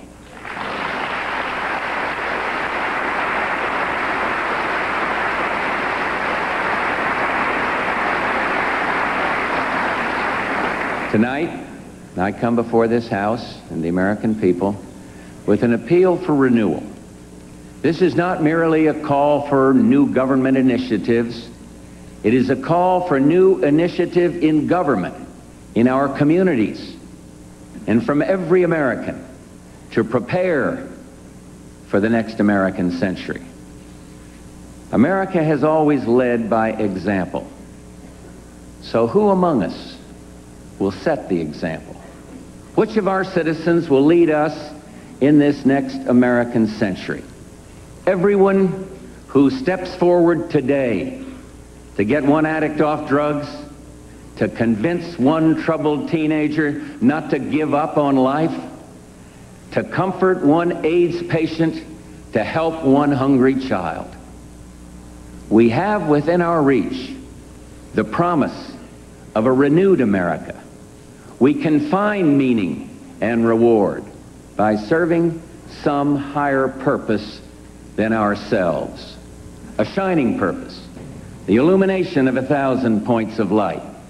And it is expressed by all who know the irresistible force of a child's hand, of a friend who stands by you and stays there, a volunteer's generous gesture, an idea that is simply right. The problems before us may be different, but the key to solving them remains the same. It is the individual who steps forward, and the state of our union is the union of each of us, one to the other, the sum of our friendships, marriages, families, and communities. We all have something to give. So if you know how to read, find someone who can't. If you've got a hammer, find a nail. If you're not hungry, not lonely, not in trouble, seek out someone who is. Join the community of conscience. Do the hard work of freedom, and that will define the state of our union.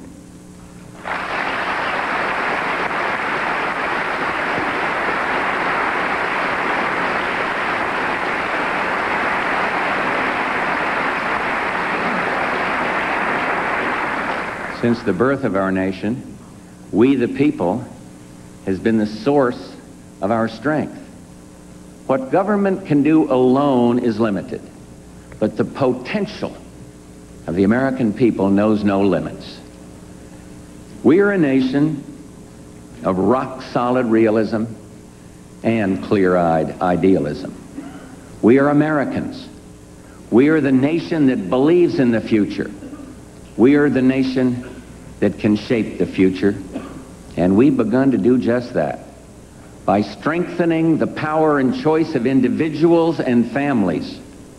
Together, these last 2 years, we put dollars for child care directly in the hands of parents instead of bureaucracies.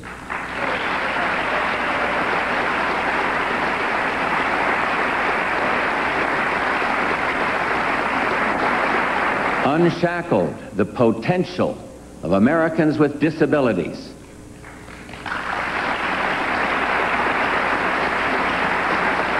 Applied the creativity of the marketplace in the service of the environment for clean air, and made home ownership possible for more Americans.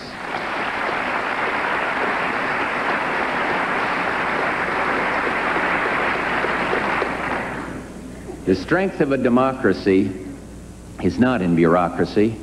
It is in the people and their communities. In everything we do, let us unleash the potential of our most precious resource, our citizens themselves. We must return to families, communities, counties, cities, states, and institutions of every kind the power to chart their own destiny and the freedom and opportunity provided by strong economic growth. And that's what America is all about.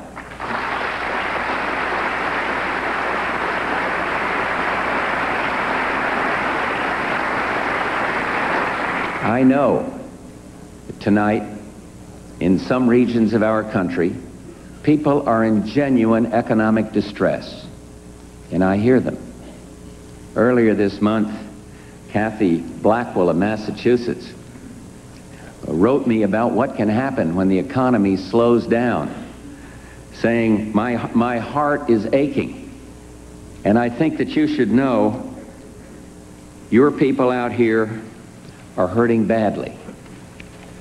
I understand, and I'm not unrealistic about the future, but there are reasons to be optimistic about our economy. First, we don't have to fight double-digit inflation. Second, most industries won't have to make big cuts in production because they don't have big inventories piled up. And third, our exports are running solid and strong. In fact, American businesses are exporting at a record rate. So let's put these times in perspective. Together, since 1981, we've created almost 20 million jobs, cut inflation in half, and cut interest rates in half. And yes, the largest peacetime economic expansion in history has been temporarily interrupted, but our economy is still over twice as large as our closest competitor. We will get this recession behind us and return to growth soon.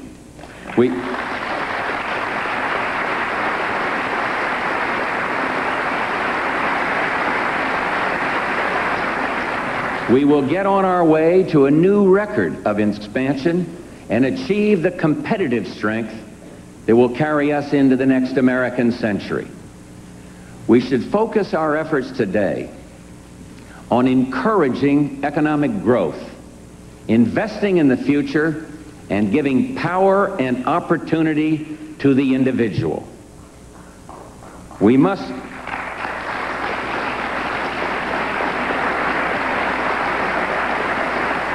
begin with control of federal spending. And that's why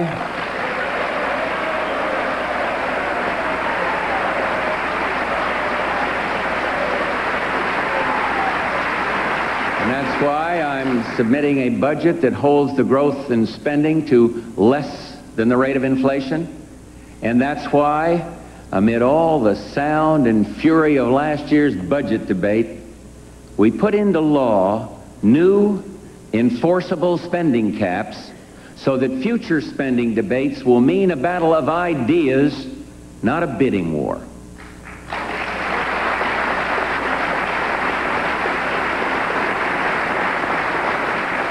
And though controversial, the budget agreement finally put the federal government on a pay-as-you-go plan and cut the growth of debt by nearly $500 billion. And that frees funds for saving and job-creating investment. Now let's do more. My budget again includes tax-free family savings accounts, penalty-free withdrawals from IRAs for first-time home buyers,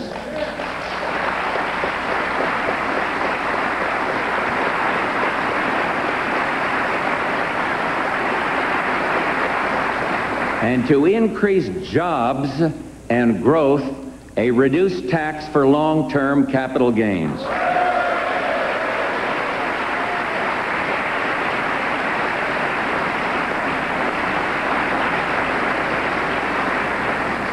I know there are differences among us about the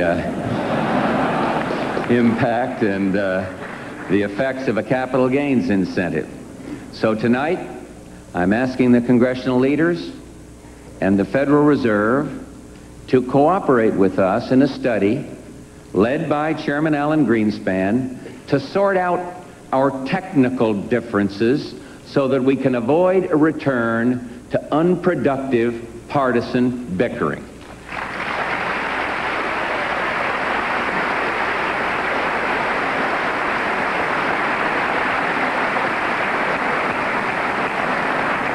But just as our efforts will bring economic growth now and in the future, they must also be matched by long-term investments for the next American century. And that requires a forward-looking plan of action.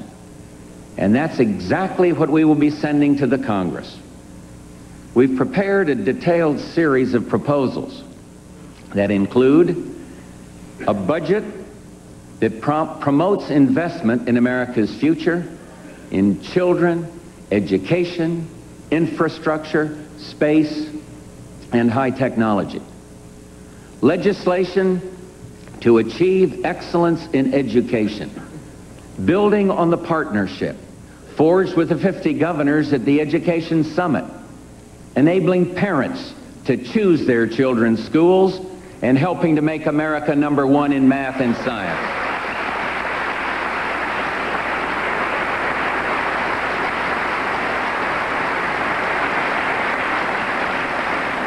A blueprint for a new national highway system, a critical investment in our transportation infrastructure.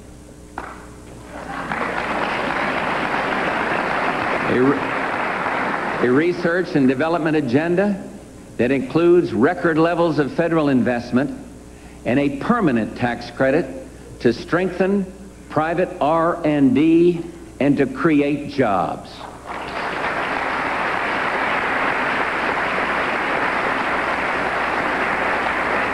A comprehensive national energy strategy that calls for energy conservation and efficiency, increased development, and greater use of alternative fuels.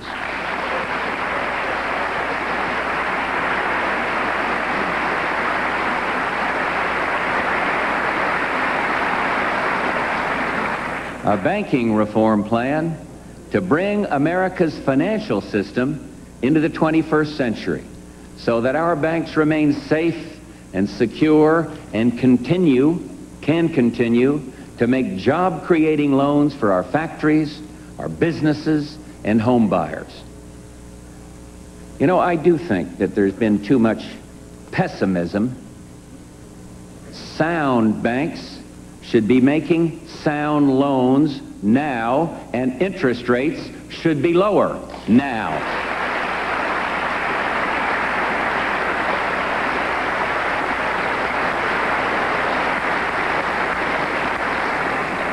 In addition to these proposals, we must recognize that our economic strength depends on being competitive in world markets. We must continue to expand American exports. A successful Uruguay round of world trade negotiations will create more real jobs and more real growth for all nations. And you and I know that if the playing field is level, America's workers and farmers can outwork, outproduce anyone, anytime, anywhere.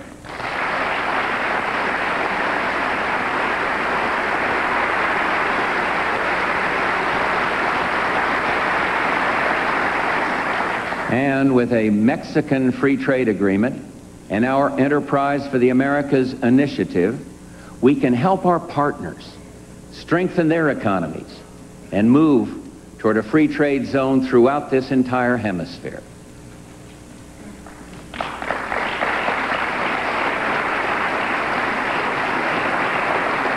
The budget also includes a plan of action right here at home to put more power and opportunity in the hands of the individual. And that means new incentives to create jobs in our inner cities by encouraging investment through enterprise zones. It also means tenant control and ownership of public housing. Freedom and the power to choose should not be the privilege of wealth. They are the birthright of every American.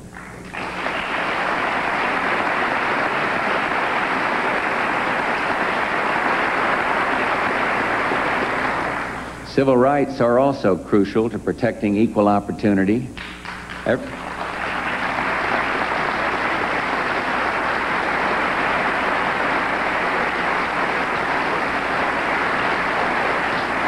Every one of us has a responsibility to speak out against racism, bigotry, and hate.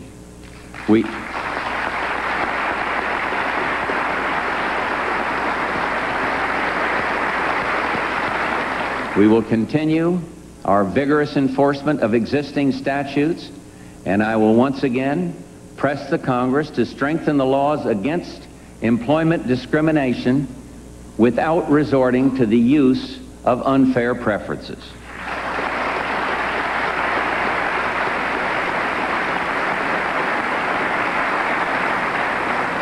We're determined to protect another fundamental civil right: freedom from crime and the fear that stalks our cities. The Attorney General will soon convene a crime summit of our nation's law enforcement officials. And to help us support them, we need tough crime control legislation, and we need it now.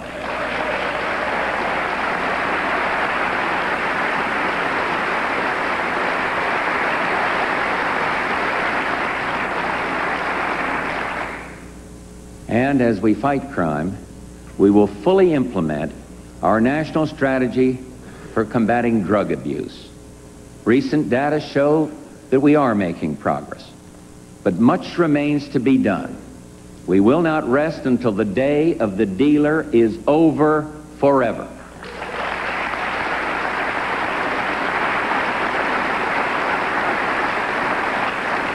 Good health care is every American's right and every American's responsibility. And so, we are proposing an aggressive program of new prevention initiatives for infants, for children, for adults, and for the elderly to promote a healthier America and to help keep costs from spiraling.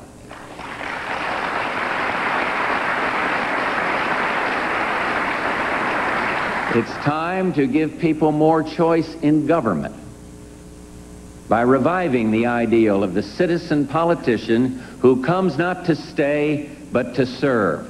And one of the reasons that there is so much support across this country for term limitations is that the American people are increasingly concerned about big money influence in politics. So we must look beyond the next election to the next generation, and the time has come to put the national interest, and that would truly put more competition in elections and more power in the hands of individuals. And where power cannot be put directly in the hands of the individual, it should be moved closer to the people, away from Washington. The federal government too often treats government programs as if they are of Washington, by Washington, and for Washington. Once established, federal programs seem to become immortal.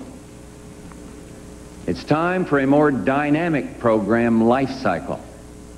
Some programs should increase, some should decrease, some should be terminated, and some should be consolidated and turned over to the states.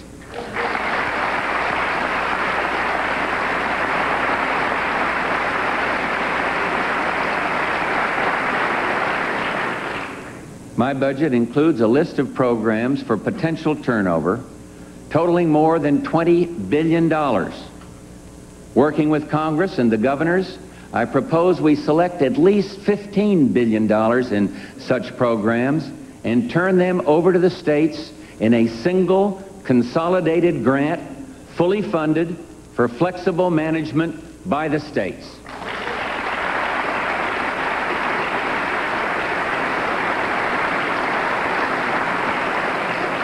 The value of this turnover approach is straightforward.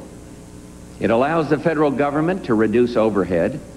It allows states to manage more flexibly and more efficiently. It moves power and decision-making closer to the people. and it reinforces a theme of this administration: appreciation and encouragement of the innovative powers of states as laboratories. This nation was founded by leaders who understood that power belongs in the hands of people, and they planned for the future, and so must we, here and all around the world. As Americans, we know that there are times when we must step forward and accept our responsibility to lead the world away from the dark chaos of dictators toward the brighter promise of a better day. Almost 50 years ago, we began a long struggle against aggressive totalitarianism. Now, we face another defining hour for America and for the world.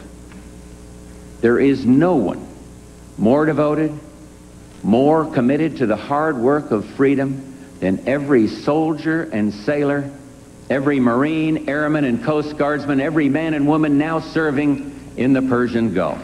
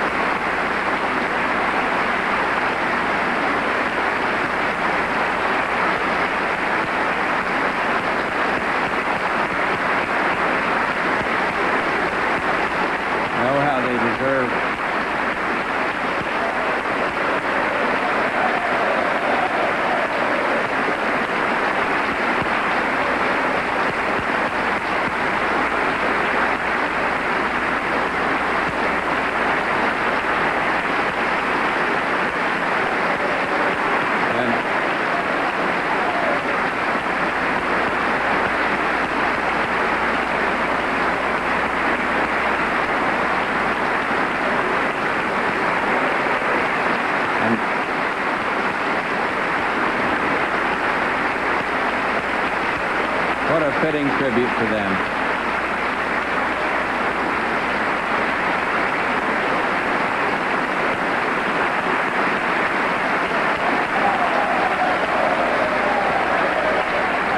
You see, what a wonderful, fitting tribute to them. Each of them has volunteered to provide for this nation's defense. And now they bravely struggle to earn for America, for the world, and for future generations a just and lasting peace. Our commitment to them must be equal to their commitment to their country. They are truly America's finest. And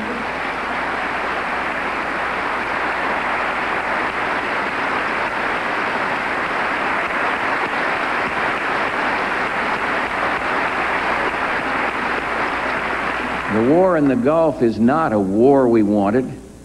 We worked hard to avoid war. For more than 5 months, we, along with the Arab League, the European Community, the United Nations, tried every diplomatic avenue. UN Secretary General Perez de Cuellar, Presidents Gorbachev, Mitterrand, Ozal, Mubarak, and Benjedid, Kings Fahd and Hassan, Prime Ministers Major and Andreotti, just to name a few, all worked for a solution. But time and again, Saddam Hussein flatly rejected the path of diplomacy and peace. The world well knows how this conflict began and when. It began on August 2nd, when Saddam invaded and sacked a small, defenseless neighbor. And I am certain of how it will end. So that peace can prevail, we will prevail.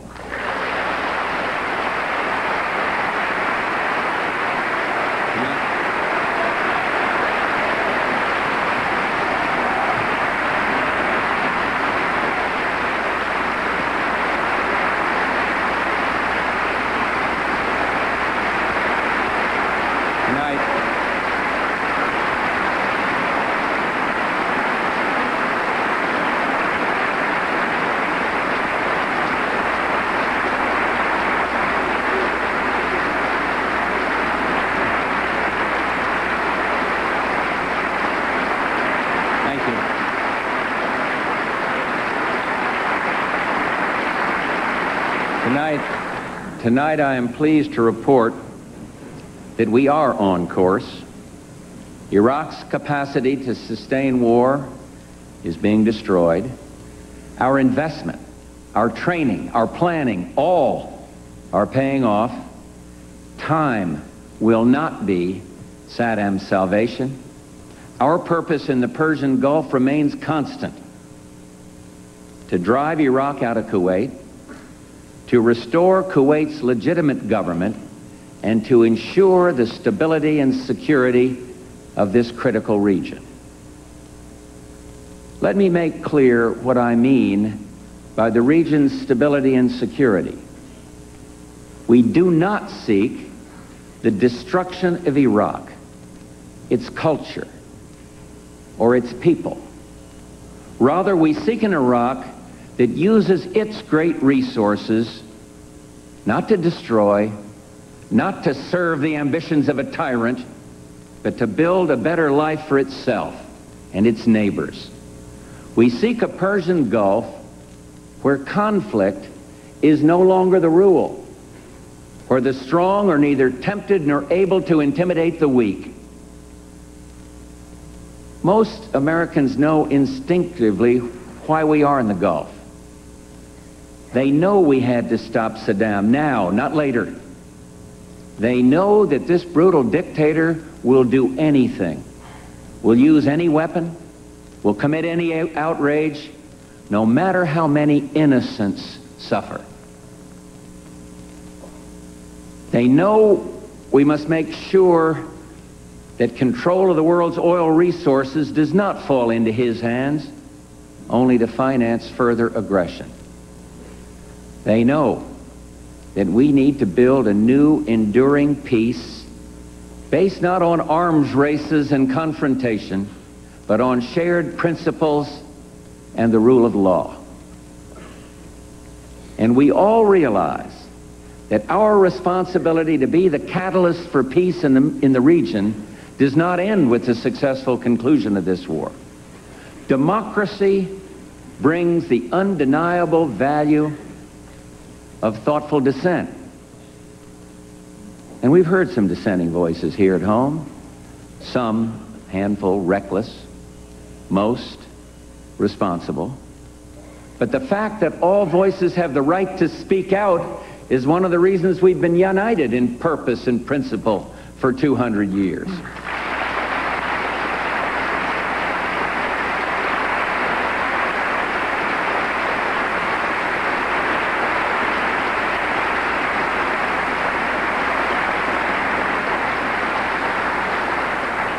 Our progress in this great struggle is the result of years of vigilance and a steadfast commitment to a strong defense.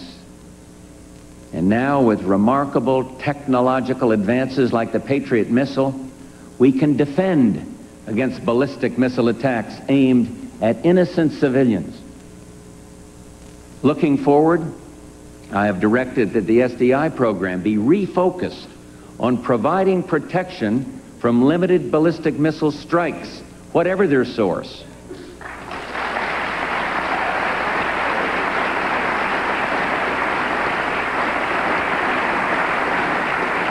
Let us pursue an SDI program that can deal with any future threat to the United States, to our forces overseas, and to our friends and allies. The quality of American technology, thanks to the American worker, has enabled us to successfully deal with difficult military conditions and help minimize precious loss of life. We have given our men and women the very best, and they deserve it.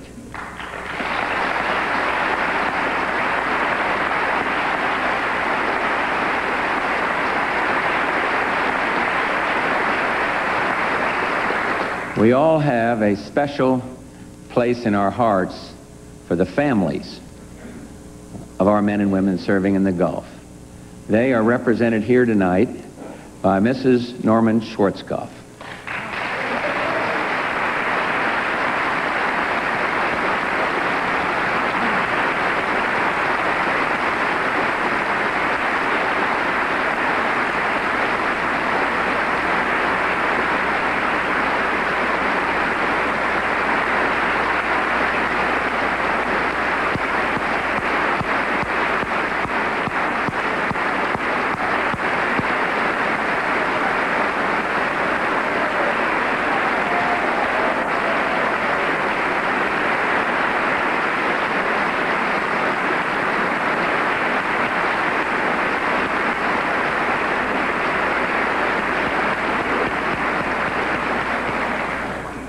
We're all very grateful to General Schwarzkopf and to all those serving with him. And I might also recognize one who came with Mrs. Schwarzkopf, Alma Powell, the wife of the distinguished chairman of the Joint Chiefs.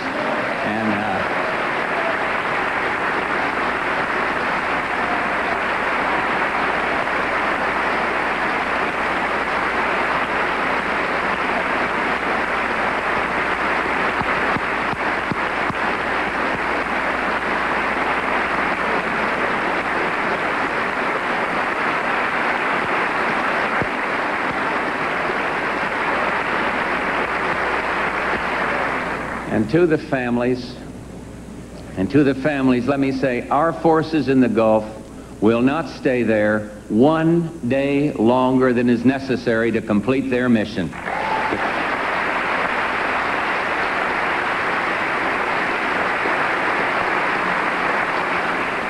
courage and the success of the RAF pilots, of the Kuwaiti, Saudi, French, the Canadians, the Italians, the pilots of Qatar and Bahrain, all are proof that for the first time since World War II, the international community is united. The leadership of the United Nations, once only a hoped-for ideal, is now confirming its founder's vision.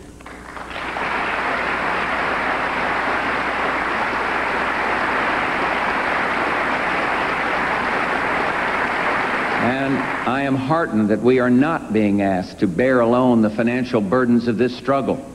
Last year, our friends and allies provided the bulk of the economic costs of Desert Shield. And now, having received commitments of over $40 billion for the first 3 months of 1991, I am confident they will do no less as we move through Desert Storm.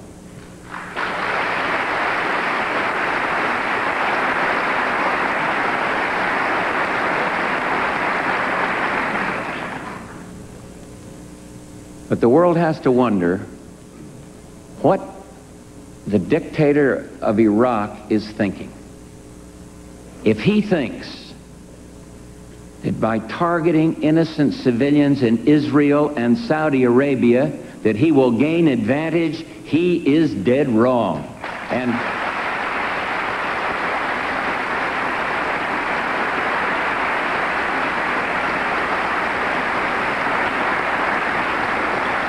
And if he thinks that he will advance his cause through tragic and despicable environmental terrorism, he is dead wrong.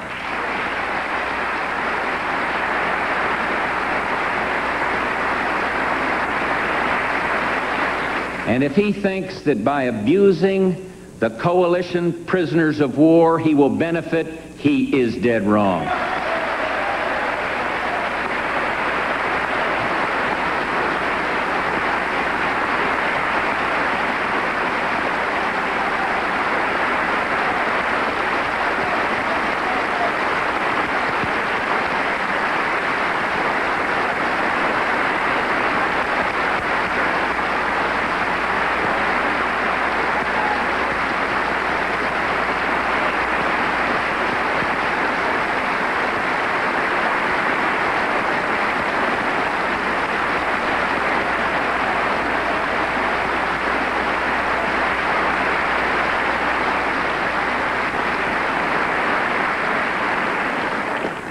We will succeed in the Gulf, and when we do, the world community will have sent an enduring warning to any dictator or despot, present or future, who contemplates outlaw aggression. The world can therefore seize this opportunity to fulfill the long-held promise of a new world order, where brutality will go unrewarded and aggression will meet collective resistance. Yes, the United States bears a major share of leadership in this effort.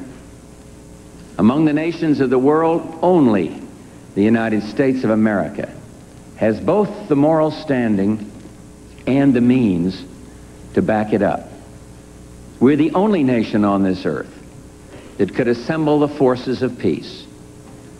This is the burden of leadership and the strength that has made America the beacon of freedom in a searching world.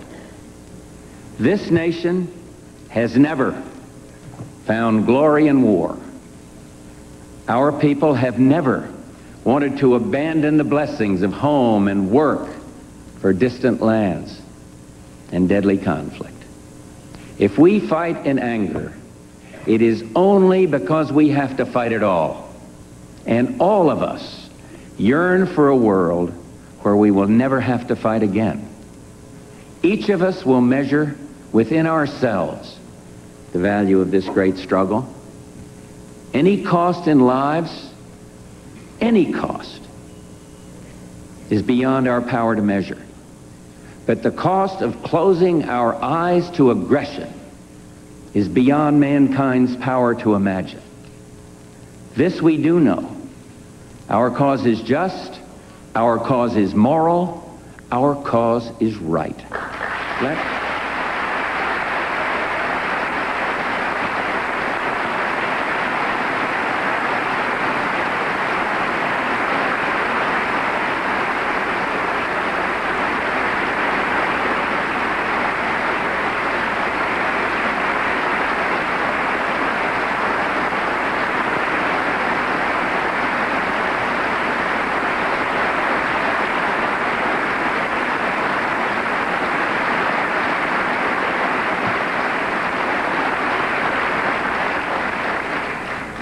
Let future generations understand the burden and blessings of freedom. Let them say, we stood where duty required us to stand. Let them know that together we affirmed America and the world as a community of conscience. The winds of change are with us now. The forces of freedom are together, united. And we move toward the next century more confident than ever that we have the will at home and abroad to do what must be done, the hard work of freedom. May God bless the United States of America. Thank you very, very much.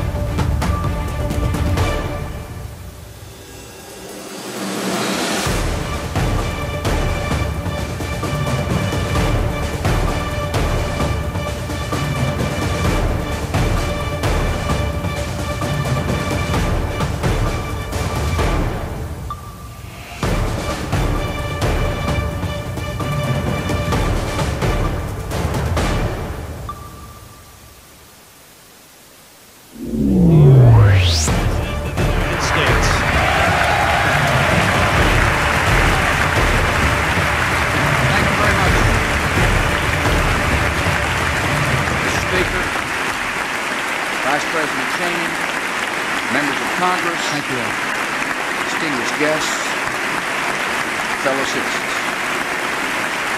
As we gather tonight, our nation is at war, our economy is in recession, and the civilized world faces unprecedented dangers. Yet the state of our union has never been stronger.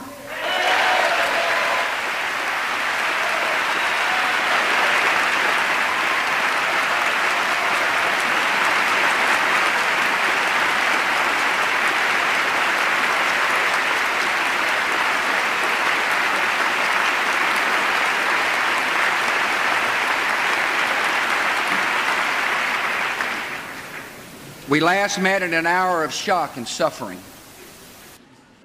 In 4 short months, our nation has comforted the victims, begun to rebuild New York and the Pentagon, rallied a great coalition, captured, arrested, and rid the world of thousands of terrorists, destroyed Afghanistan's terrorist training camps, saved the people from starvation, and freed a country from brutal oppression.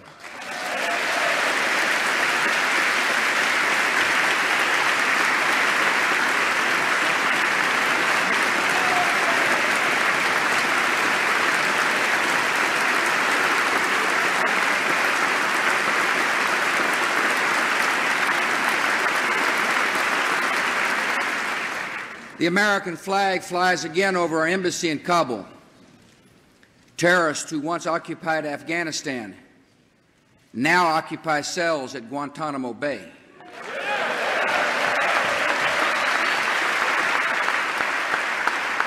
And terrorist leaders who urged followers to sacrifice their lives are running for their own.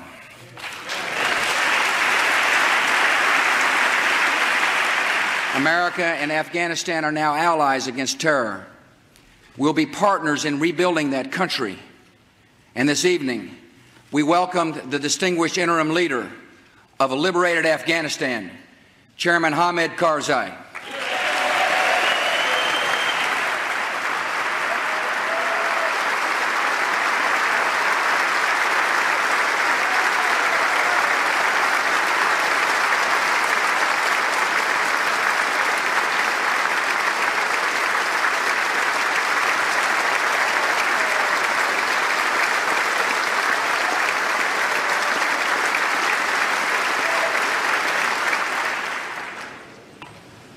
The last time we met in this chamber, the mothers and daughters of Afghanistan were captives in their own homes, forbidden from working or going to school. Today, women are free and are part of Afghanistan's new government, and we welcome the new Minister of Women's Affairs, Dr. Seema Sumar.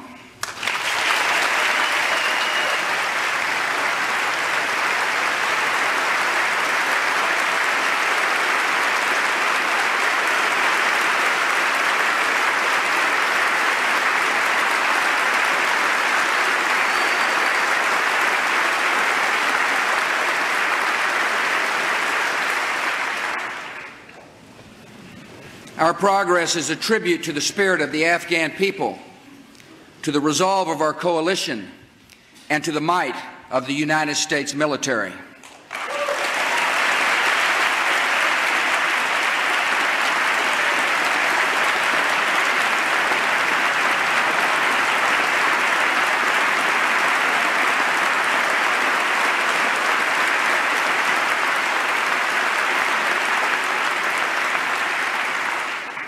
When I called our troops into action, I did so with complete confidence in their courage and skill. And tonight, thanks to them, we are winning the war on terror. The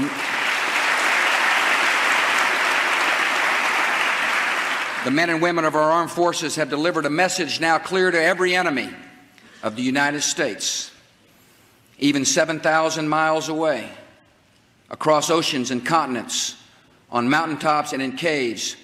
You will not escape the justice of this nation.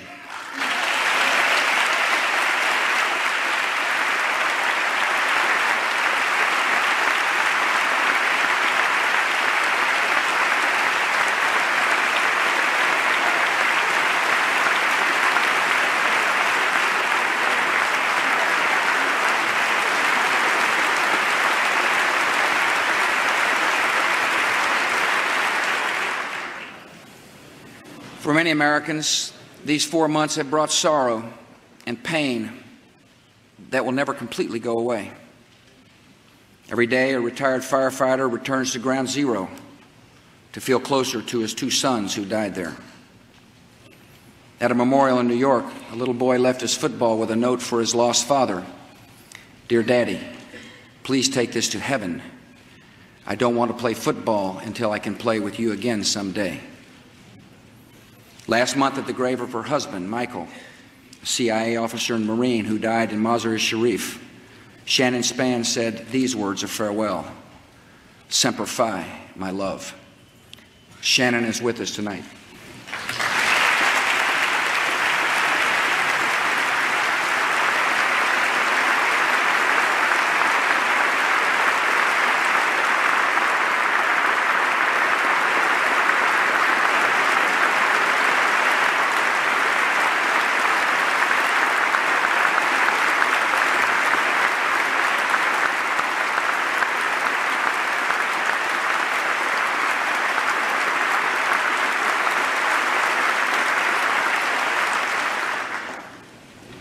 Shannon, I assure you and all who have lost a loved one that our cause is just and our country will never forget the debt we owe Michael and all who gave their lives for freedom. Our cause is just, and it continues. Our discoveries in Afghanistan confirmed our worst fears and showed us the true scope of the task ahead.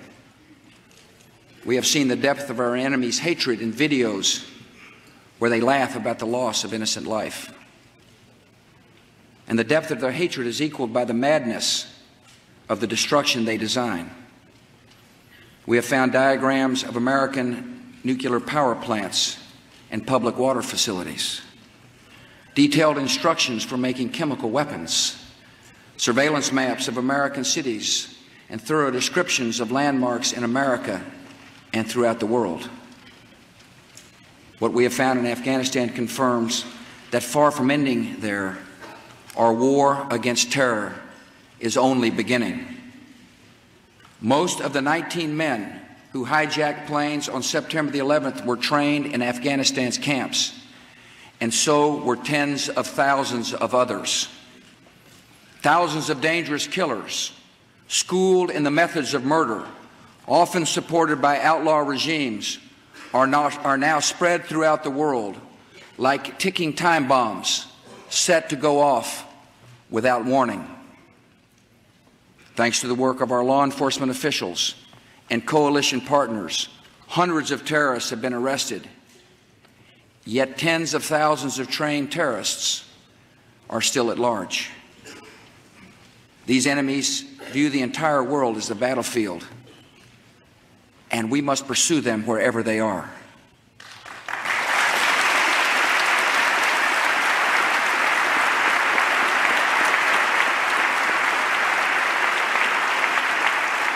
So long as training camps operate, so long as nations harbor terrorists, freedom is at risk, and America and our allies must not and will not allow it. Our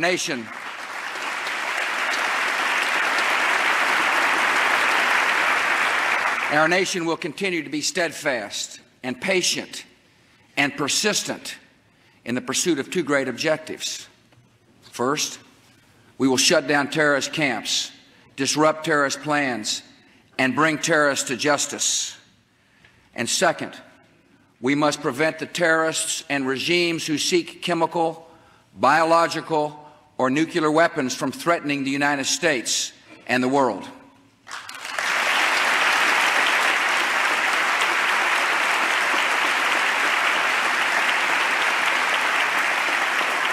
Our military has put the terror training camps of Afghanistan out of business, yet camps still exist in at least a dozen countries.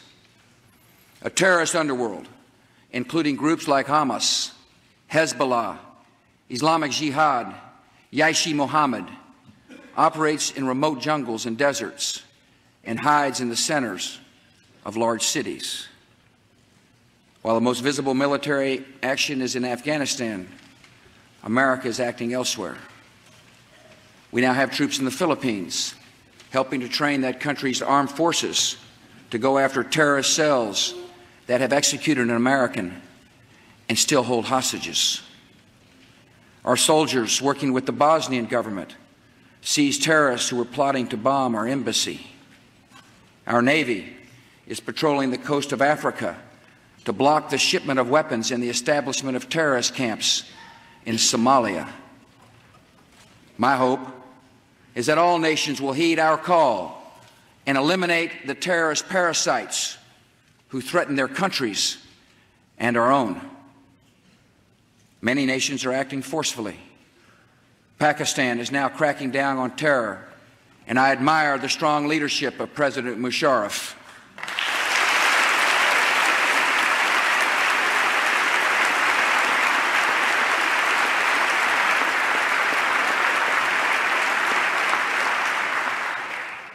But some governments will be timid in the face of terror. And make no mistake about it, if they do not act, America will.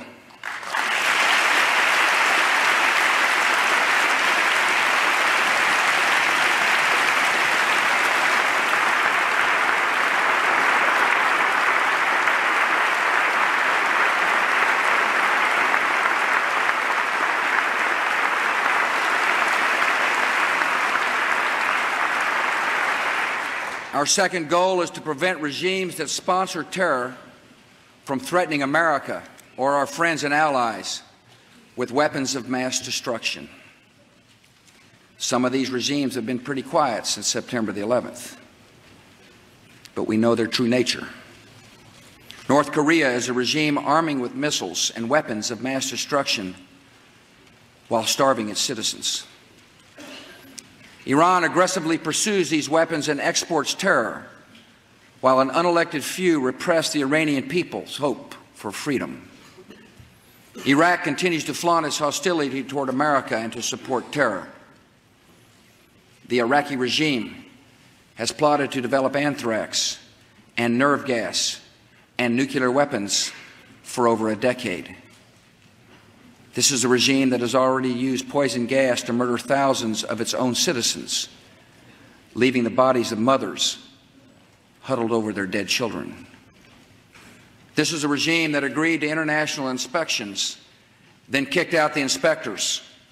This is a regime that has something to hide from the civilized world. States like these and their terrorist allies constitute an axis of evil, arming to threaten the peace of the world. By seeking weapons of mass destruction, these regimes pose a grave and growing danger. They could provide these arms to terrorists, giving them the means to match their hatred. They could attack our allies or attempt to blackmail the United States.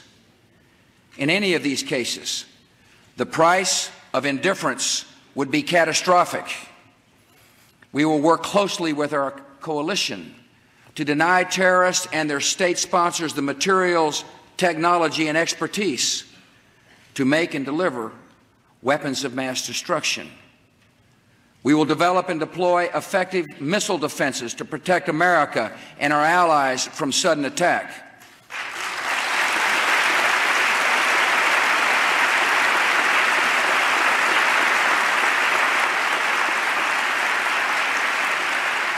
And all nations should know America will do what is necessary to ensure our nation's security. We'll be deliberate, yet time is not on our side. I will not wait on events while dangers gather. I will not stand by as peril draws closer and closer. The United States of America will not permit the world's most dangerous regimes to threaten us with the world's most destructive weapons.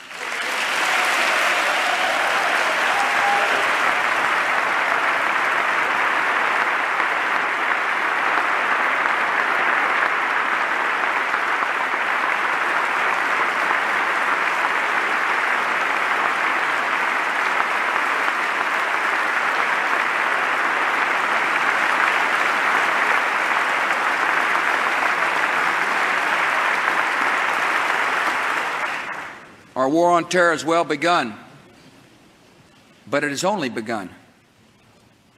This campaign may not be finished on our watch, yet it must be, and it will be, waged on our watch.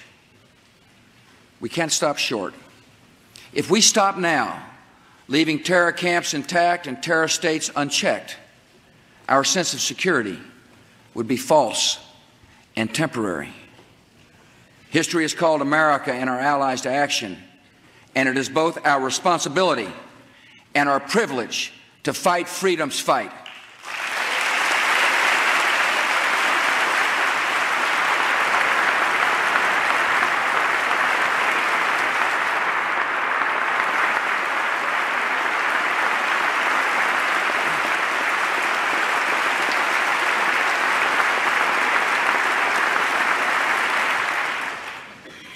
Our first priority must always be the security of our nation, and that will be reflected in the budget I send to Congress.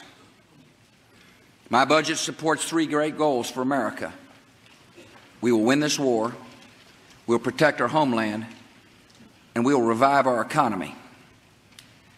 September the 11th brought out the best in America and the best in this Congress, and I join the American people in applauding your unity and resolve.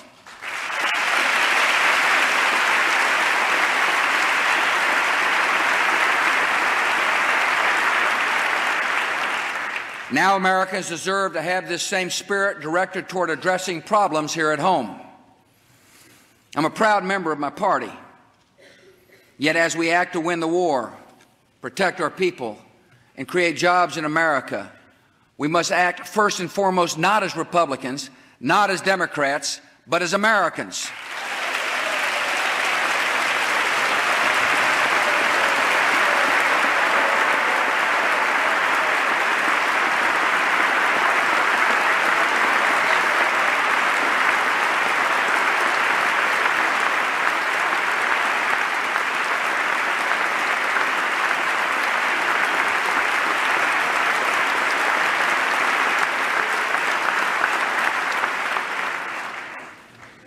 It costs a lot to fight this war. We have spent more than $1 billion a month, over $30 million a day, and we must be prepared for future operations. Afghanistan proved that expensive precision weapons defeat the enemy and spare innocent lives, and we need more of them. We need to replace aging aircraft and make our military more agile to put our troops anywhere in the world quickly and safely. Our men and women in uniform deserve the best weapons, the best equipment, the best training, and they also deserve another pay raise.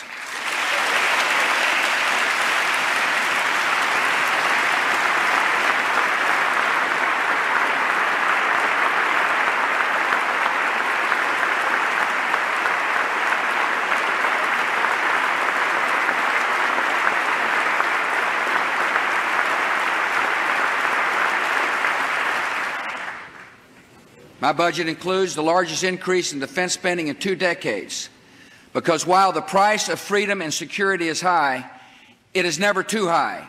Whatever it costs to defend our country, we will pay.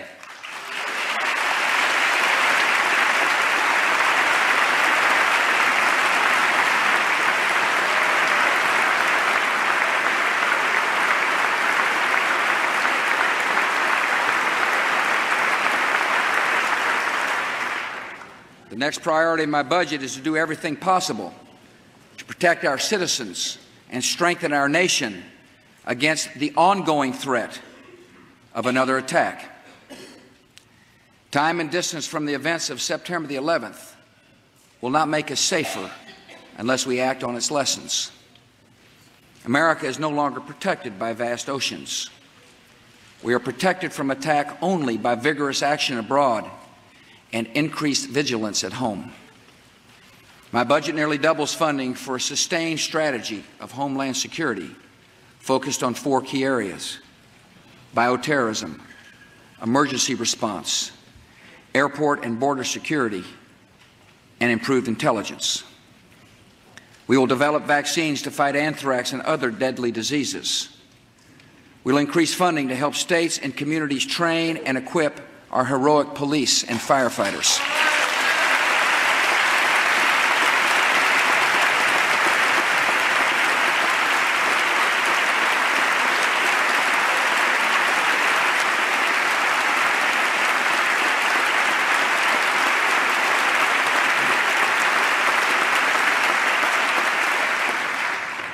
We will improve intelligence collection and sharing, expand patrols at our borders, strengthen the security of air travel, and use technology to track the arrivals and departures of visitors to the United States.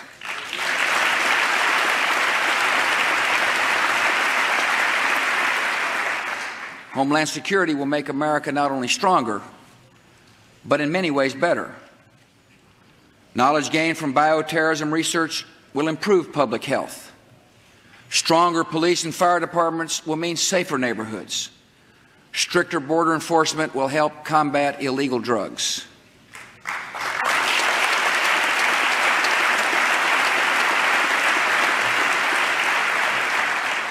And as government works to better secure our homeland, America will continue to depend on the eyes and ears of alert citizens. A few days before Christmas, an airline flight attendant spotted a passenger lighting a match. The crew and passengers quickly subdued the man, who had been trained by Al-Qaeda and was armed with explosives. The people on that plane were alert, and as a result likely saved nearly 200 lives. And tonight we welcome and thank Flight Attendant Hermes Moutardere and Christina Jones.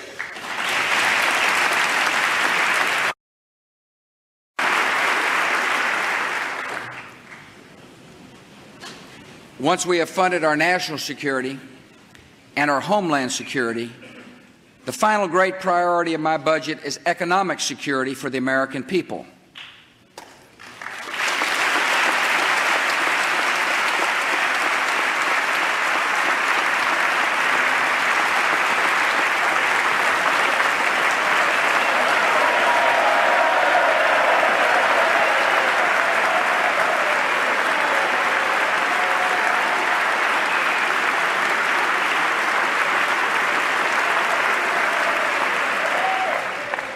To achieve these great national objectives, to win the war, protect the homeland, and revitalize our economy, our budget will run a deficit that will be small and short-term so long as Congress restrains spending and acts in a fiscally responsible manner.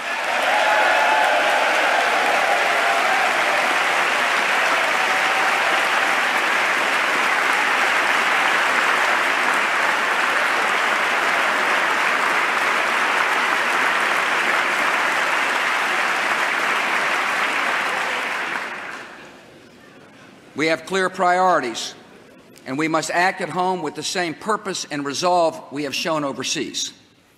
We'll prevail in the war, and we will defeat this recession.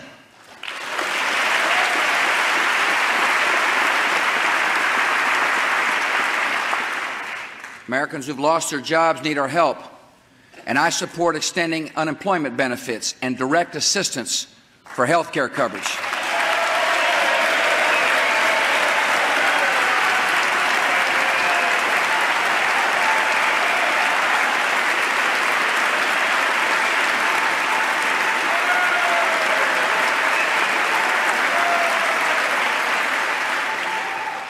Yet American workers want more than unemployment checks. They want a steady paycheck.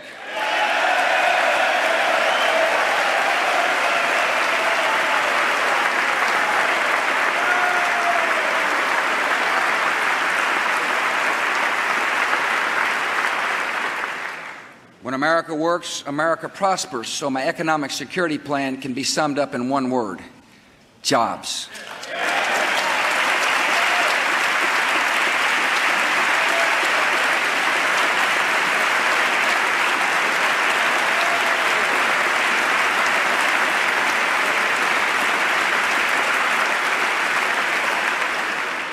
Good jobs begin with good schools, and here we've made a fine start.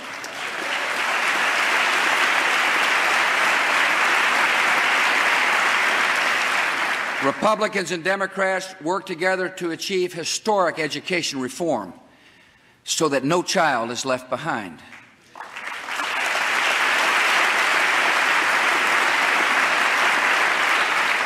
I was proud to work with members of both parties, Chairman John Boehner and Congressman George Miller.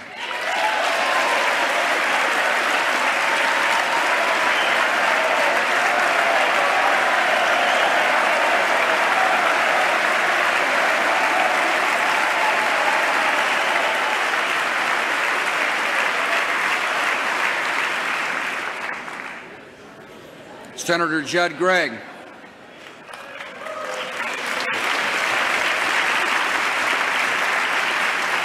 And I was so proud of our work, I even had nice things to say about my friend Ted Kennedy.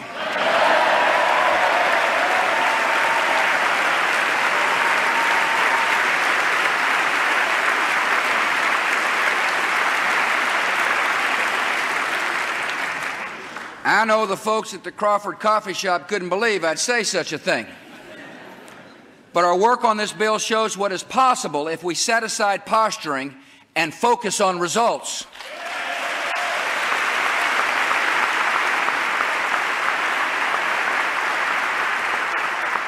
There's more to do. We need to prepare our children to read and succeed in school with improved Head Start and early childhood development programs.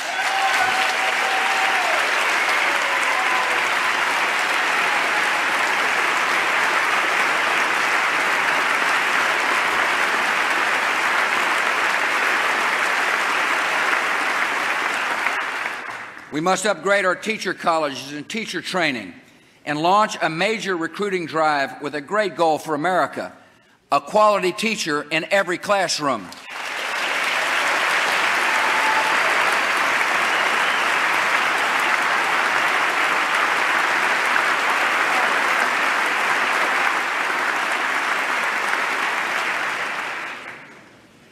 Good jobs also depend on reliable and affordable energy.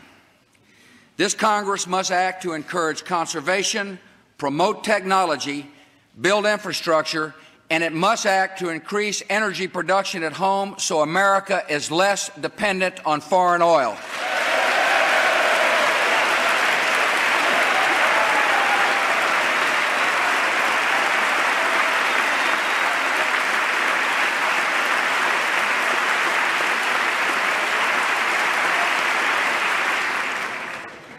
Good jobs depend on expanded trade.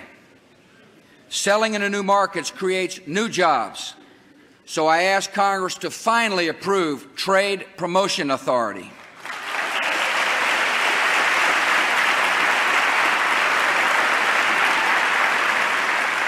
On these two key issues, trade and energy, the House of Representatives has acted to create jobs, and I urge the Senate to pass this legislation.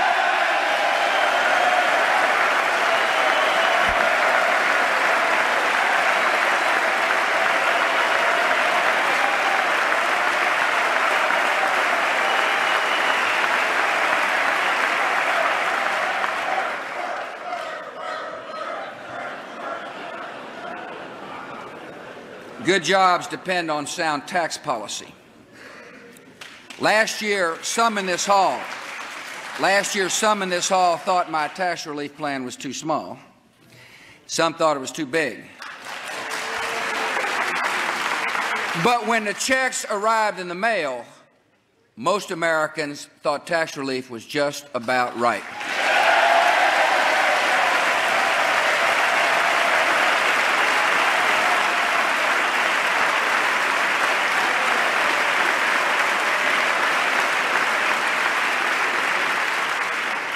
Congress listened to the people and responded by reducing tax rates, doubling the child credit, and ending the death tax. For the sake of long-term growth and to help Americans plan for the future, let's make these tax cuts permanent.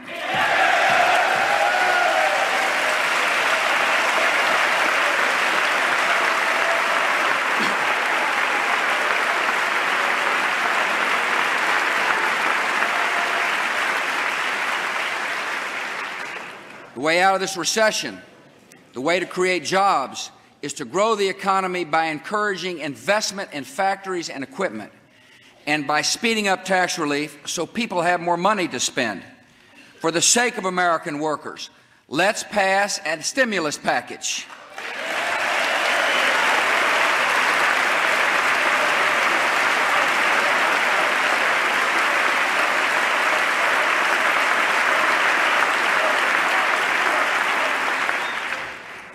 Good jobs must be the aim of welfare reform.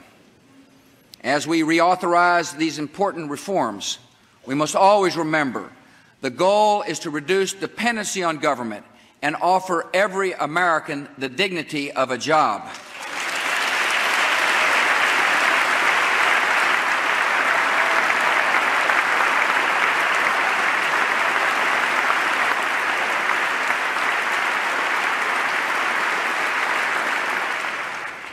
Americans know economic security can vanish in an instant without health security.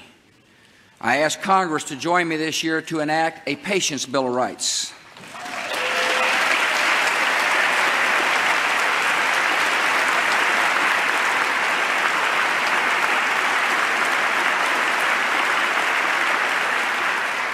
To give uninsured workers credits to help buy health coverage.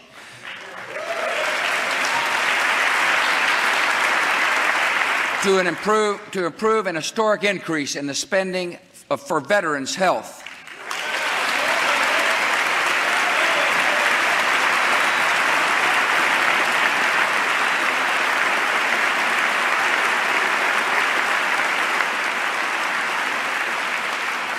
And to give seniors a sound and modern Medicare system that includes coverage for prescription drugs.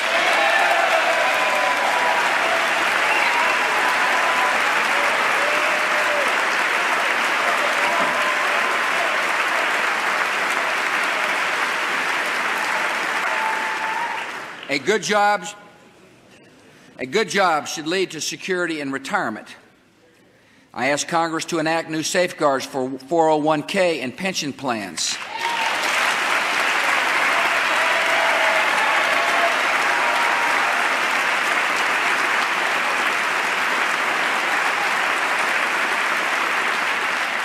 Employees who have worked hard and saved all their lives should not have to risk losing everything if their company fails.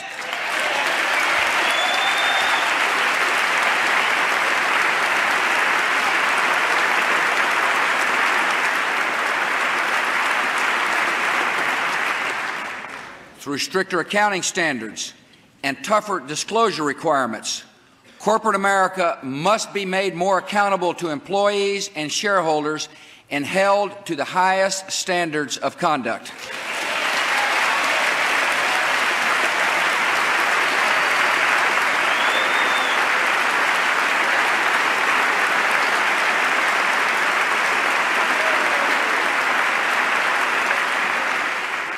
Retirement security also depends upon keeping the commitments of Social Security, and we will. We must make Social Security financially stable and allow personal retirement accounts for younger workers who choose them.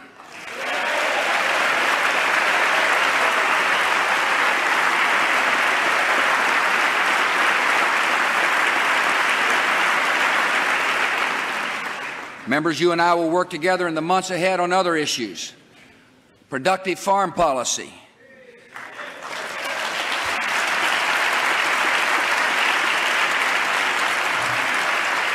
A cleaner environment.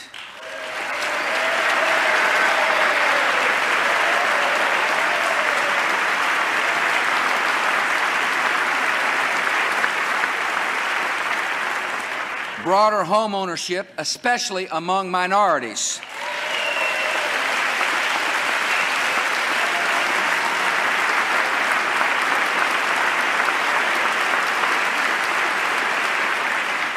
And ways to encourage the good work of charities and faith-based groups.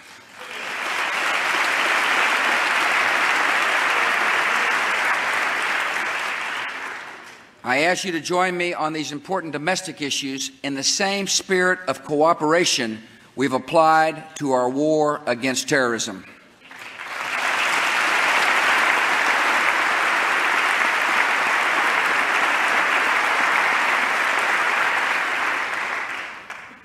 During these last few months, I've been humbled and privileged to see the true character of this country in a time of testing. Our enemies believed America was weak and materialistic, that we would splinter in fear and selfishness. They were as wrong as they are evil.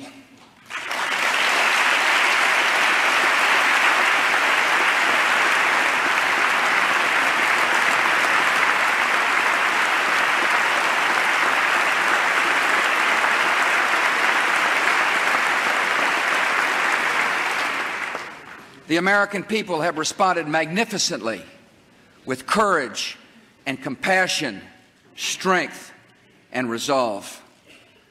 As I have met the heroes, hugged the families, and looked into the tired faces of rescuers, I have stood in awe of the American people. And I hope you'll join me. I hope you'll join me in expressing thanks to one American for the strength and calm and comfort she brings to our nation in crisis, our First Lady, Laura Bush.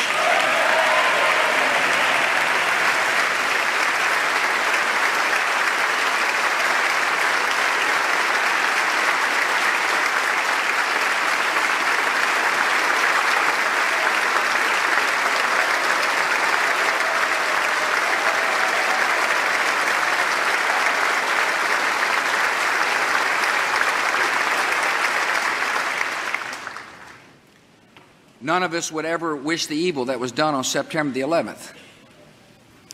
Yet after America was attacked, it was as if our entire country looked into a mirror and saw our better selves.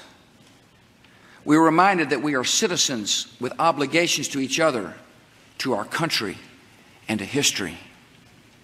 We began to think less of the goods we can accumulate and more about the good we can do. For too long, our culture has said, if it feels good, do it. Now America is embracing a new ethic and a new creed. Let's roll.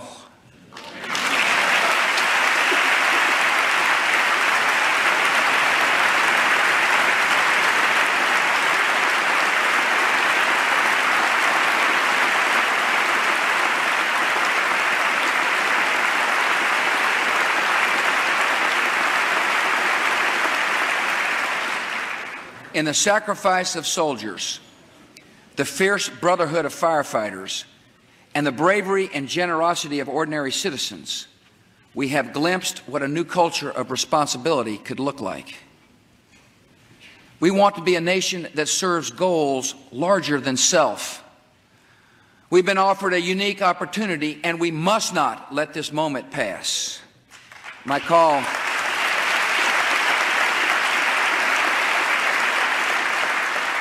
call tonight is for every American to commit at least 2 years, 4,000 hours over the rest of your lifetime, to the service of your neighbors and your nation.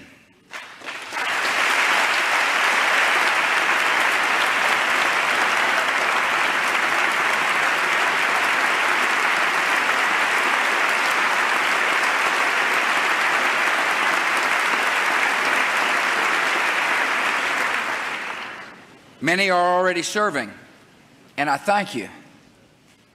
If you aren't sure how to help, I've got a good place to start. To sustain and extend the best that has emerged in America, I invite you to join the new USA Freedom Corps. The Freedom Corps will focus on 3 areas of need: responding in case of crisis at home, rebuilding our communities, and extending American compassion throughout the world. One purpose of the USA Freedom Corps will be homeland security. America needs retired doctors and nurses who can be mobilized in major emergencies, volunteers to help police and fire departments, transportation and utility workers well trained in spotting danger. Our country also needs citizens working to rebuild our communities. We need mentors to love children, especially children whose parents are in prison. And we need more talented teachers in troubled schools. USA Freedom Corps will expand and improve the good efforts of AmeriCorps and Senior Corps to recruit more than 200,000 new volunteers. And America needs citizens to extend the compassion of our country to every part of the world. So we will renew the promise of the Peace Corps, double its volunteers over the next 5 years.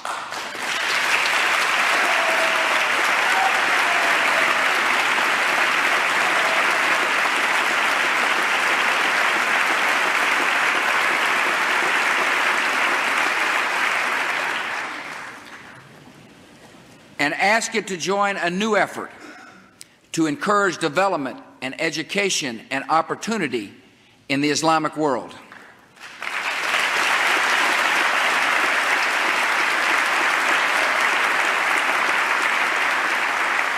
This time of adversity offers a unique moment of opportunity, a moment we must seize to change our culture. Through the gathering momentum of millions of acts of service and decency and kindness, I know we can overcome evil with greater good.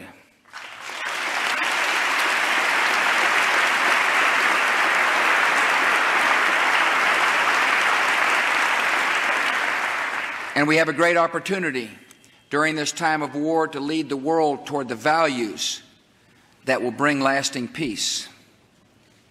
All fathers and mothers in all societies want their children to be educated and live free from poverty and violence. No people on earth yearn to be oppressed or aspire to servitude or eagerly await the midnight knock of the secret police. If anyone doubts this, let them look to Afghanistan, where the Islamic street greeted the fall of tyranny with song and celebration. Let the skeptics look to Islam's own rich history with its centuries of learning and tolerance and progress. America will lead by defending liberty and justice because they are right and true and unchanging for all people everywhere.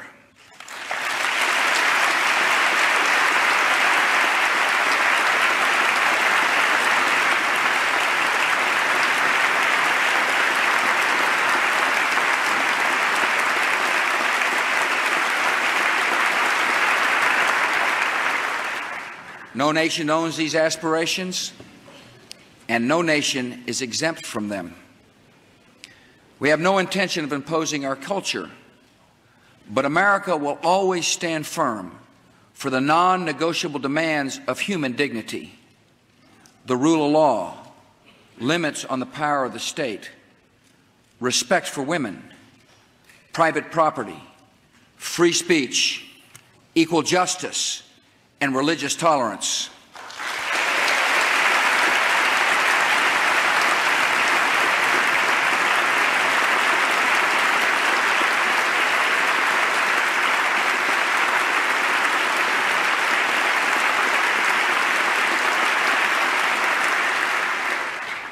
America will take the side of brave men and women who advocate these values around the world, including the Islamic world, because we have a greater objective than eliminating threats and containing resentment. We seek a just and peaceful world beyond the war on terror. In this moment of opportunity, a common danger is erasing old rivalries. America is working with Russia and China and India in ways we have never before to achieve peace and prosperity. In every region, free markets and free trade and free societies are proving their power to lift lives. Together with friends and allies from Europe to Asia and Africa to Latin America, we will demonstrate that the forces of terror cannot stop the momentum of freedom.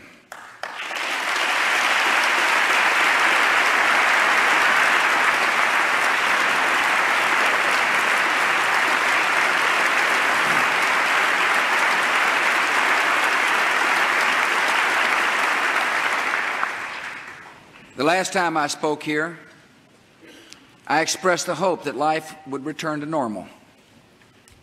In some ways it has, in others it never will. Those of us who have lived through these challenging times have been changed by them. We've come to know truths that we will never question. Evil is real, and it must be opposed.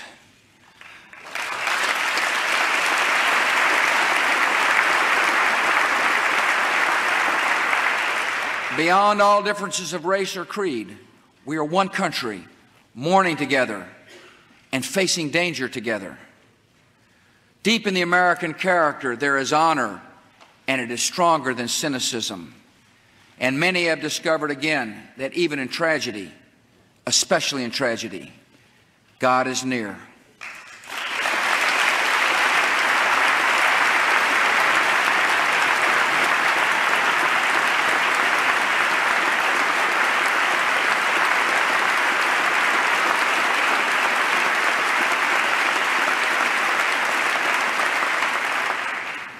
In a single instant, we realized that this will be a decisive decade in the history of liberty, that we've been called to a unique role in human events.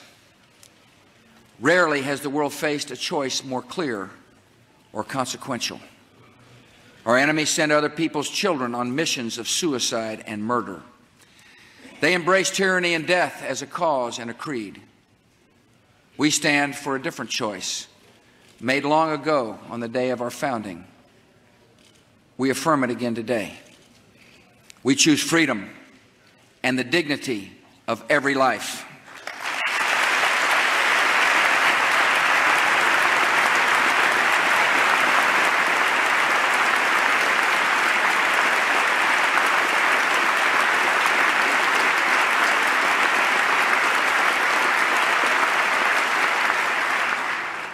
Steadfast in our purpose, we now press on. We have known freedom's price. We have shown freedom's power. And in this great conflict, my fellow Americans, we will see freedom's victory. Thank you all. May God bless.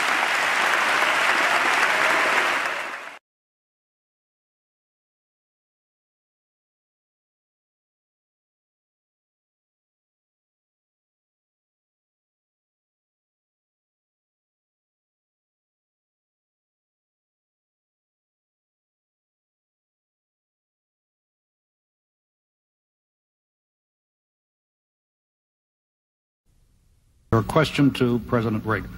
Mr. President, I want to raise an issue that I think has been lurking out there for 2 or 3 weeks and cast it specifically in national security terms.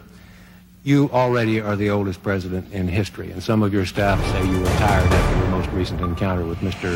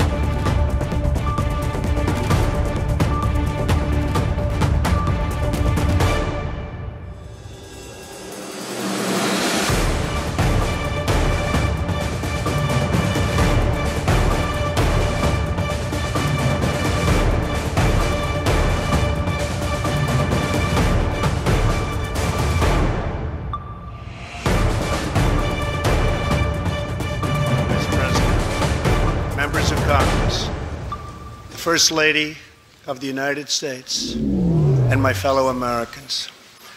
Less than 1 year has passed since I first stood at this podium in this majestic chamber to speak on behalf of the American people and to address their concerns, their hopes, and their dreams. That night, our new administration had already taken very swift action. A new tide of optimism was already sweeping across our land. Each day since, we have gone forward with a clear vision and a righteous mission to make America great again for all Americans.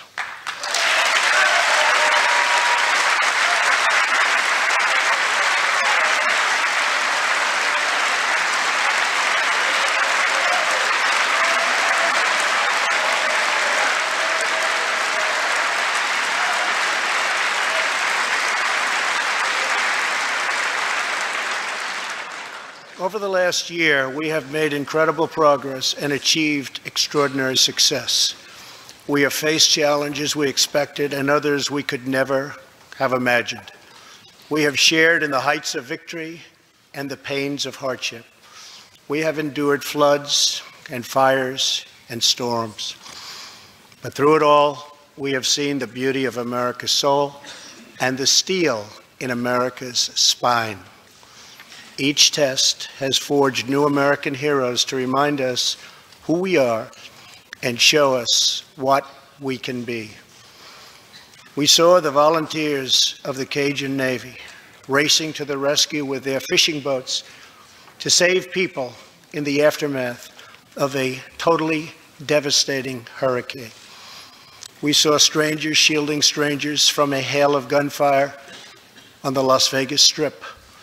We heard tales of Americans like Coast Guard Petty Officer Ashley Leopard, who is here tonight in the gallery with Melania.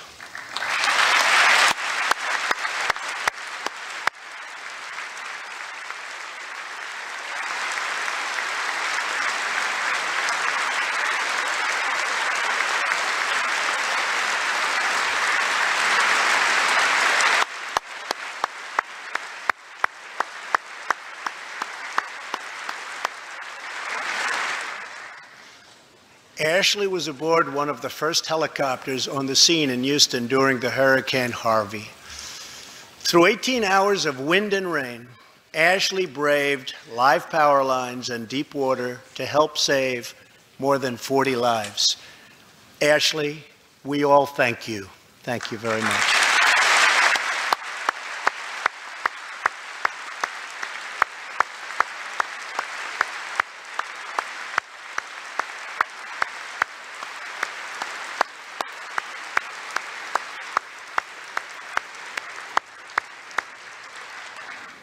We heard about Americans like firefighter David Dahlberg.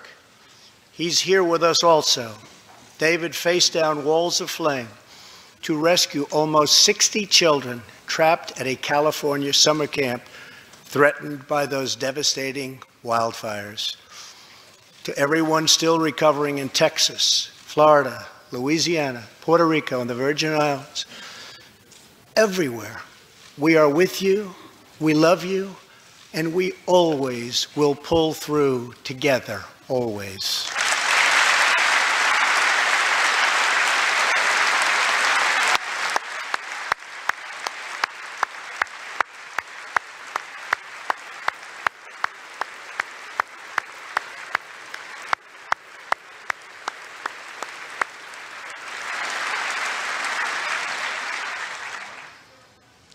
Thank you to David and the brave people of California. Thank you very much, David. Great job. Some trials over the past year touched this chamber very personally. With us tonight is one of the toughest people ever to serve in this House. A guy who took a bullet, almost died, and was back to work 3.5 months later. The legend from Louisiana, Congressman Steve Scalise.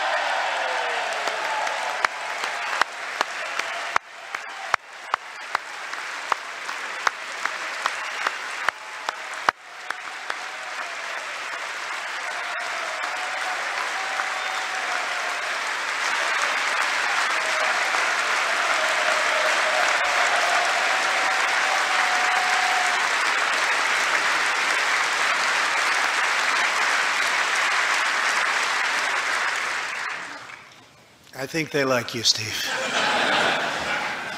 We're incredibly grateful for the heroic efforts of the Capitol Police officers, the Alexandria Police, and the doctors, nurses, and paramedics who saved his life and the lives of many others, some in this room. In the aftermath, yes.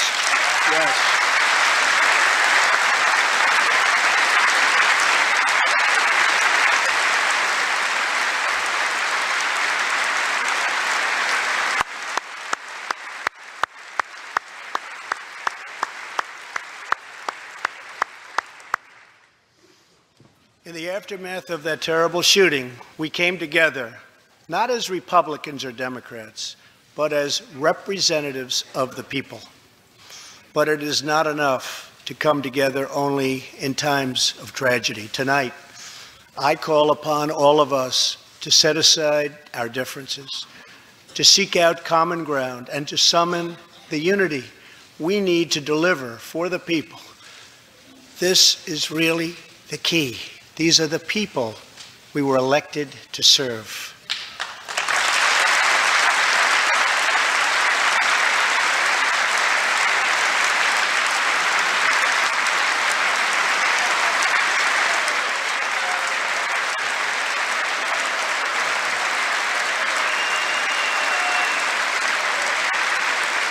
Thank you. Over the last year, the world has seen what we always knew, that no people on earth are so fearless or daring or determined as Americans. If there is a mountain, we climb it. If there's a frontier, we cross it. If there's a challenge, we tame it. If there's an opportunity, we seize it. So let's begin tonight by recognizing that the state of our union is strong because our people are strong.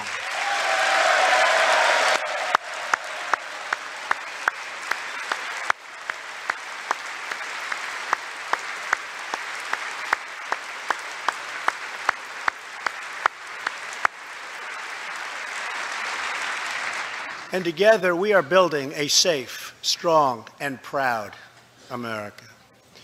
Since the election, we have created 2.4 million new jobs, including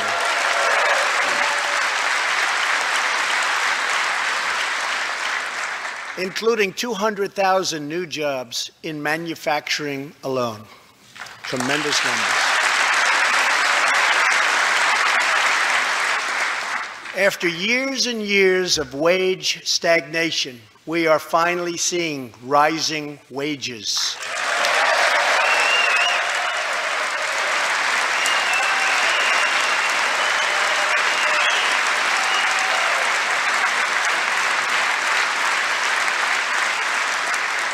Unemployment claims have hit a 45-year low.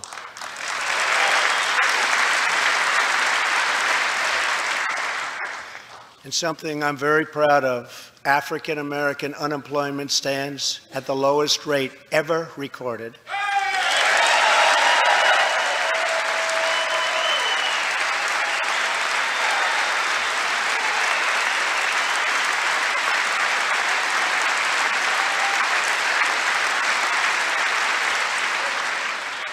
And Hispanic American unemployment has also reached the lowest levels in history.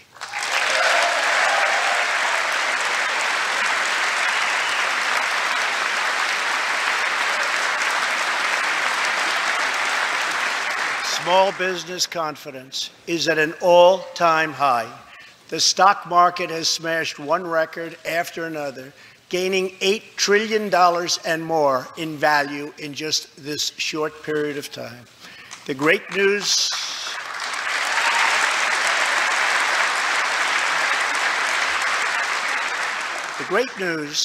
for Americans, 401k, retirement pension, and college savings accounts have gone through the roof. And just as I promised the American people from this podium 11 months ago, we enacted the biggest tax cuts and reforms in American history.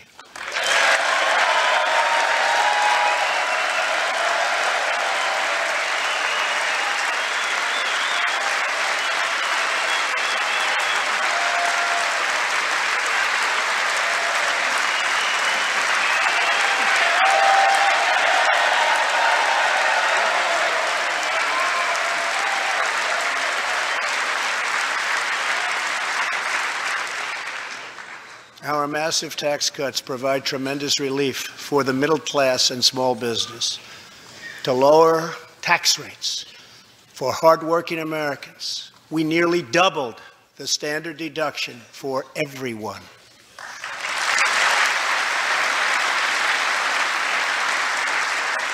Now the first $24,000 earned by a married couple is completely tax-free.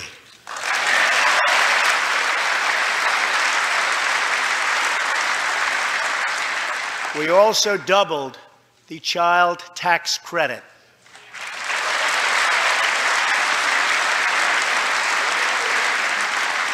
A typical family of four making $75,000 will see their tax bill reduced by $2,000, slashing their tax bill in half.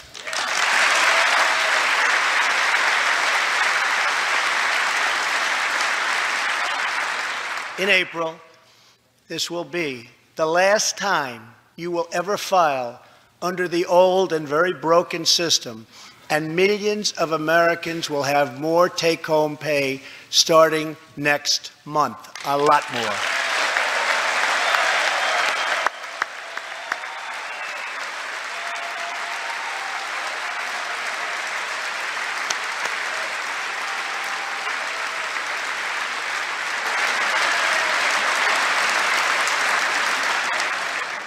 We eliminated an especially cruel tax that fell mostly on Americans making less than $50,000 a year, forcing them to pay tremendous penalties simply because they couldn't afford government-ordered health plans. We repealed the core of the disastrous Obamacare. The individual mandate is now gone. Thank heaven.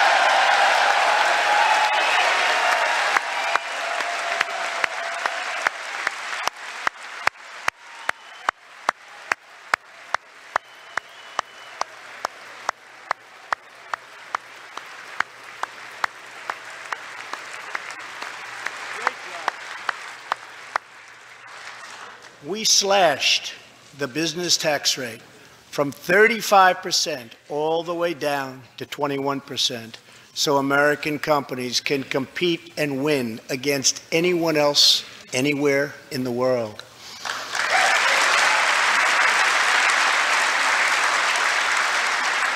These changes alone are estimated to increase average family income by more than $4,000. A lot of money.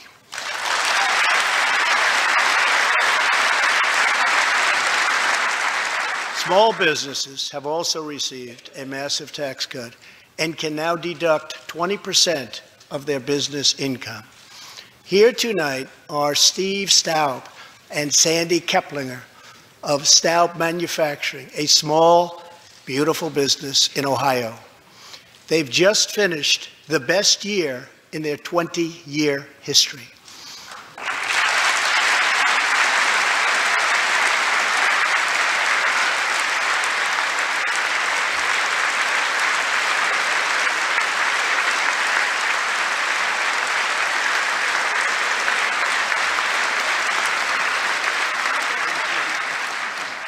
Because of tax reform, they are handing out raises, hiring an additional 14 people, and expanding into the building next door.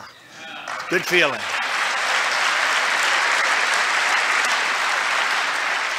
One of Staub's employees, Corey Adams, is also with us tonight. Corey is an all-American worker. He supported himself through high school, lost his job during the 2008 recession, and was later hired by Staub, where he trained to become a welder. Like many hardworking Americans, Corey plans to invest his tax cut raise into his new home and his two daughters' education. Corey, please stand.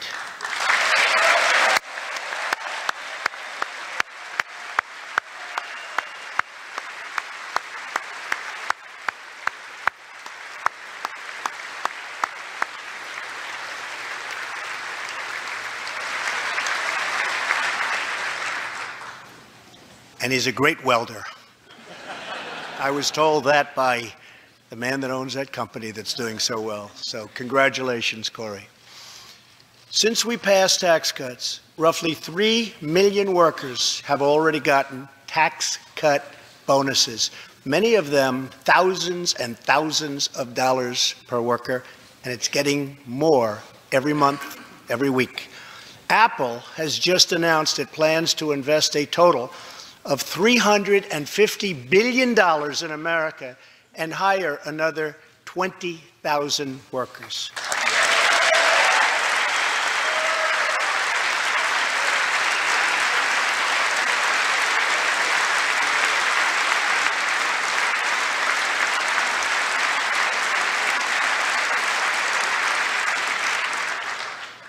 And just a little while ago, ExxonMobil announced a $50 billion investment in the United States. Just a little while ago.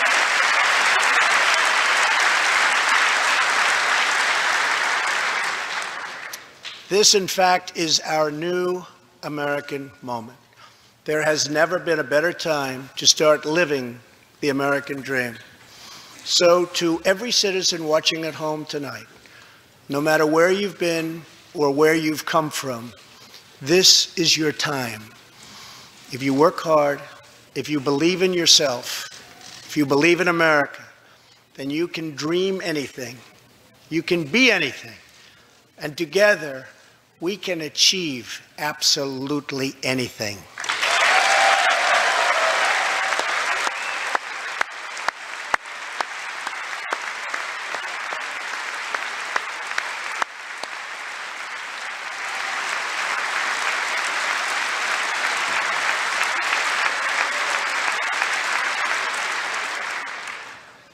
Tonight, I want to talk about what kind of future we're going to have and what kind of a nation we're going to be. All of us together as one team, one people, and one American family can do anything. We all share the same home, the same heart, the same destiny, and the same great American flag.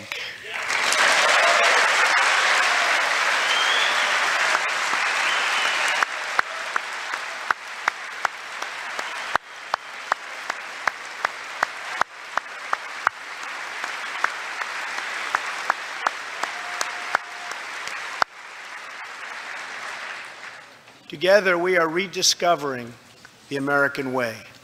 In America, we know that faith and family, not government and bureaucracy, are the center of American life. The motto is, "In God we trust."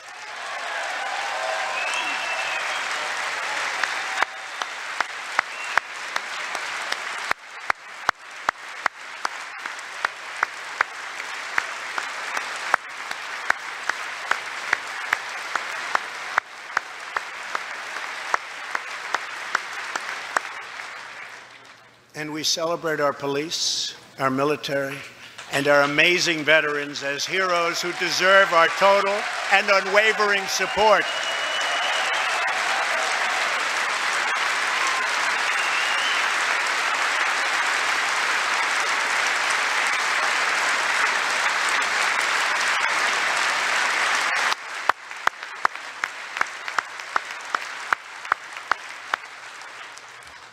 Here tonight is Preston Sharp, a 12-year-old boy from Redding, California, who noticed that veterans' graves were not marked with flags on Veterans Day. He decided all by himself to change that and started a movement that has now placed 40,000 flags at the graves of our great heroes. Preston, a job well done.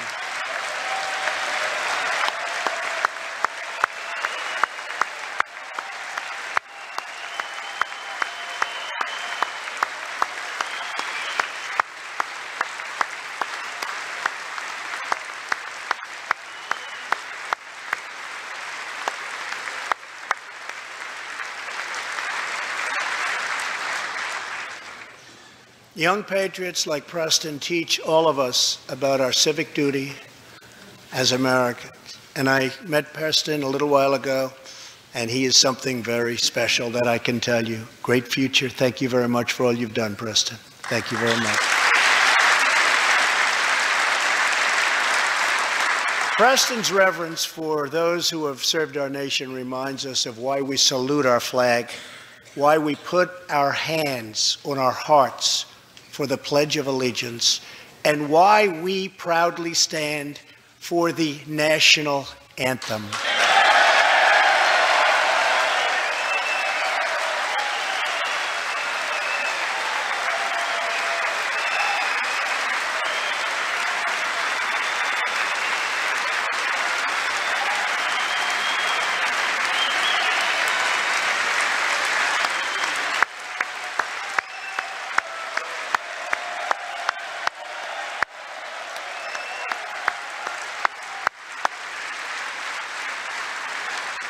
Americans love their country, and they deserve a government that shows them the same love and loyalty in return.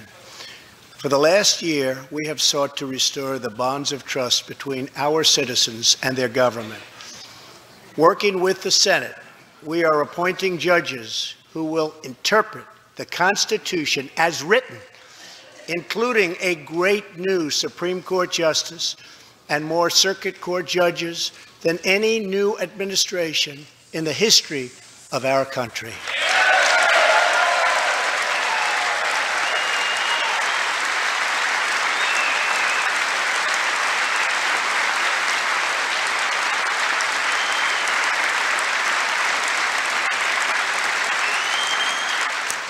We are totally defending our Second Amendment and have taken historic actions to protect religious liberty.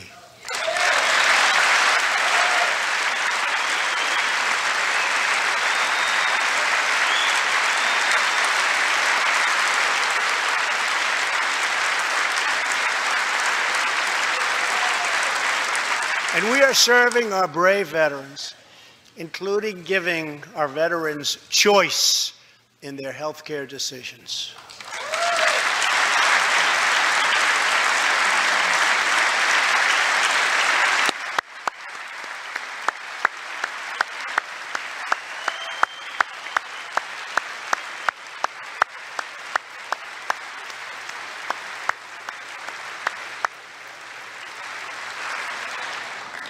Last year, Congress also passed, and I signed, the landmark VA Accountability Act.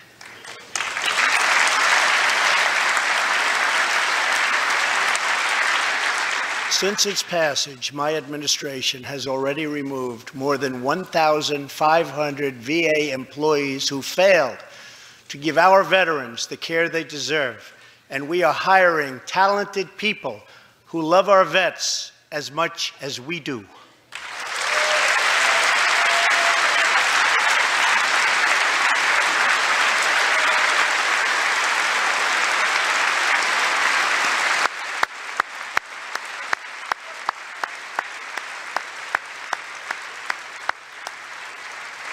And I will not stop until our veterans are properly taken care of, which has been my promise to them from the very beginning of this great journey.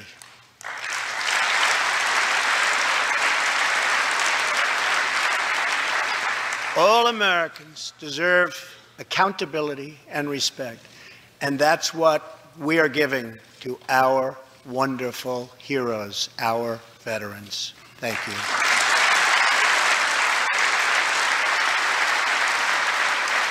So tonight I call on Congress to empower every cabinet secretary with the authority to reward good workers and to remove federal employees who undermine the public trust or fail the American people.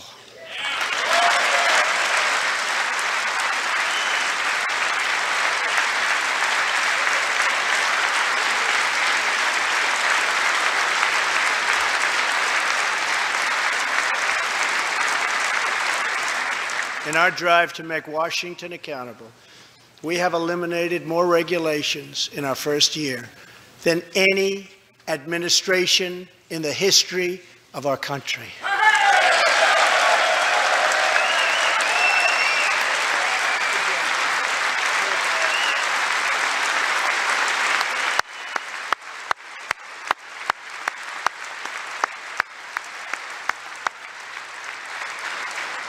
We have ended the war on American energy, and we have ended the war on beautiful, clean coal.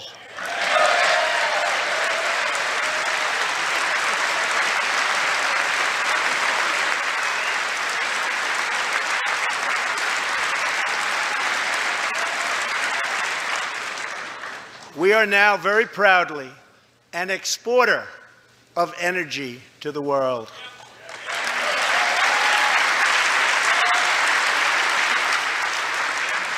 In Detroit, I halted government mandates that crippled America's great, beautiful auto workers so that we can get Motor City revving its engines again, and that's what's happening.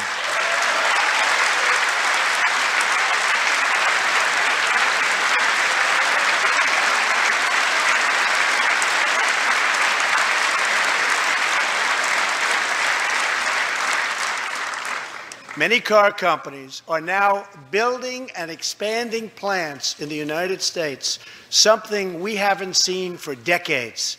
Chrysler is moving a major plant from Mexico to Michigan. Toyota and Mazda are opening up a plant in Alabama, a big one, and we haven't seen this in a long time. It's all coming back.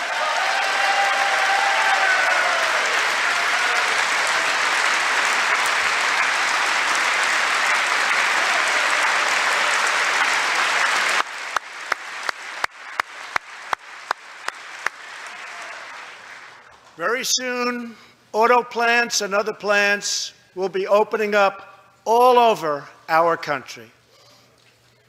This is all news Americans are totally unaccustomed to hearing. For many years, companies and jobs were only leaving us.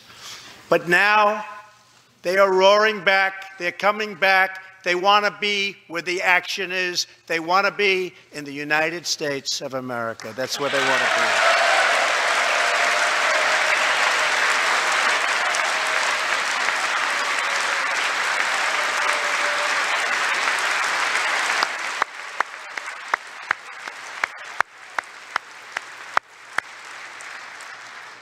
be. Exciting progress is happening every single day. To speed access to breakthrough cures and affordable generic drugs, last year, the FDA approved more new and generic drugs and medical devices than ever before in our country's history.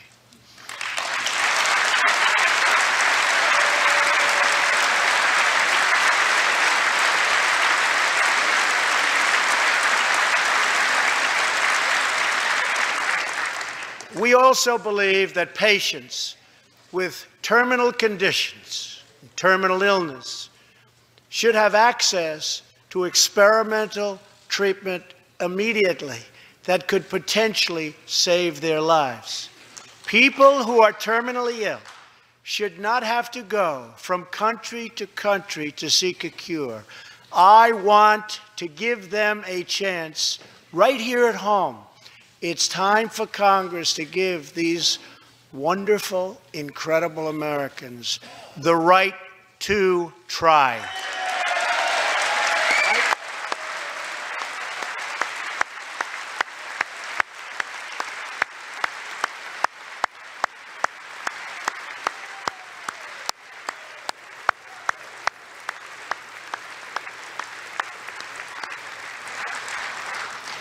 One of my greatest priorities is to reduce the price of prescription drugs.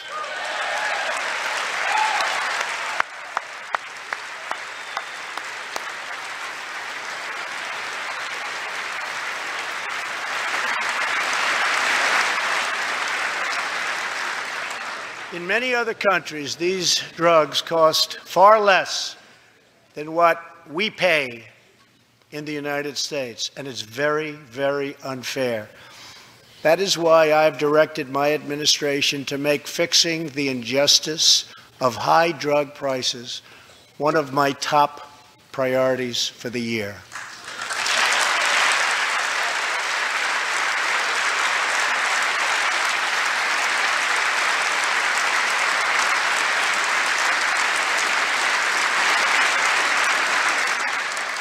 prices will come down substantially.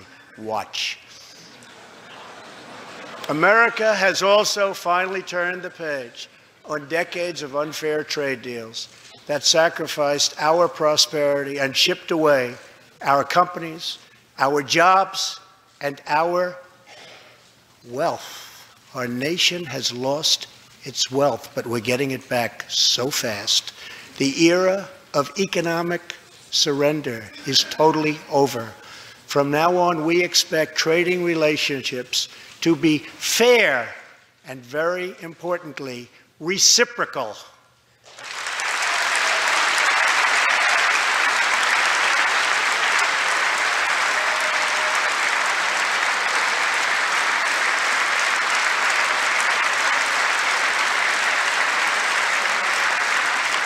We will work to fix bad trade deals and negotiate new ones, and they'll be good ones, but they'll be fair.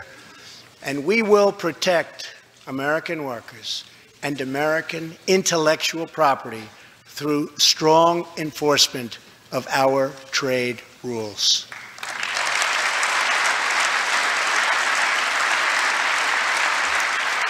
As we rebuild our industries, it is also time to rebuild our crumbling infrastructure.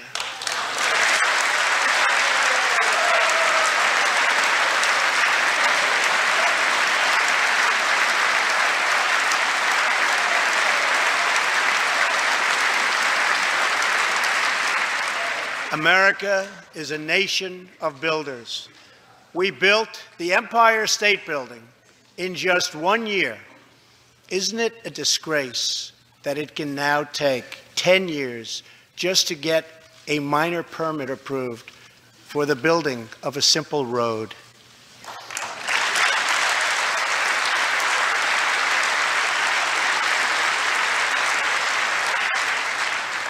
I am asking both parties to come together to give us safe, fast, reliable, and modern infrastructure that our economy needs and our people deserve.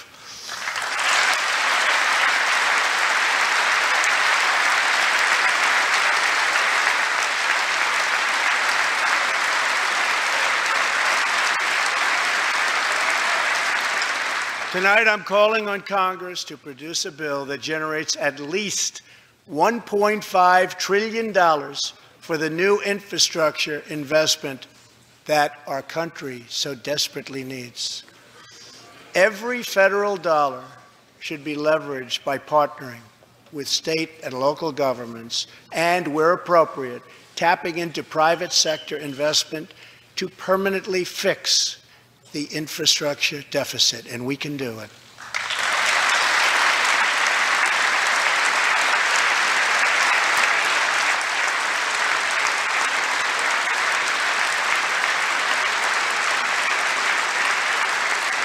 Any bill must also streamline the permitting and approval process, getting it down to no more than 2 years and perhaps even 1. Together, we can reclaim our great building heritage.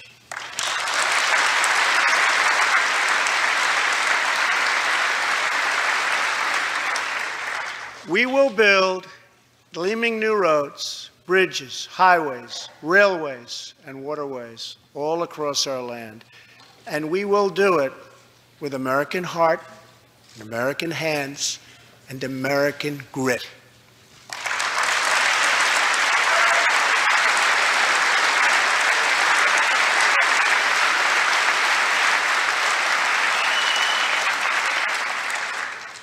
We want every American to know the dignity of a hard day's work. We want every child to be safe in their home at night. And we want every citizen to be proud of this land that we all love so much. We can lift our citizens from welfare to work, from dependence to independence, and from poverty to prosperity.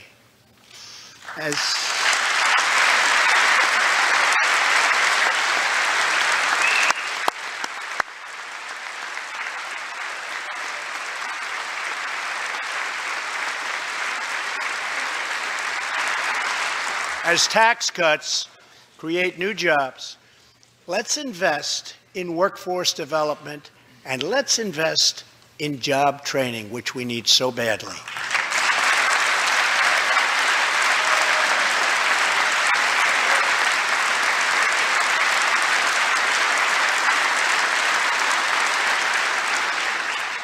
Let's open great vocational schools so our future workers can learn a craft and realize their full potential.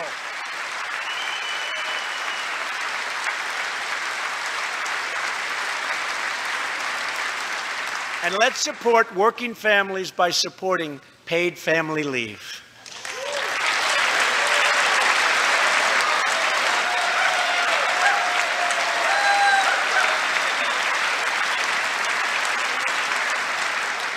As America regains its strength, opportunity must be extended to all citizens.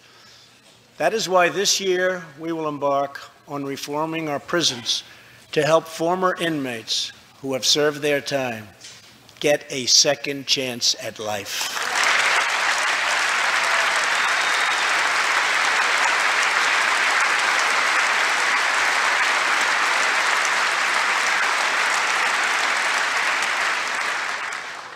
Struggling communities, especially immigrant communities, will also be helped by immigration policies that focus on the best interests of American workers and American families.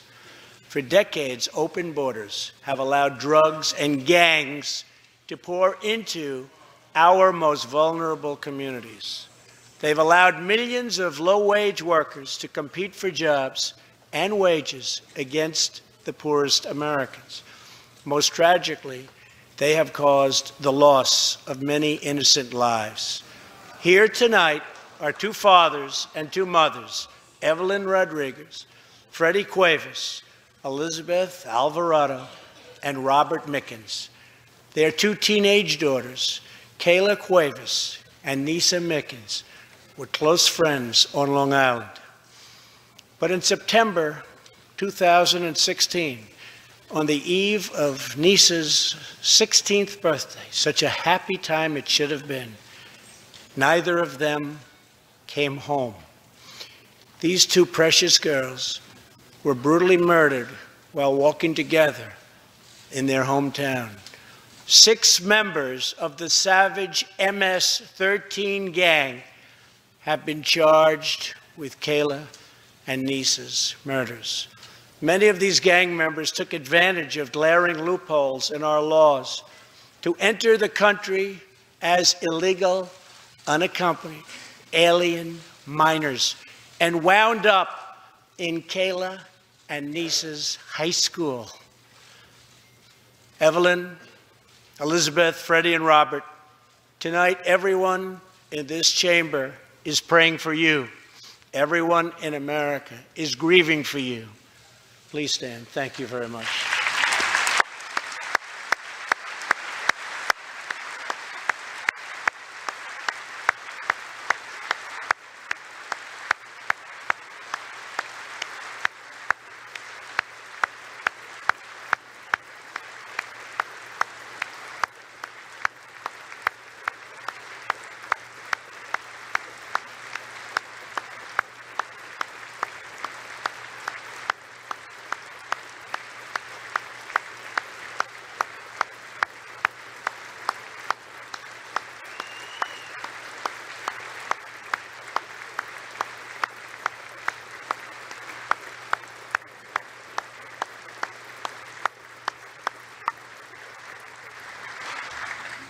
I want you to know that 320 million hearts are right now breaking for you. We love you. Thank you.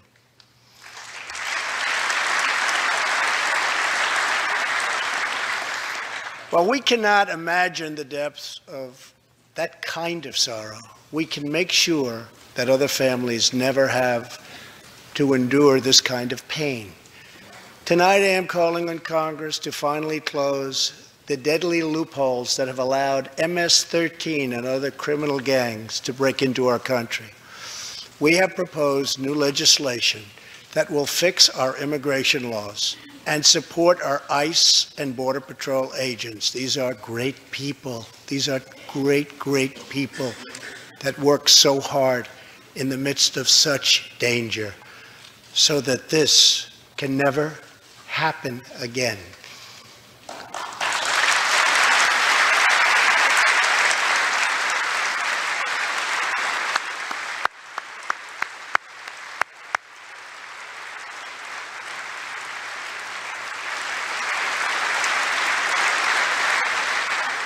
The United States is a compassionate nation.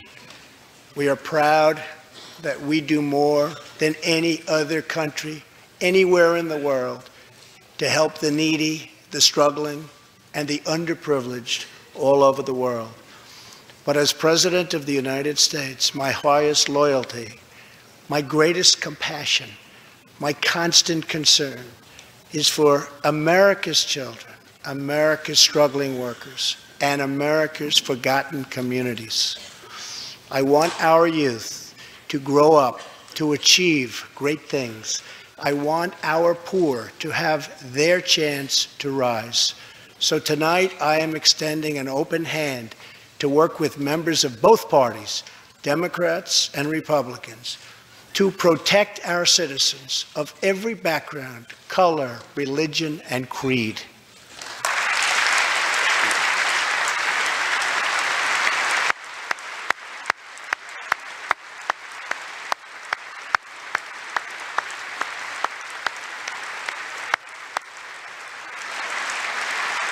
My duty, and the sacred duty of every elected official in this chamber, is to defend Americans, to protect their safety, their families, their communities, and their right to the American dream. Because Americans are dreamers too.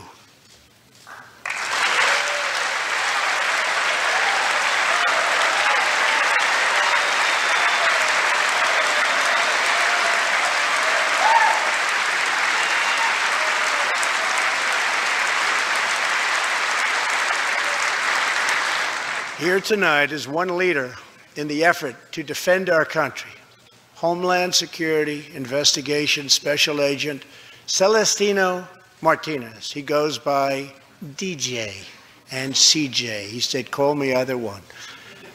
So we'll call you CJ. Served 15 years in the Air Force before becoming an ICE agent and spending the last 15 years fighting gang violence and getting dangerous criminals off of our streets. Tough job. At one point, MS-13 leaders ordered CJ's murder, and they wanted it to happen quickly. But he did not cave to threats or to fear. Last May, he commanded an operation to track down gang members on Long Island. His team has arrested nearly 400, including more than 220 MS-13 gang members. And I have to tell you, what the Border Patrol and ICE have done, we have sent thousands and thousands and thousands of MS-13 horrible people out of this country or into our prisons. So I just want to congratulate you, CJ. You're a brave guy. Thank you very much.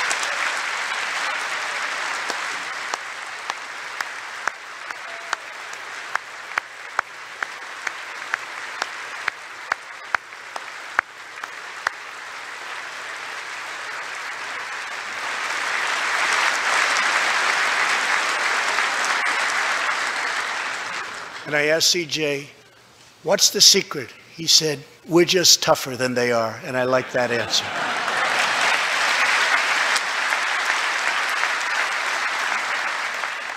Now let's get Congress to send you, and all of the people in this great chamber have to do it. We have no choice. CJ, we're going to send you reinforcements, and we're going to send them to you quickly. It's what you need.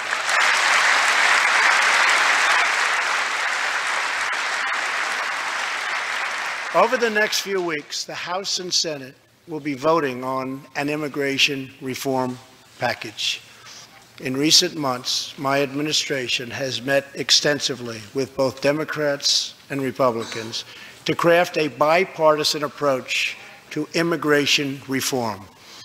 Based on these discussions, we presented Congress with a detailed proposal that should be supported by both parties as a fair compromise, one where nobody gets everything they want, but where our country gets the critical reforms it needs and must have.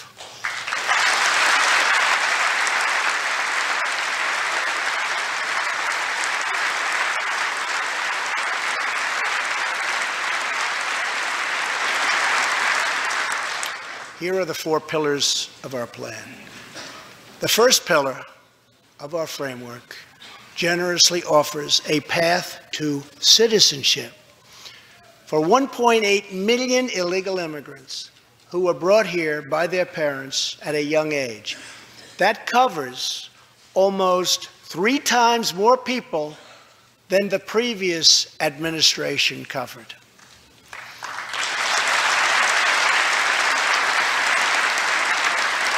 Under our plan, those who meet education and work requirements and show good moral character will be able to become full citizens of the United States over a 12-year period.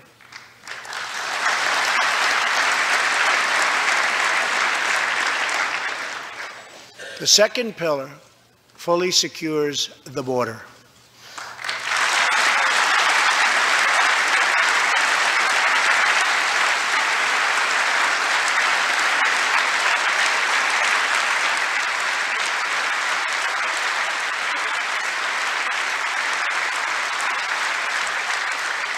That means building a great wall on the southern border, and it means hiring more heroes like CJ to keep our communities safe.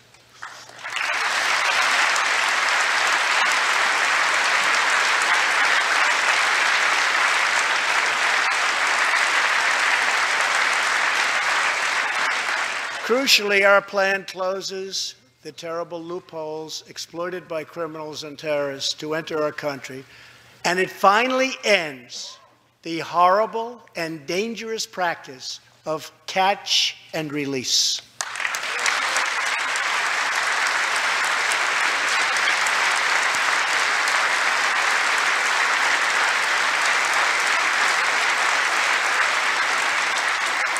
The third pillar ends the visa lottery, a program that randomly hands out green cards without any regard for skill, merit, or the safety of American people.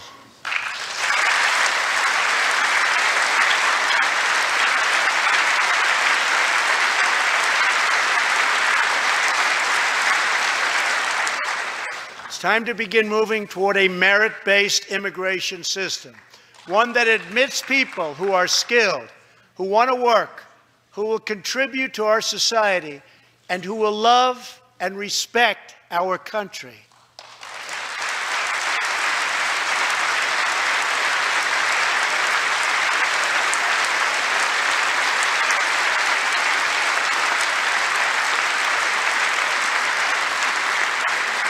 The fourth and final pillar protects the nuclear family by ending chain migration.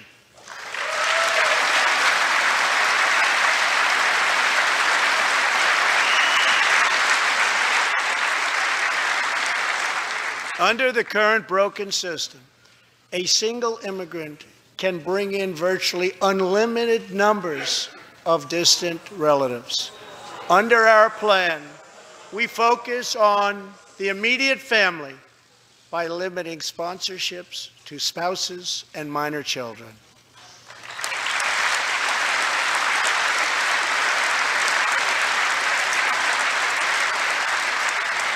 This vital reform is necessary not just for our economy, but for our security and for the future of America.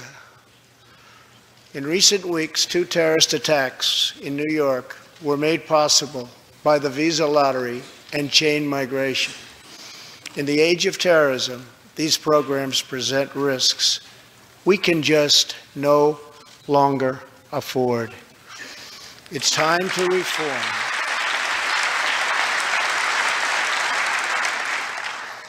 These outdated immigration rules and finally bring our immigration system into the 21st century.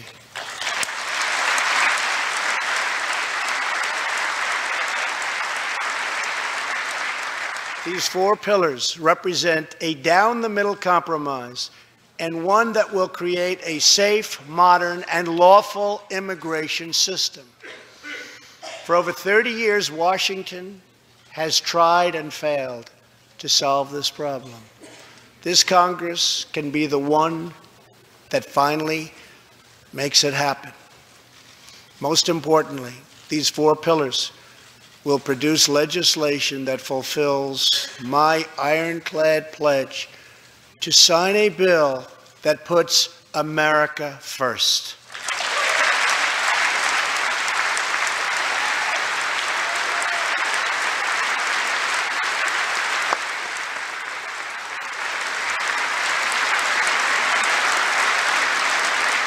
So let's come together, set politics aside, and finally get the job done.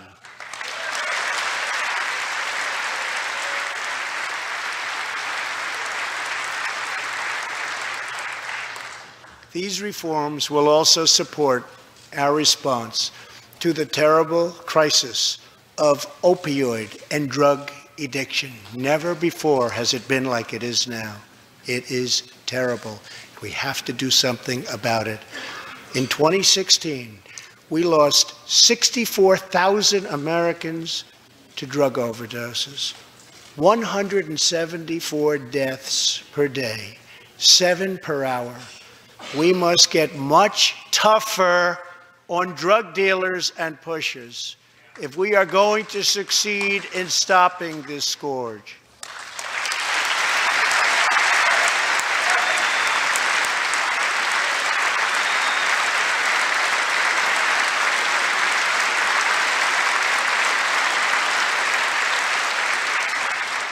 My administration is committed to fighting the drug epidemic and helping get treatment.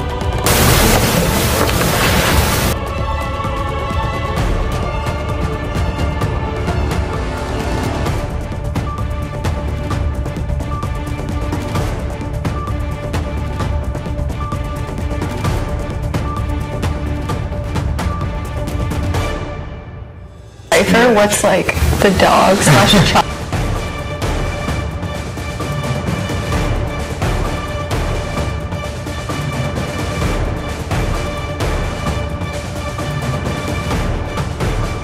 No, just kidding.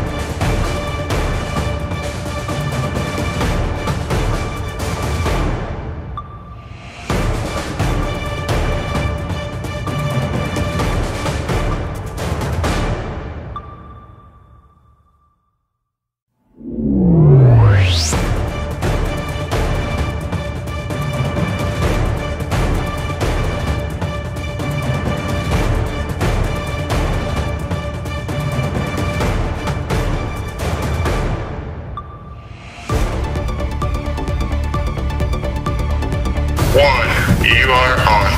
Reporting live from headquarters with Right Side Broadcasting, I'm your host, Bailee Byers, and I'm here with my lovely RSBN counterparts, Jordan Parker and Max Kleiber. We are here tonight to provide you live coverage preceding and following the State of the Union address scheduled for 9 p.m. Eastern. Now, guys, obviously this is a highly anticipated speech, weeks in the making. So what are you hoping that the president addresses tonight on Capitol Hill? Well, we saw some rumors earlier floating around Twitter and the media that President Trump obviously is going to focus on his main talking points, the ones from that campaign, mainly border security and the economy. But in addition, it's rumored that he's going to bring a message of unity, hopefully to kind of quell the divisiveness that has been in our nation recently, and hopefully bring people together, more than likely to push the wall funding still, hopefully to build a little common ground between the people and overall make the country better. Yeah. Tonight's speech is not going to be so much about a campaign speech. Of course, he will tout some of the numbers that have come out in the past year since he last spoke in front of the entire chamber. He's going to bring up some of the economy numbers. He's going to bring up a lot of the victories that were won in November in the midterms. I think that will be the main focus of the speech. Will, however, be on calling for Congress to work on immigration reform. Obviously, immigration reform is one of the hardest things to do in the legislative process. Neither side ever wants to budge on any part of it.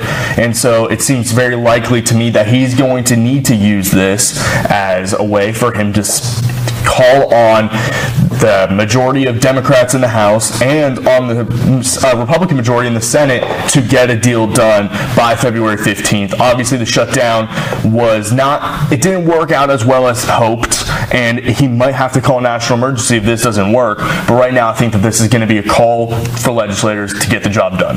Definitely. Thank you, Max. Yeah, so before we dive into the issues, I really just wanted to mention, I wanted to highlight the key theme for tonight's address is, quote, choosing greatness. So I think that'll be interesting to see how that plays into what the president addresses to lawmakers on Capitol Hill.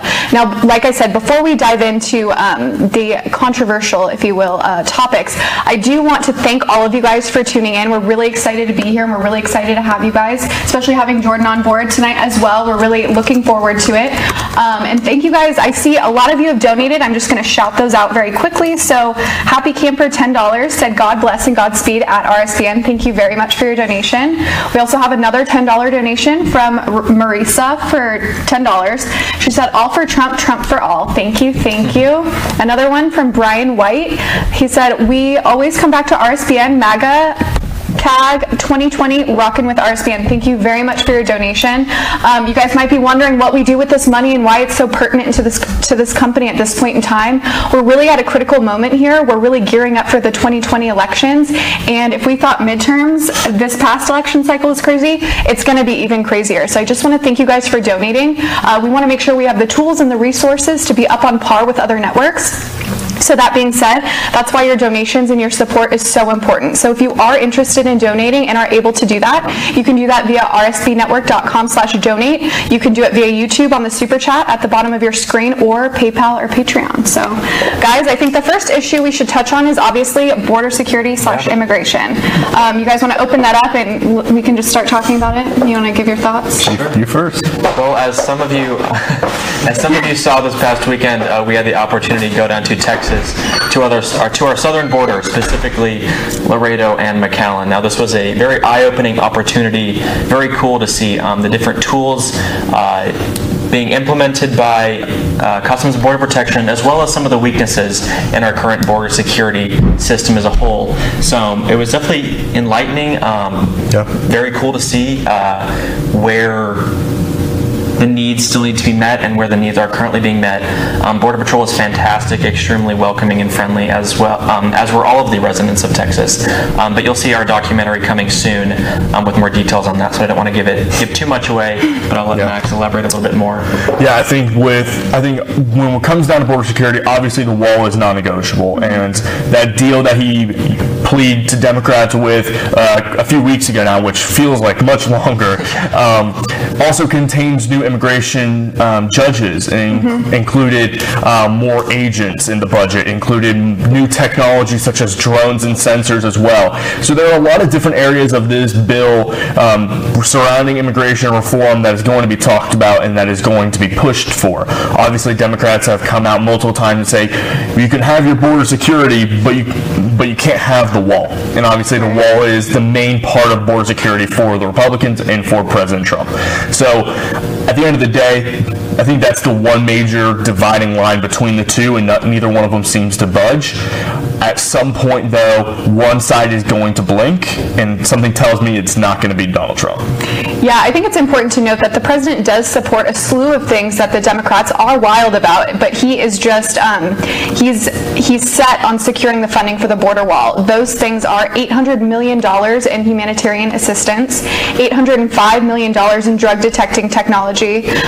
Like Max had mentioned, over 2,700 more border agents and other authorities to help secure the southern border. You had mentioned the immigration judges. He wants 75.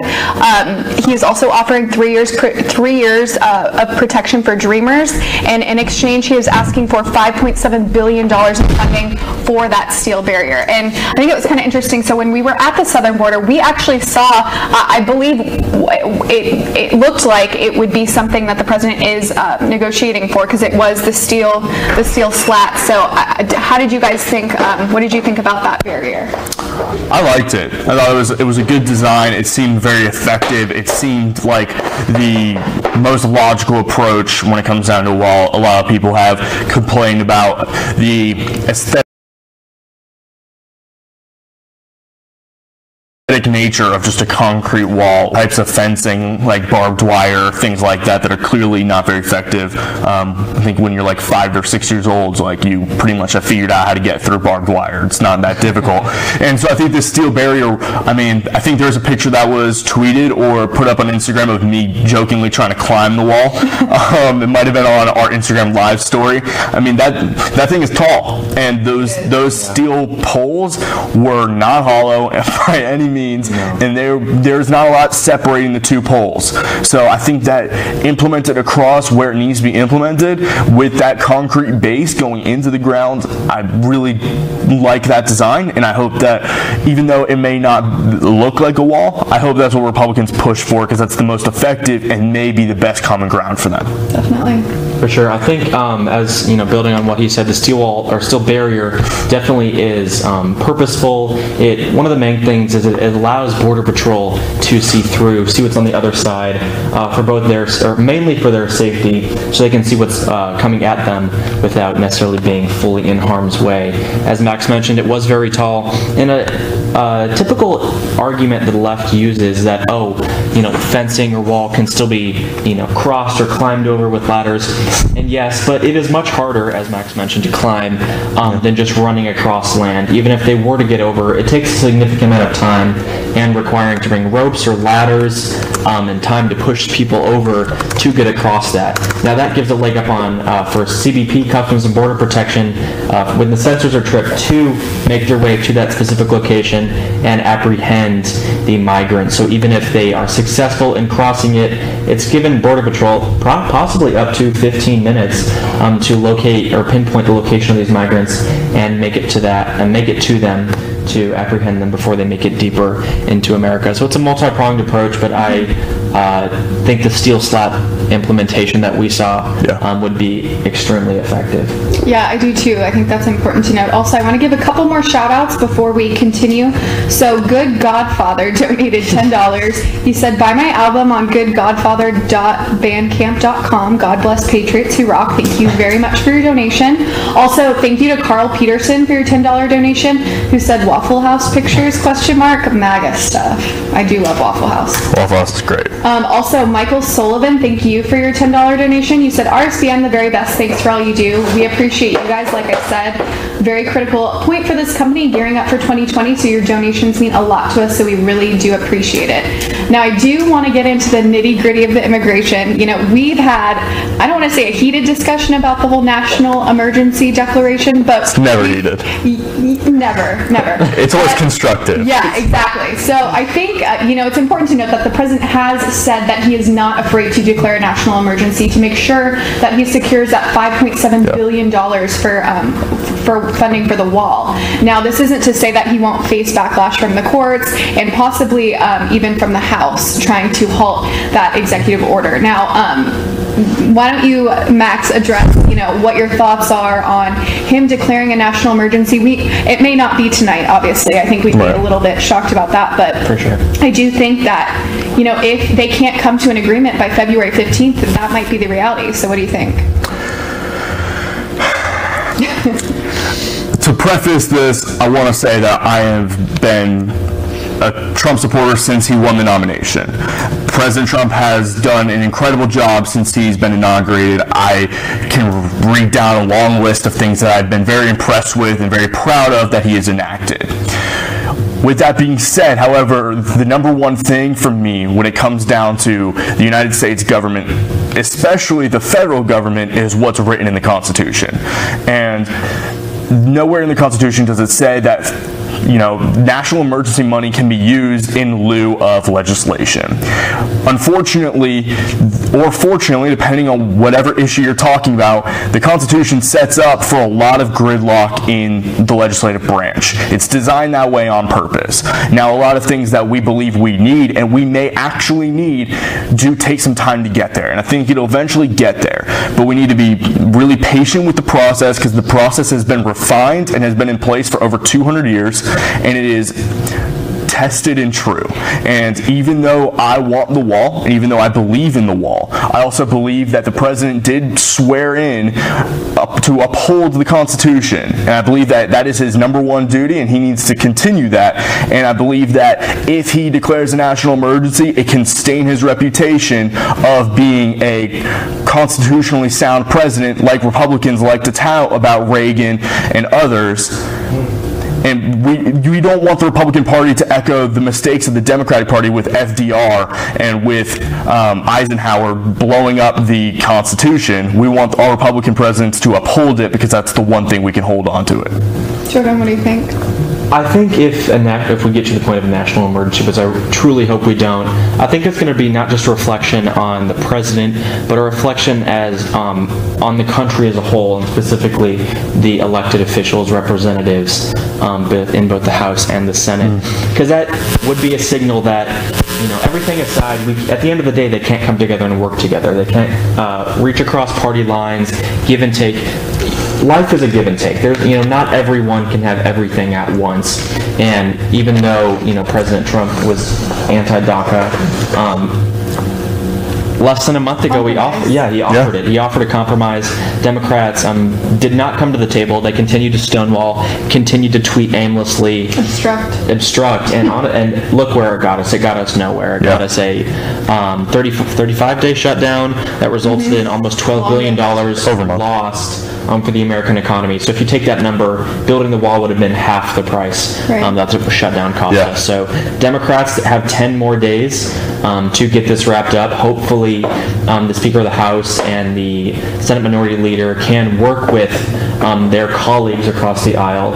And, both sides are not going to get fully what they want, in my opinion. But they at least need to work together on some level and honestly just show good faith, because at the end of the day, they were elected to do a job, and obstructing is not the job they were elected to do. They can call it racist, they can call it xenophobic, transphobic, rape, sex, whatever you want. But at the end of the day, it's important that they represent America in the best way possible and represent all people, just not their special interests and their half of the country.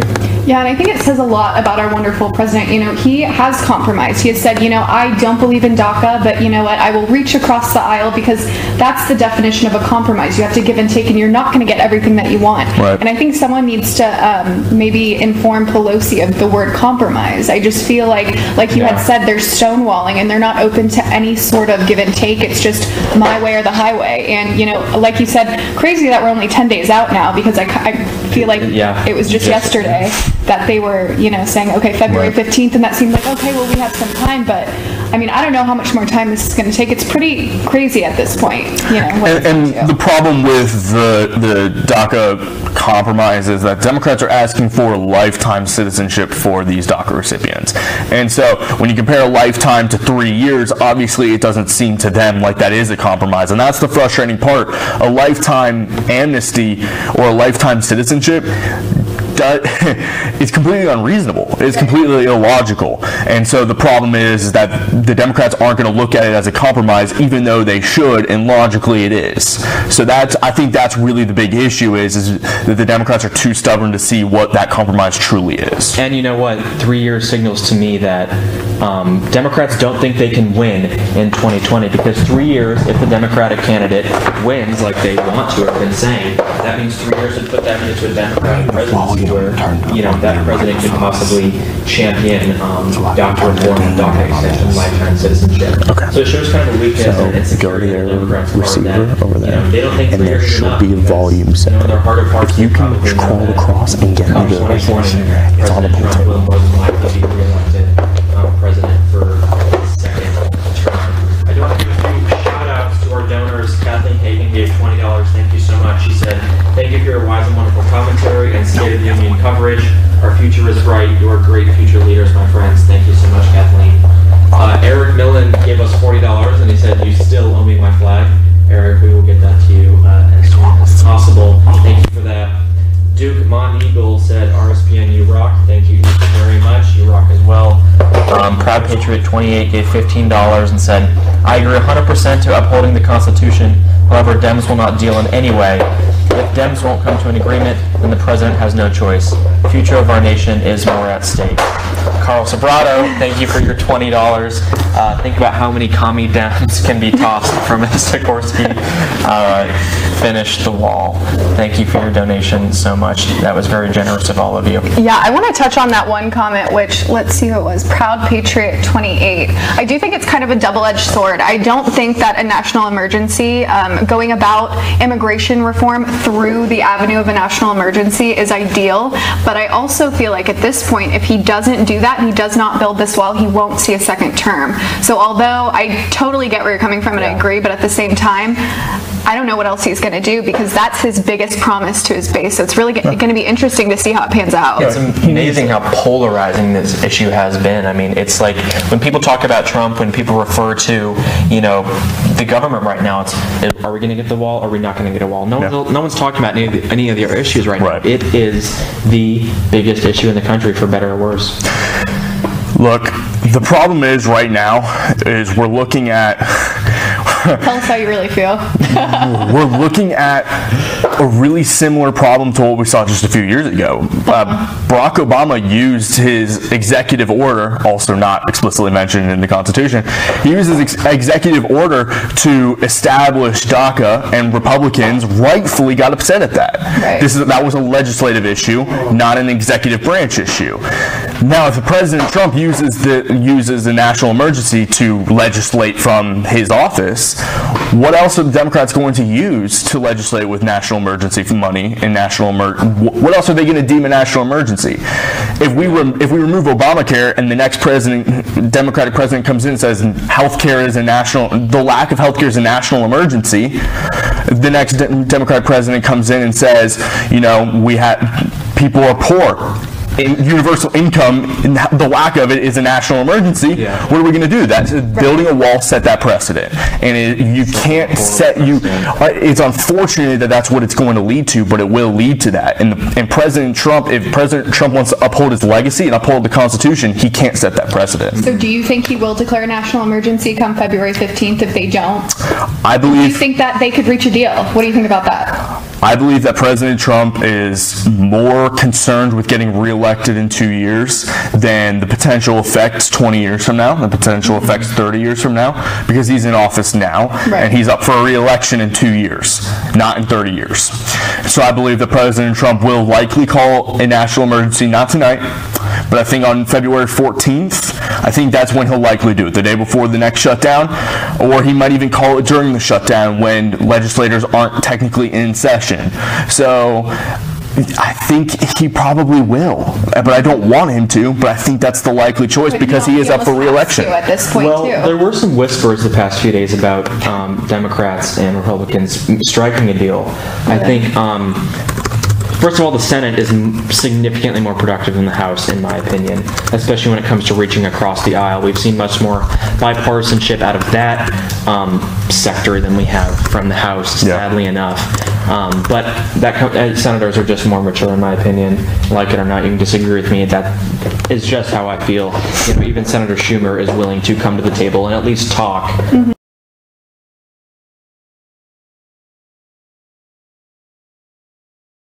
I really hope he doesn't declare a national emergency again. That sets a bad precedent. And to be honest, I'm just going to be very honest. We were down at the border. I wouldn't call it a national emergency. It's definitely an issue. It's definitely a concern and a worry, but it does not warrant an overuse of executive power, in my opinion. I know that'll probably be unpopular, but you know, there's a difference between a crisis and an emergency. And I think it's important to note, too, if the president does issue this national emergency, the House could pass a formal resolution of disapproval, and if that passes through the Senate, he could be using his first veto, which is kind of just a domino effect. So it'll be interesting to see how that pans out in terms of the sequence of events. If he does declare that and it does pass through the House, if it goes on to the upper chamber or not. So I think that's interesting to note as well, because obviously, I mean, the idea of declaring a national emergency is that it gives the government a temporary boost to deal with something that needs assistance right now until that emergency passes or the law is amended to deal with the crisis. Yeah, it's not a done deal if he announces it like it. So I mean, this really could go one of like a few ways. It'll be interesting to see, but I do think, you know, at this point, it's just a matter of time. Also, thank you to Mush Farmer for your $5 donation. You said, what about using the military and 10 U.S. Code section to build the wall instead of going the national emergency route? Love you all, MAGA. Thank you very much for your donation. The Pentagon actually released a report on Sunday saying that they are sending over 3,700 more troops to the border, bringing that total to over 6,000. So those troops will be deployed for 90-day periods. So he is in the process of exploring that route as well. So I don't think that's out of the question either. What do you guys think about sending troops to the border? I mean, it's definitely necessary. We saw, I wouldn't say Border Patrol was spread thin, but they're definitely... Self-proclaimed Border Patrol. They're not as dense as they could be. Right. Like some of you might have followed along with us. Spread a little bit thinner, I feel like. As some of you might have saw or heard our comments or seen on Twitter, we actually saw a migrant or two swimming across the Rio Grande, albeit right in a very populated area. Only maybe 100 yards from one of the CBP checkpoints. Check out Jordan's Twitter if you want to see the video. He got footage of these people crossing the river. We actually thought it was a joke or something. We're like, is that really happening right now? It's funny you hear that and see it on TV, but it never really processes that that's actually happening. So. And then didn't you ask someone, so there were a bunch of locals in the area, and I think you would ask someone, have you seen this before? And he goes, never. And I don't know. I'm not gonna go 100% on that comment. It was definitely weird though to see that how easy it was to swim across. But again, I think technology could play a large role in that, as well as just more agents on the ground. Like the president and many legislators have said, while the barrier would be extremely helpful, it's not the best solution in all areas. For example, the area we saw, that person swim across, honestly, a wall, A, wouldn't look good, and B, would it floods too. That was another component. That was a big point.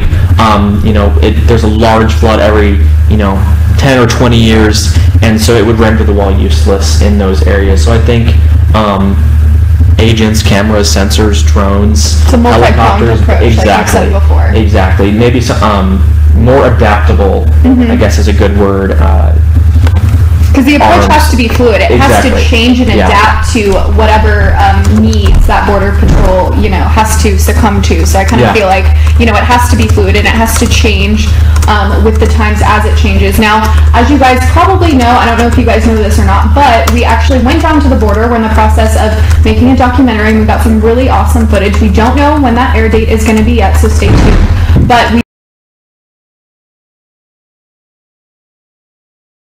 super incredible. I actually went across the border with Liz. Shout out to you. I think you're watching. And that really was mind-blowing to me. I mean, it really was. You stepped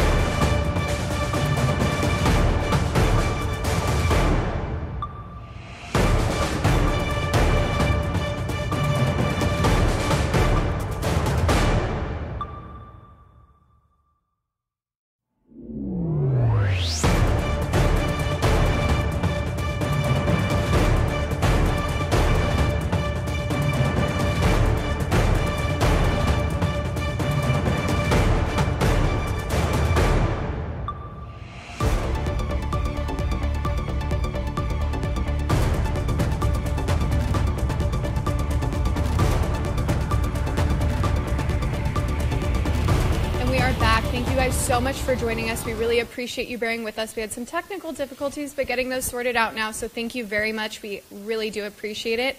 I do want to give a shout out to another donor.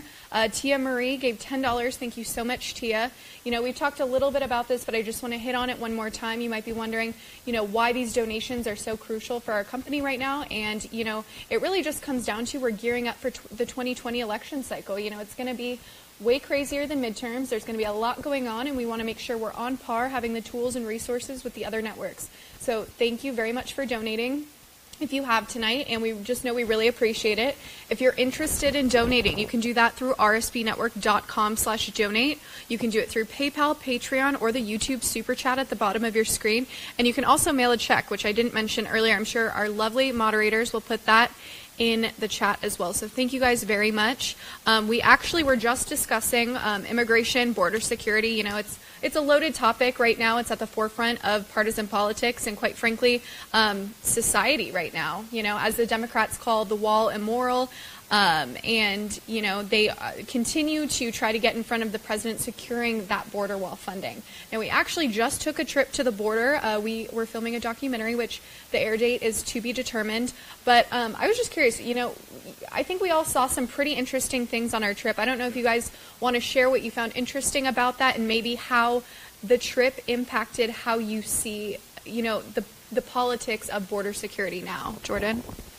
Thank you, and I do want to make one quick comment. We have some breaking news coming in from Fox. A few statements or excerpts from Trump's State of the Union address were just released. He's, like we mentioned earlier, he's here to promote a message of unity, and one excerpt goes, and I quote, "Together we can break decades of political stalemate." Continuing on, "We can bridge old divisions, heal old wounds, build new coalitions, forge new solutions, and unlock the extraordinary promise of America's future.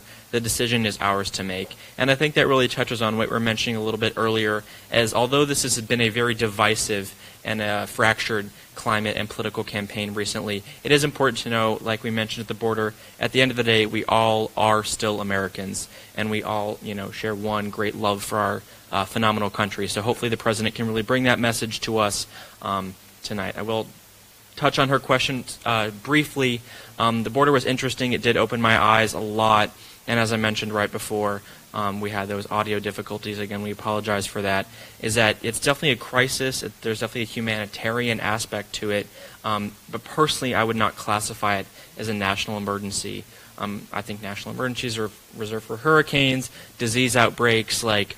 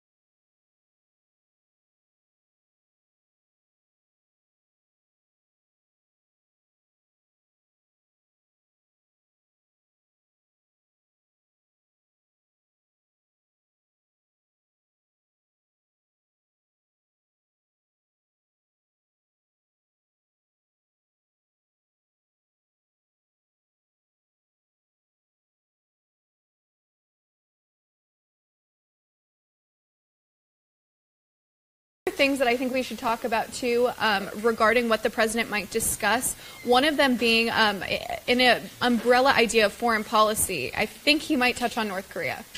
The president has clarified.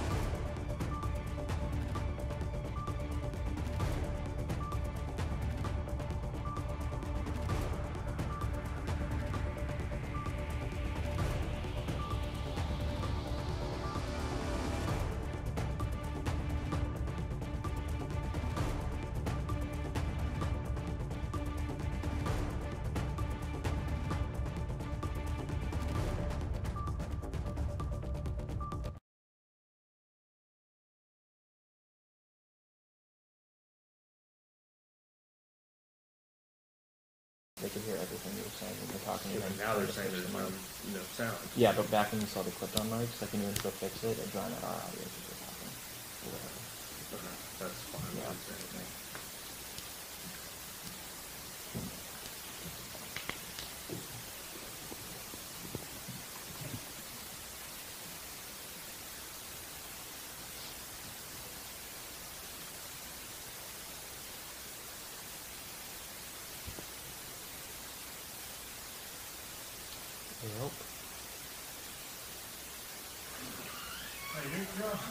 They say they can't hear. They say they can't hear. Now I hear. Hello, everyone. Hello, everyone. We apologize for these audio delays. We're trying to get them. Testing our patience. It's testing our patience. So again, we apologize if the audio keeps cutting out. Obviously, we want to bring the best possible experience to you all at home. But, you know, sometimes there are hiccups, and tonight you were seeing that firsthand, so we apologize. But if you didn't hear, we were on the topic of North Korea and the possible upcoming summit. It wouldn't be an RSBN stream if there weren't mistakes. Everybody knows that by now, right? I mean, come on. Joe says it wouldn't be an RSBN stream if there weren't mistakes. So, but this shows that we're real and authentic, and there are no fake news here. We are just all dodging the bullets as it comes. So welcome back. Hopefully you guys can hear us. Now Liz says there's a white noise, a constant. Well, you know, that's what the same thing that has always been the issue. But I'll hand it back to Liz. I'm so sorry. We're real here, no fake news. Yeah. All right, thank you guys again for bearing with us. I want to give a quick shout out to our CEO, Joe. He's working overtime to making sure everything gets sorted out, so be sure to give a shout out to him. But yeah, so we were talking about North Korea, talking about possible summit. I know, Max, you were also you know, trying to figure out the audio. But we were talking about North Korea, possible summit. What are your thoughts on that? Any just generic whatever? Yeah, I mean, I would love to see the two countries kind of come together and figure some things out and really work on actually acting out some of the things that they talked about. There are a lot of reports coming out of the intelligence communities that North Korea is actually not North Korea. I don't know why he did that. I'm sorry, y'all. Wow, this has been a night. All right. We've had fun. We have. It's been entertaining, yeah. So, where am I? North Korea. North Korea there are reports out of the intelligence communities that North Korea is actually not living out its word. They're not living up to their side of the deal when it comes down to denuclearizing. This is throwing me off, guys. So I think that if we can get some real proof that there's going to be some denuclearization, and I don't know if we are going to, then I would love to see that come out of that summit. I love that the president is working with some of these foreign countries, actually standing up to them. However, I would love to see some actual, I want to see some actual results come out of North Korea, or then I'm not calling for any specific type of action, but maybe words aren't going to be enough, and we may need to call on the rest of the world to take some more serious action. I do want to move on to another topic, if that's okay with y'all. Yeah. The State of the Union guest list actually is quite interesting this year, and it has a diversified portfolio. I'm going to read you some of the names of some of the guests that are going to be there, both from the Democratic side and from the White House. Number 1, Deborah Bissell, Heather Armstrong, and Madison Armstrong. Gerald and Sharon David of Reno, Nevada were tragically murdered in their home in Nevada by an illegal immigrant just this past month. The terrible loss has devastated their family and their community, and so they will be attending. This is per the White House. Another notable guest is Joshua Trump. You might have heard, actually, the little boy. You might have seen on the media. Joshua Trump is a 6th grader from Wilmington, Delaware. He appreciates science, art, and history. He also loves animals and hopes to pursue a career related to that in the future. His hero and best friend is his uncle Cody, who serves in the United States Air Force. Unfortunately, Joshua has been bullied in school due to his last name, and that kind of highlights some of the intolerance in America right now, especially coming from the left. From his last name, as I mentioned, and he is thankful to the First Lady and Trump for their support. Again, this is per the White House. And a couple more, but finally, notably, Alice Johnson. She was championed actually by Kim Kardashian earlier this year for prison reform. She was serving a life sentence for a nonviolent first-time drug-related crime. She was granted clemency by the president in June of last year.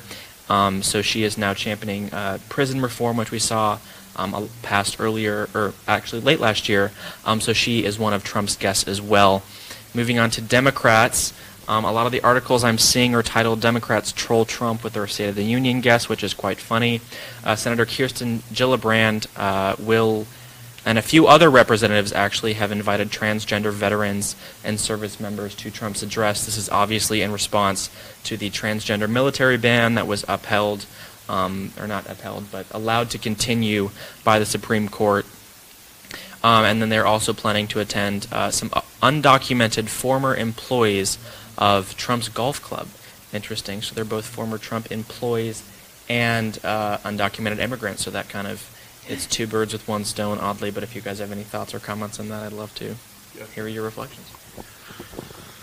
I love when people try to troll President Trump, the troll in chief, if you will, because it always seems like they walk away from every troll attempt like, yep, I got him this time, I did it. And it's always really funny because they either don't get acknowledged or it falls flat really hard. Yeah, I mean, there are a lot of great examples of that happening, and there's no doubt in my mind that it's going to happen again tonight. That no troll that Democrats can attempt is going to work. So I'm excited to see those fail because those are really entertaining to see fail. And President Trump is going to shake them off, and he'll troll them back, and that'll work. And so, nothing sticks to President Trump. Nothing gets to him. He's got thick skin. Democrats have really thin skin. So, of course, it's going to get to them. Obviously, it's not going to work. We saw a lot of that in the primaries. Everyone tried to attack him, and nothing got to him. And so, I think that the president is going to really outdo these invitations. President Trump has a lot of invitations himself, along with, I believe, Melania.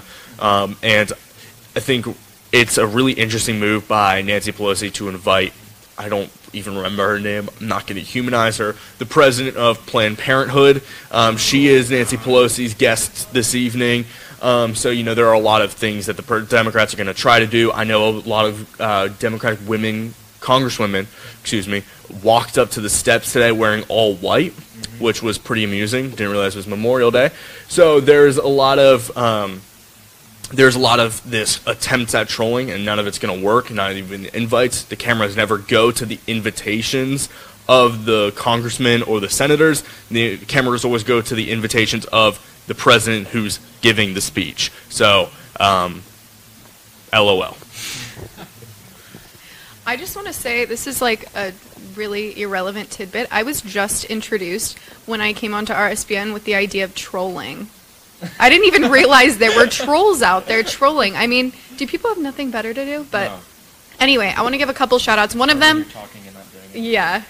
So thank you to our newest member. Welcome to Rob Chilton. Thank you so much for joining. Also, a $10 donation from Duke Moneagle. Thank you so much. You said thanks.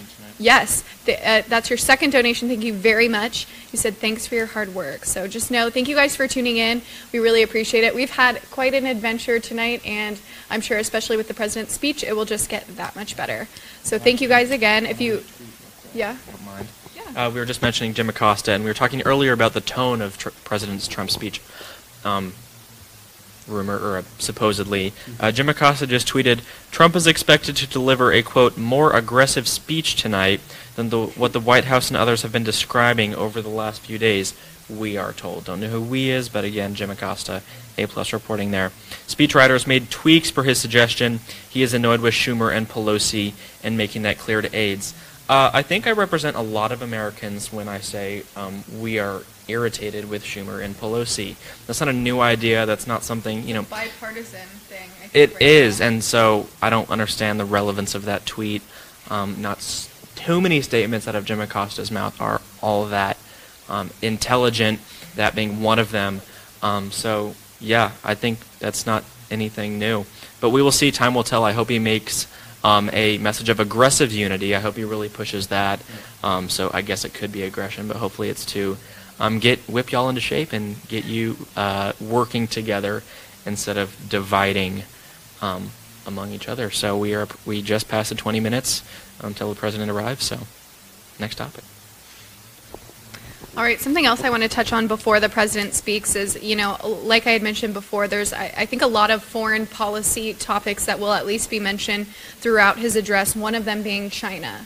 So we're waiting on President Trump to announce a trade deal with China amid heightened bilateral tension. This comes as both Beijing and Washington have slapped retaliatory tariffs on each other's products for months now. So the president did meet with the Chinese vice premier last week after the Chinese trade delegation arrived in our nation's capital to hold the latest round of trade talks. Now, the president is slated to meet with the Chinese President Xi Jinping later this month prior to the March 2nd deadline. Now, the president has made it clear if he does not come to an agreement with the Chinese trade delegation prior to that deadline, he will hike tariffs 15% on $200 billion worth of Chinese goods. How do you guys think? Yeah, exactly. How do you guys think this might affect the global economy if this continues? And what do you think is the best way for him to go about reaching a trade deal with China?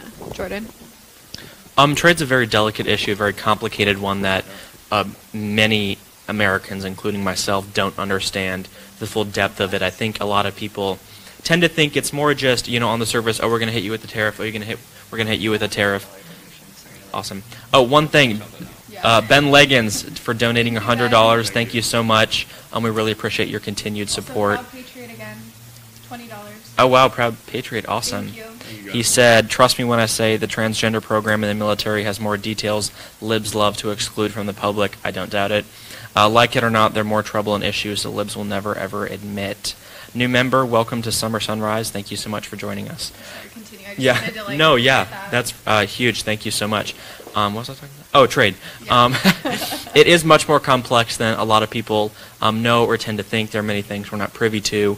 But trade is a delicate issue, especially between the two largest economies in the world, the U.S. and China. China has been trying to catch up with us and surpass us in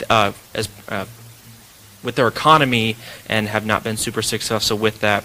So an easy way to bring in revenue is to continue charging tariffs. Sadly, the U.S., with not the strongest leadership previously, has just kind of taken it, you know, accepted it and moved on without us really fighting back. So while it seems, and it is divisive, China isn't used to this, to be honest. Beijing is not used to the U.S. pushing back, applying tariffs on their own, but I think it's necessary if we want equal trade and if we want both the U.S. and China to benefit from trade. We need to have equal tariffs, which would cancel each other out, or free trade altogether. I certainly see a benefit where there is tariffs on certain products from the U.S. and tariffs on certain products from China, because obviously production in those don't overlap. But if you guys have any comments, and you are taking a live look right now at the Capitol building where lawmakers and their guests are filing in to hear the president speech, which we will bring to you live in about 15 minutes. Yeah, Jordan, I 100% agree with you on when it comes down to free trade. I think that it is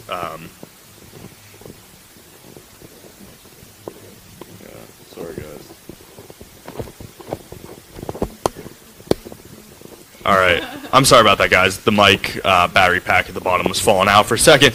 But Jordan, I believe you're exactly right when it comes down to free trade. I think that that's been a tenet of the Republican Party for a long time, having a hands-off approach to the economy. Laissez-faire is a great word, and I think that the Republicans need to try to uphold that principle, or at least I'll settle for common ground at equal tariffs. Tariffs are just another fancy word for a tax on the imports and the exports, and I think that that's what I want American businesses and I want the American industries to thrive. But I also believe the economy does its best. I believe the economy is at its best when it is really lowly regulated and really lightly taxed. And I think that's the way to approach it. And so the president will likely take a couple shots at China tonight. And I hope that they're constructive and I hope that they're beneficial. He's proven me that when he does take shots, they are. So I'm going to give him the benefit of the doubt for now. But when he does it tonight, let's hope that it does bring about some good policy. Elaborating on that, the economy is doing phenomenal. The Dow had the best January, I believe, since 1987, and the S&P 500 the best January since 1986. So the economy really is booming. If you were investing in the stock market, I'm sure you were thrilled right now. We surpassed 25,000 points in the Dow in the past week or so, so that's phenomenal. Hopefully this trade dispute can get wrapped up soon and the economy can keep chugging along as it loves to do here in our wonderful capitalist society of America. Going off what you said about targeted shots, it is going to be interesting to see Trump's tone tonight. We did, and if he stays on script, we commented on this a little bit earlier. But when the president stays on script and stays on message, he can be a very, very effective communicator. We saw this when he addressed the nation a couple weeks ago. His message was heard loud and clear. It was a resounding message around the country that we need unity, we need border security, and those things aren't exclusive of each other. They can be mutually had. So personally, I hope the president stays on message, stays on script, because I think his speech will be given a lot more credibility and a lot more attention for the positive parts as opposed to the negative parts if he derails and goes off script. Following that, do you want to comment on the so-called Democratic response given by the failed gubernatorial candidate in Georgia, Brian Kemp? If you're out there, we love you, buddy.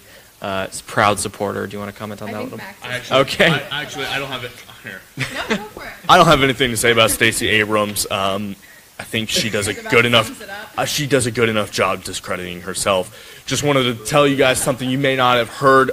It came out just about 3 minutes ago.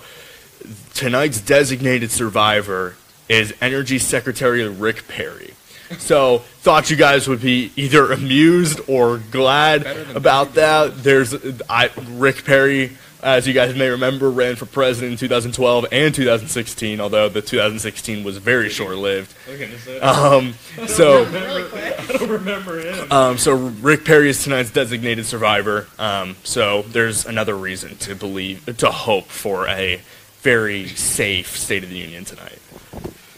Yeah, thankfully now that the government shut down, all the security concerns that Nancy Pelosi had are gone. So, Madam Speaker, I wish you a pleasant speech. I was going to say, that's one of the reasons I love the State of the Union, is it forces everyone to sit in the room and to listen to the president. For an hour and a half he does, but to me makes people, anti-Semites like Ilhan Omar and Rashida Tlaib, listen to a great ally of Israel and listen to that. Sadly, they're not very effective or influential in the House, as they are both junior representatives, but nonetheless they have to sit there and listen.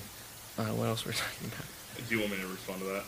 Sure. Max has some opinionated thoughts on the State of the Union, so I will let him comment. But as you can see on your screen on the right, we are showing a live picture of the chamber where President Trump is expected to arrive in about 10 minutes. As you can see, Nancy Pelosi, at her spry young 70-something yourself, is wearing all white, standing next to Vice President Pence. So it'll be fun to watch her facial expressions over the evening.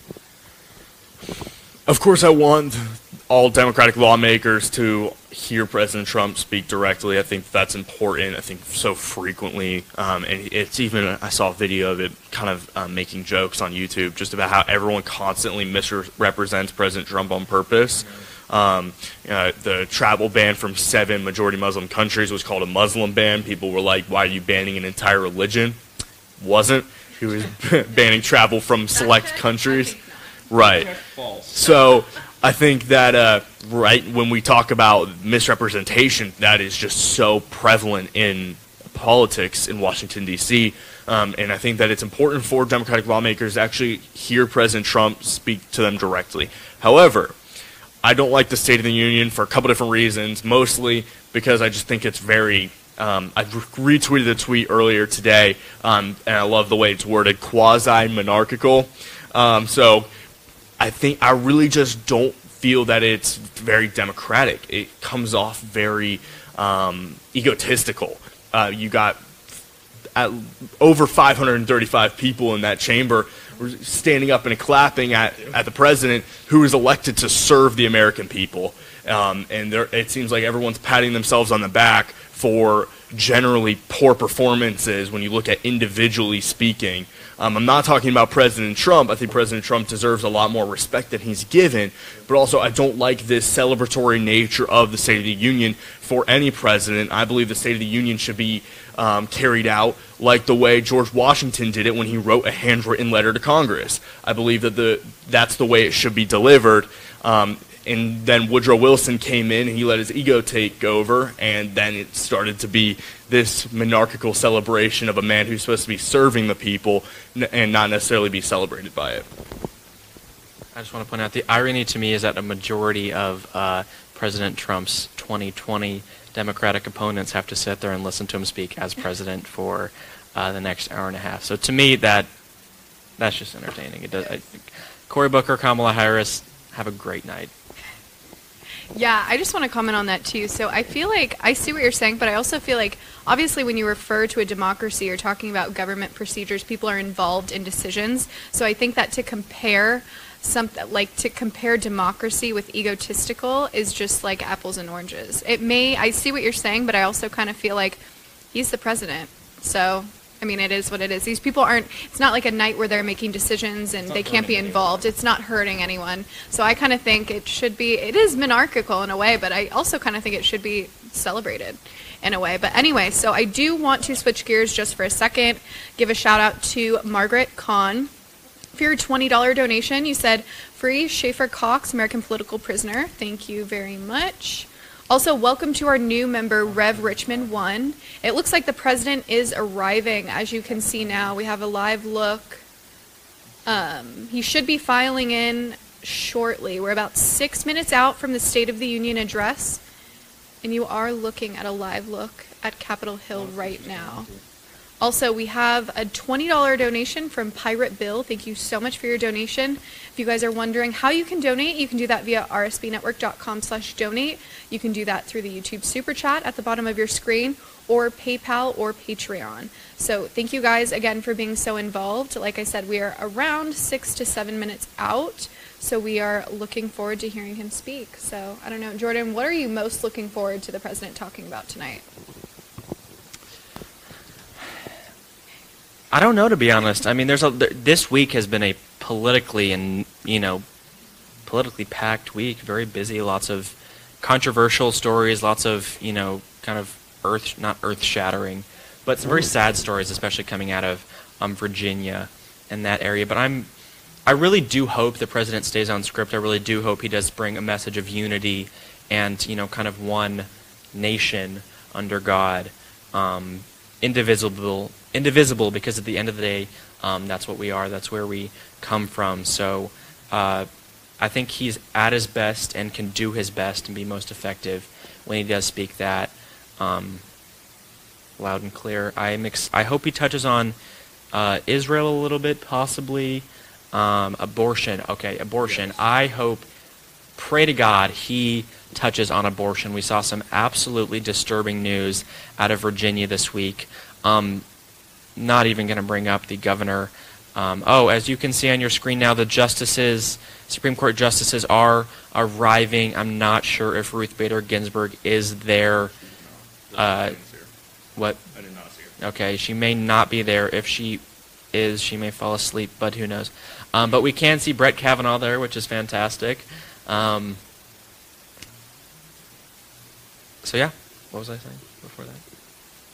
Speech. Abortion, sorry. I got sidetracked. All the justices did arrive, and here come more of Trump's cabinet members and high-ranking officials in the government. So we are about 5 minutes away from the president arriving, as you can see on your screen. Back to the abortion, there was a bill proposed by some members of the Virginia House allowing late-term abortions up until labor, basically. Quite abhorrent and quite vile. I know there's a ton of outrage over that, but the bill basically said you can have an abortion at any time during the pregnancy, not just your first trimester, second trimester, or even your third trimester. But when you are in labor, when a woman is dilating and about to give birth, and the governor followed that up, separate from his racism, but with the fact that if the abortion was failed, the infant would, quote, be made comfortable, and the doctor or the physician and the mother would have a conversation. Like, what, be made comfortable for how long? An hour, 2 hours, until the mother decides we're just going to kill the baby? To me, if Democrats or the left is saying that a baby is only a life when out of the womb, I assume you're making that baby comfortable outside of the womb and then proceed with the abortion. To me, that's murder. Is that not murder to you guys? Yeah, it's absolutely murder, and I also want to make note that it's actually never medically necessary to have an abortion in the third trimester. That's a total myth. Yeah. Usually they will induce you into labor at that point, and I don't want to say more than likely, but a lot of the cases the baby can survive on its own at that point, and we have so much technology and resources now that makes that more likely. So that's and adoption, that's always a great option. But yeah, a lot on the pro-choice, pro-life front this week, but pretty disturbing news. But as you can see, we're looking at a live look of the First Lady. She just arrived to the lower chamber for the State of the Union address. We are just a couple minutes out at this point, so we should see the president any moment now. I also want to give a quick shout out. We have a couple donations, but my computer froze, so give me just 1 second. Yeah, so we're looking, like I said, at Melania. Let's see. We have a $10 donation from Happy Camper, who said, God bless President Donald Trump. May success of USA ever be one and the same. Suppress the naysayers. Let freedom ring. Thank you so much. Also, Pirate Bill, for your $20 donation. We really appreciate that as well. Thank you very much. Margaret Kahn, we shouted you out, but thank you again for your donation. We really appreciate it. We are just moments away now from hearing the president speak, and it's kind of interesting. I mean, this is weeks in the making at this point with the dialogue between the House Speaker and the President. So, a lot on the table here, a lot to talk about, a lot of issues. Madam Speaker, the President's What are you most excited about to hear the President speak about next? I'm excited to see the way he handles the lawmakers in the chamber. I'm excited to see how he uses this platform, which he already has Twitter, he already has the Oval Office, but there's Secretary Pompeo walking in right now. But I'm excited to see where he, how he uses this platform, how he urges lawmakers to speak. Not necessarily his demeanor. I'm expecting a very upfront and blunt President Trump tonight. He needs to really start to kind of push a little bit harder on this before the clock runs out. And I think the president is going to use that tonight. I think that's what I'm looking forward to. I'm looking forward to the urges to get some legislation done. I'm looking forward to the confidence that he'll exude. And honestly, of course, I'm looking forward to the insults and the jabs that he's going to be taking. And as we mentioned, you can see more of the cabinet members arriving. There's Ben Carson's arriving, Secretary of State Mike Pompeo, Elaine Chao, Secretary of Transportation, Stephen Mnuchin, Secretary of the Treasury, and a few other members filing in as we speak. So the president is just moments away from taking the stage. We do want to give one more shout out, two more shout outs. Sorry, Proud Patriot. Wow, you were really on top of things tonight. My outburst for the night. Dems have lost their souls. Children are not even safe from their evil. The president must address that no matter the backlash from the pro-choice hypocrites. This is infanticide, plain and simple. And Marsha Kay, $50. Thank you so much. We really appreciate it. Much love from Patriot Soapbox. Much love to you as well. So as the countdown clock winds down, just a couple seconds left, we do expect the president to arrive in the chamber any second now. As you can say, Secretary Nielsen, Homeland Security, DHS, and the rest of Trump's cabinet filing in. So this should make for a very interesting evening. We will be anticipating the president's arrival shortly and bringing it all to you live. It'll be interesting to see how he addresses the speaker as well.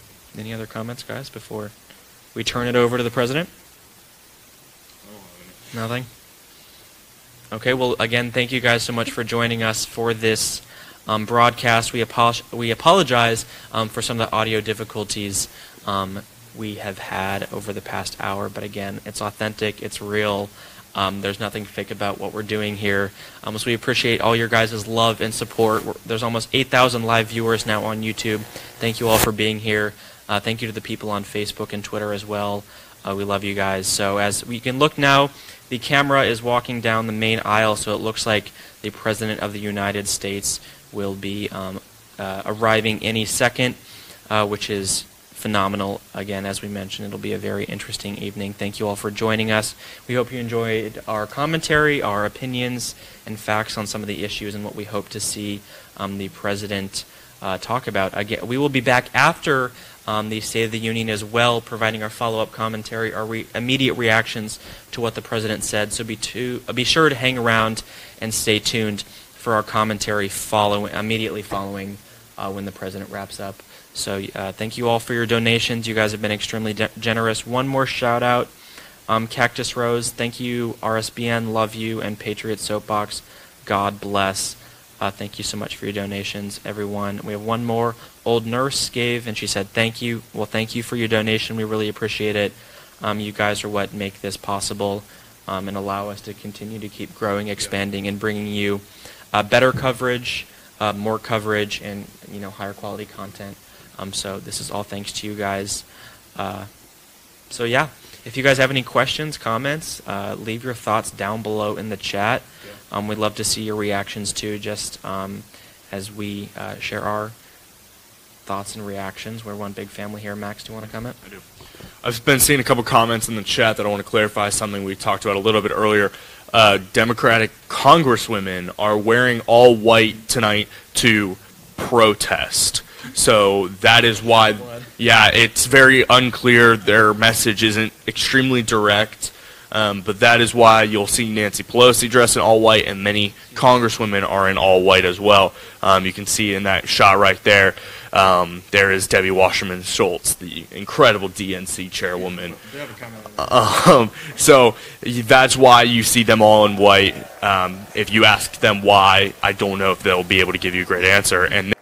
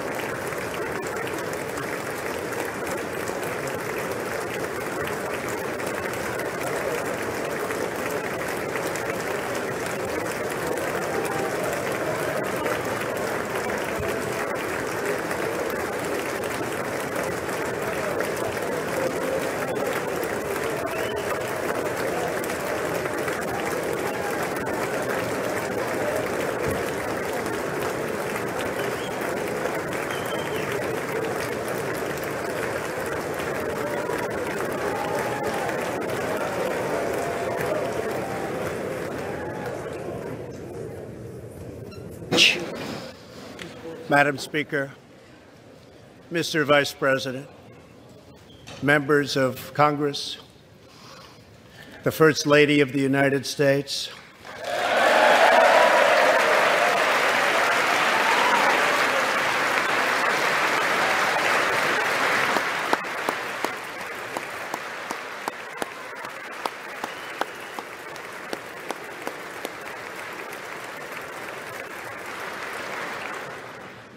and my fellow Americans. We meet tonight at a moment of unlimited potential. As we begin a new Congress, I stand here ready to work with you to achieve historic breakthroughs for all Americans. Millions of our fellow citizens are watching us now gathered in this great chamber, hoping that we will govern not as two parties, but as one nation.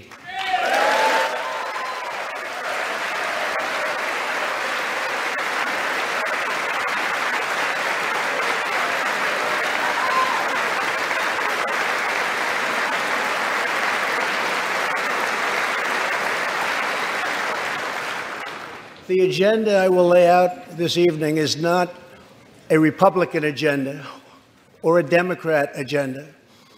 It's the agenda of the American people.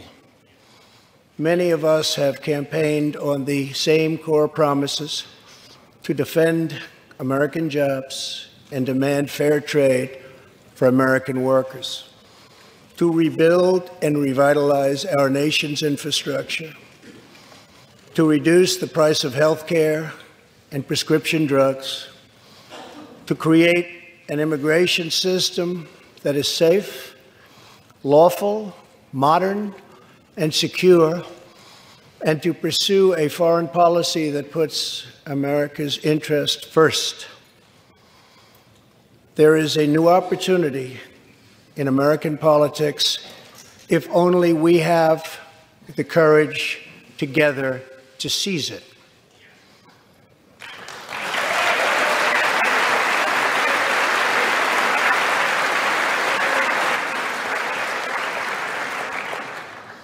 Victory is not winning for our party. Victory is winning for our country.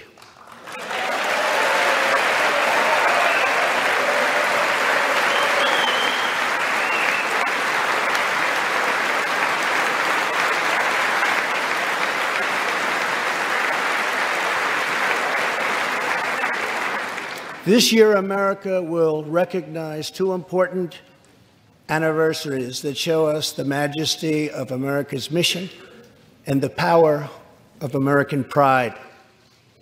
In June, we mark 75 years since the start of what General Dwight D. Eisenhower called the Great Crusade, the Allied liberation of Europe in World War II.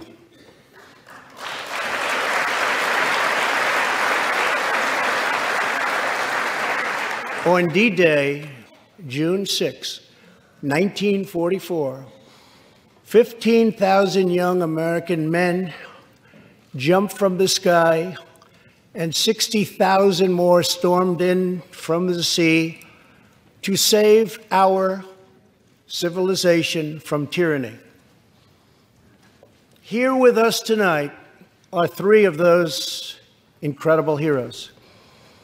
Private First Class Joseph Riley, Staff Sergeant Irving Locker, and Sergeant Herman Zaitchik. Please.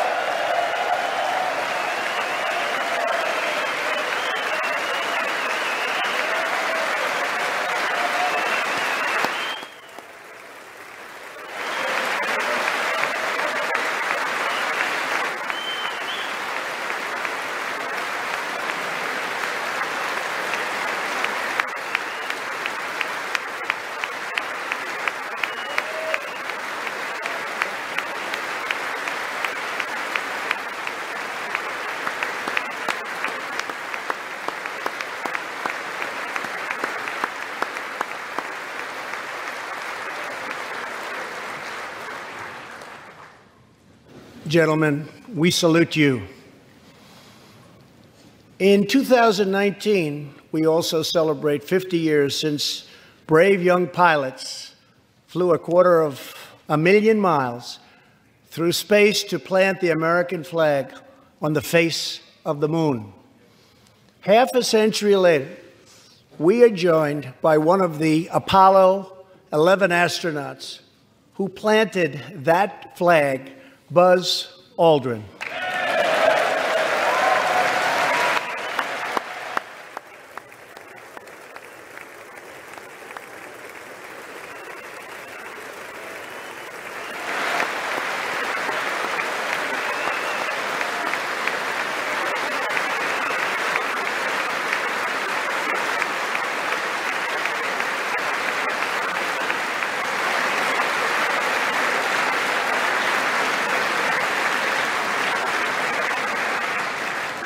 Thank you, Buzz.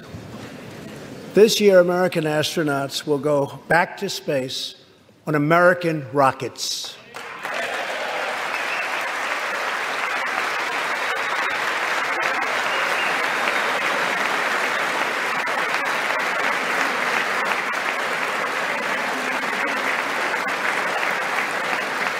In the 20th century, America saved freedom, transformed science, redefined the middle class, and when you get down to it, there's nothing anywhere in the world that can compete with America.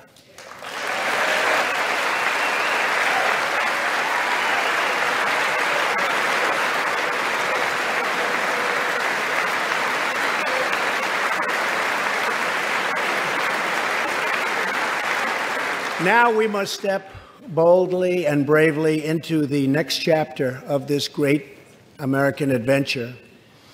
And we must create a new standard of living for the 21st century.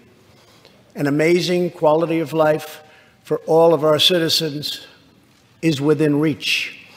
We can make our communities safer, our families stronger, our culture richer, our faith deeper, and our middle class bigger and more prosperous than ever before.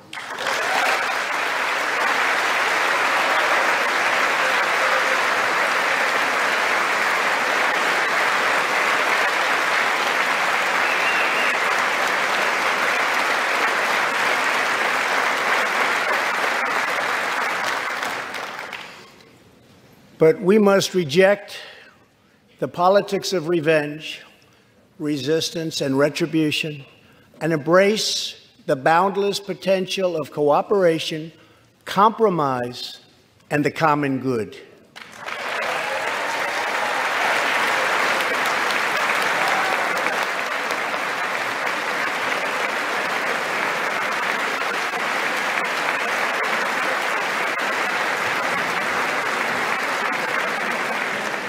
Together, we can break decades of political stalemate. We can bridge old divisions, heal old wounds, build new coalitions, forge new solutions, and unlock the extraordinary promise of America's future. The decision is ours to make. We must choose between greatness or gridlock, results or resistance, vision or vengeance, incredible progress or pointless destruction. Tonight, I ask you to choose greatness.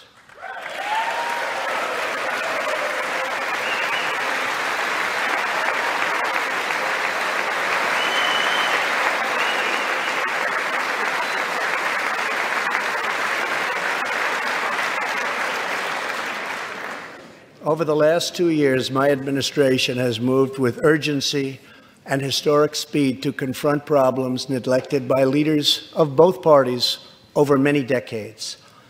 In just over 2 years since the election, we have launched an unprecedented economic boom, a boom that has rarely been seen before. There's been nothing like it. We have created 5.3 million new jobs, and importantly added 600,000 new manufacturing jobs something which almost everyone said was impossible to do. But the fact is, we are just getting started.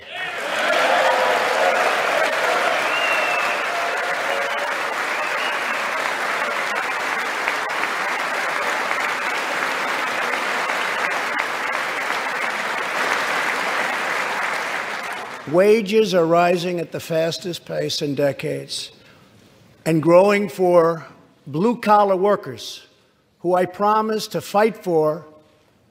They're growing faster than anyone else thought possible. Nearly 5 million Americans have been lifted off food stamps.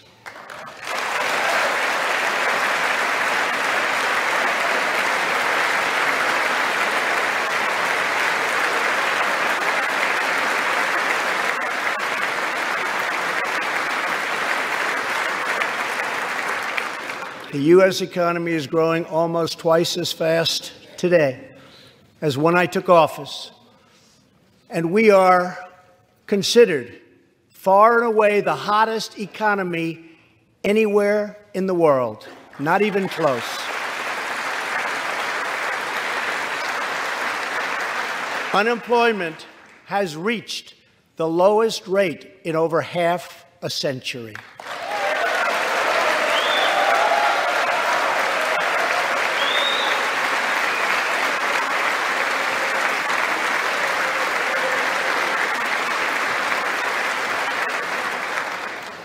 African American, Hispanic American, and Asian American unemployment have all reached their lowest levels ever recorded.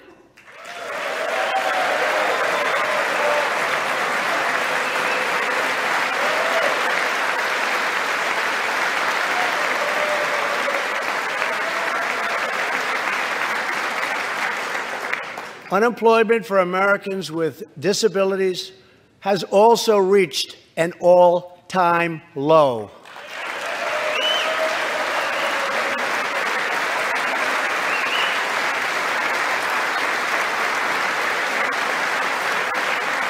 More people are working now than at any time in the history of our country. 157 million people at work.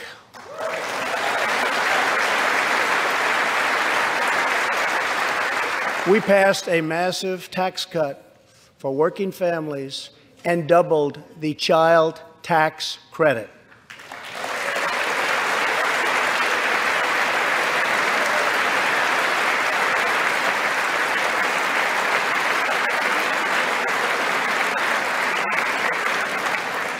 We virtually ended the estate tax, or death tax, as it is often called, on small businesses, for ranches, and also for family farms.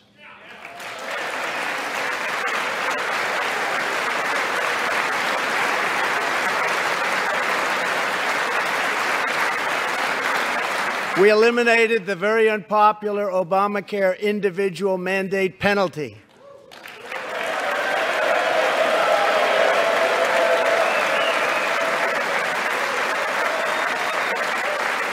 And to give critically ill patients access to life-saving cures, we passed, very importantly, right to try.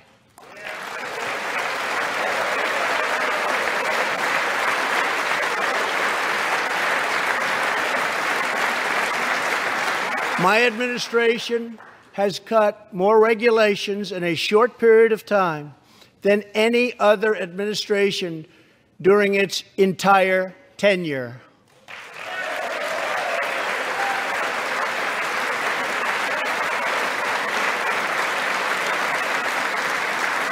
Companies are coming back to our country in large numbers, thanks to our historic reductions in taxes and regulations.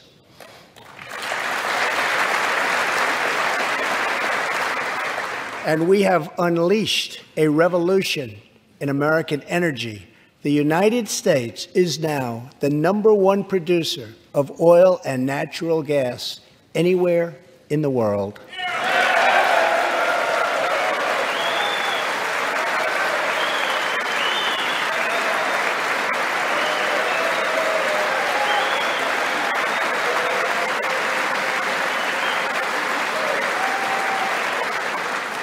And now, for the first time in 65 years, we are a net exporter of energy.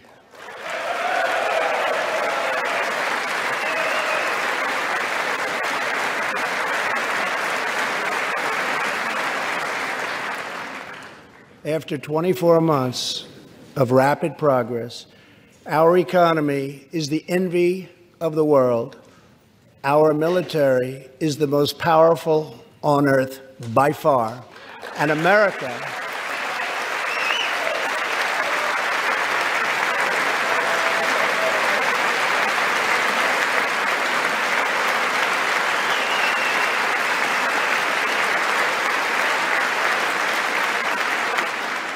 America is again winning each and every day.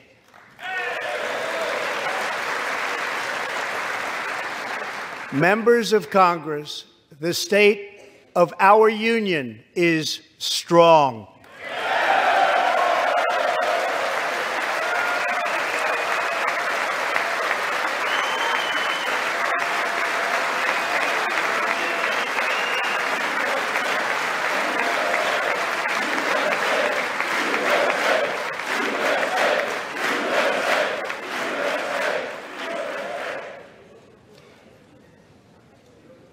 That sounds so good. Our country is vibrant, and our economy is thriving like never before. On Friday, it was announced that we added another 304,000 jobs last month alone, almost double the number expected.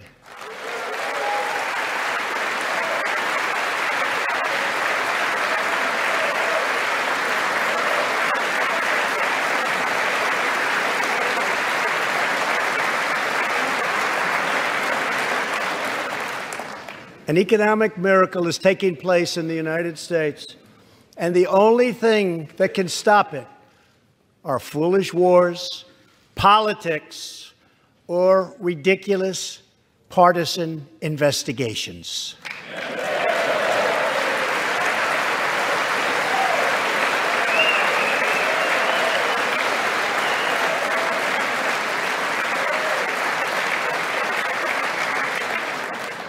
If there is going to be peace and legislation, there cannot be war and investigation.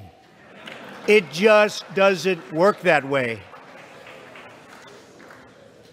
We must be united at home to defeat our adversaries abroad.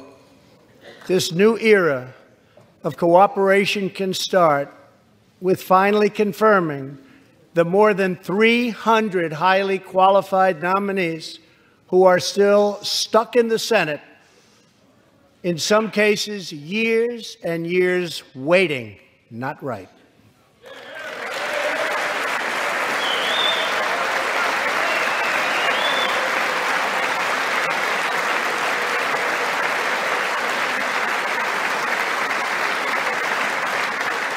The Senate has failed to act on these nominations, which is unfair to the nominees and very unfair to our country. Now is the time for bipartisan action. Believe it or not, we have already proven that that's possible.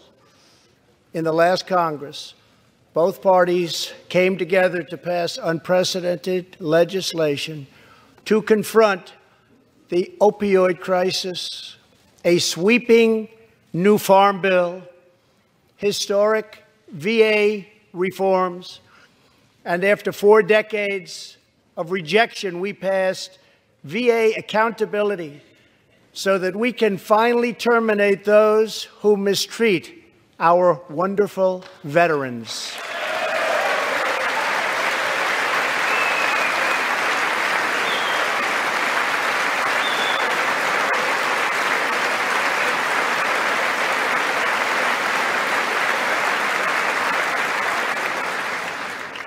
And just weeks ago, both parties united for groundbreaking criminal justice reform. They said it couldn't be done.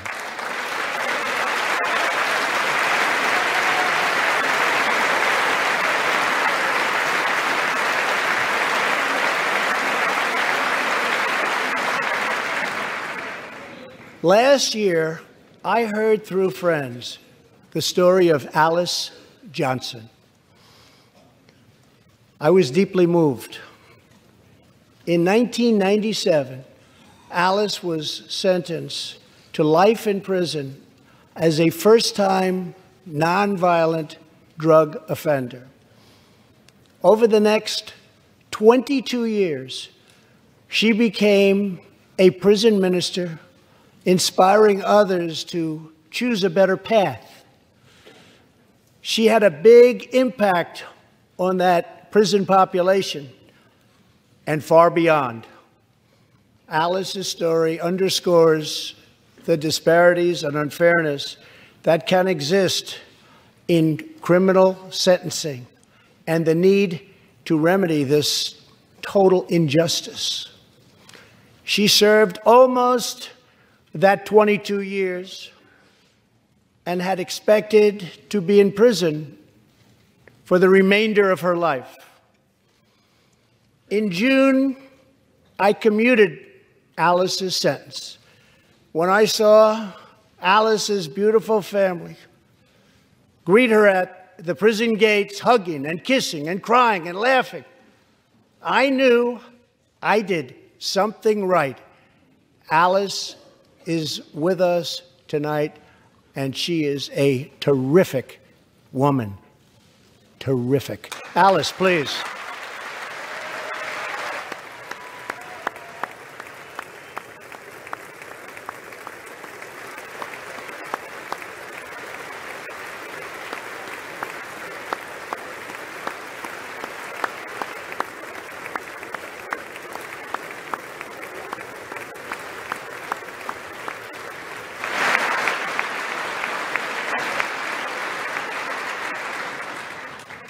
Alice, thank you for reminding us that we always have the power to shape our own destiny. Thank you very much, Alice. Thank you very much.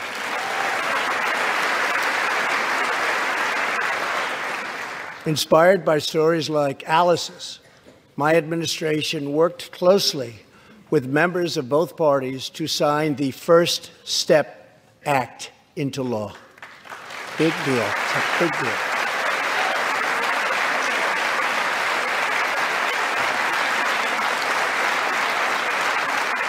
This legislation reformed sentencing laws that have wrongly and disproportionately harmed the African American community.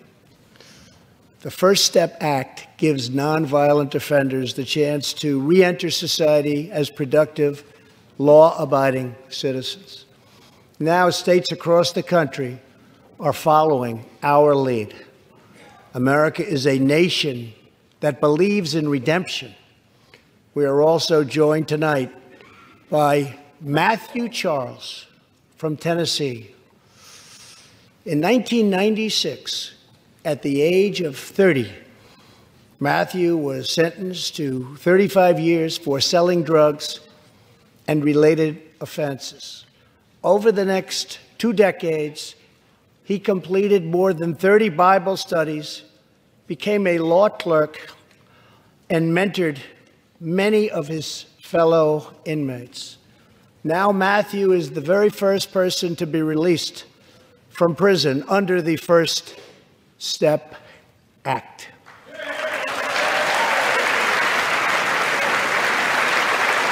Matthew, please.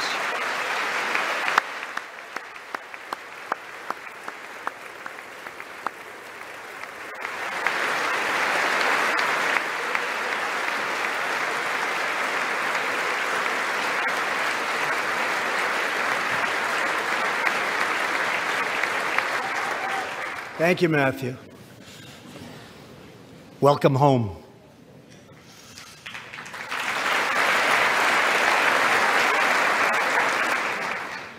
Now, Republicans and Democrats must join forces again to confront an urgent national crisis.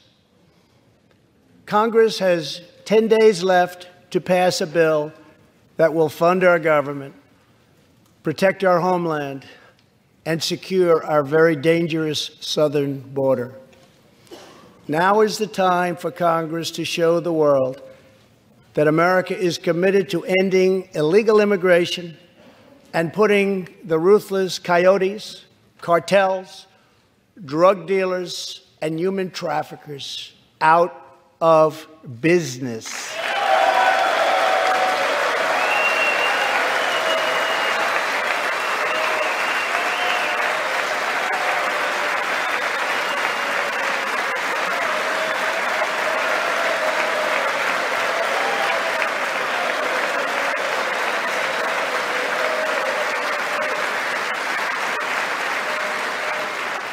As we speak, large, organized caravans are on the march to the United States. We have just heard that Mexican cities, in order to remove the illegal immigrants from their communities, are getting trucks and buses to bring them up to our country in areas where there is little border protection. I have ordered another 3,750 troops to our southern border to prepare for this tremendous onslaught. This is a moral issue. The lawless state of our southern border is a threat to the safety, security, and financial well-being of all America. We have a moral duty to create an immigration system that protects the lives and jobs of our citizens. This includes our obligation to the millions of immigrants living here today who followed the rules and respected our laws. Legal immigrants enrich our nation and strengthen our society in countless ways.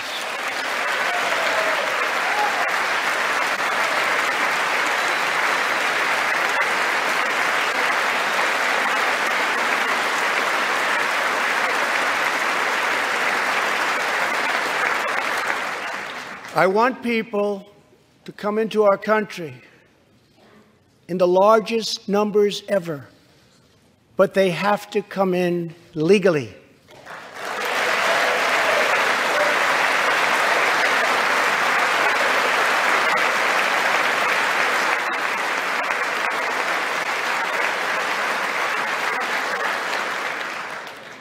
Tonight I am asking you to defend our very dangerous southern border out of love and devotion to our fellow citizens and to our country.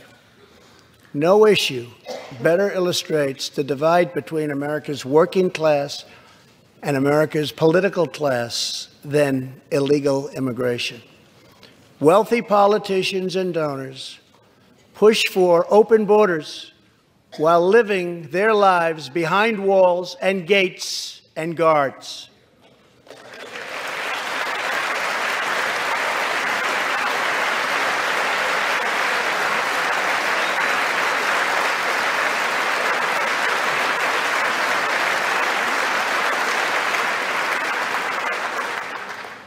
Meanwhile, working-class Americans are left to pay the price for mass illegal immigration.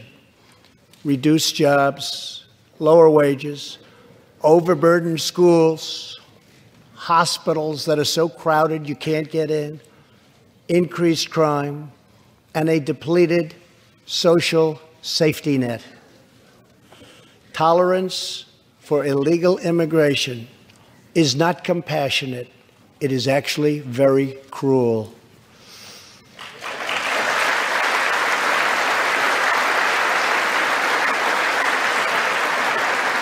One in 3 women is sexually assaulted on the long journey north. Smugglers use migrant children as human pawns to exploit our laws and gain access to our country. Human traffickers and sex traffickers take advantage of the wide open areas between our ports of entry to smuggle thousands of young girls and women into the United States and to sell them into prostitution and modern-day slavery. tens of thousands of innocent Americans are killed by lethal drugs that cross our border and flood into our cities, including meth, heroin, cocaine, and fentanyl. The savage gang, MS-13, now operates in at least 20 different American states, and they almost all come through our southern border. Just yesterday, an MS-13 gang member was taken into custody for a fatal shooting on a subway platform in New York City. We are removing these gang members by the thousands, but until we secure our border, they're going to keep streaming right back in. Year after year, countless Americans are murdered by criminal, illegal aliens. I've gotten to know many wonderful angel moms and dads and families. No one should ever have to suffer the horrible heartache that they have had to endure. Here tonight is Deborah Bissell. Just 3 weeks ago, Deborah's parents, Gerald and Sharon, were burglarized and shot to death in their Reno, Nevada home by an illegal alien. They were in their 80s and are survived by 4 children, 11 grandchildren, and 20 great-grandchildren. Also here tonight are Gerald and Sharon's granddaughter, Heather, and great-granddaughter, Madison. To Deborah, Heather, Madison, please stand. Few can understand your pain. Thank you, and thank you for being here. Thank you very much.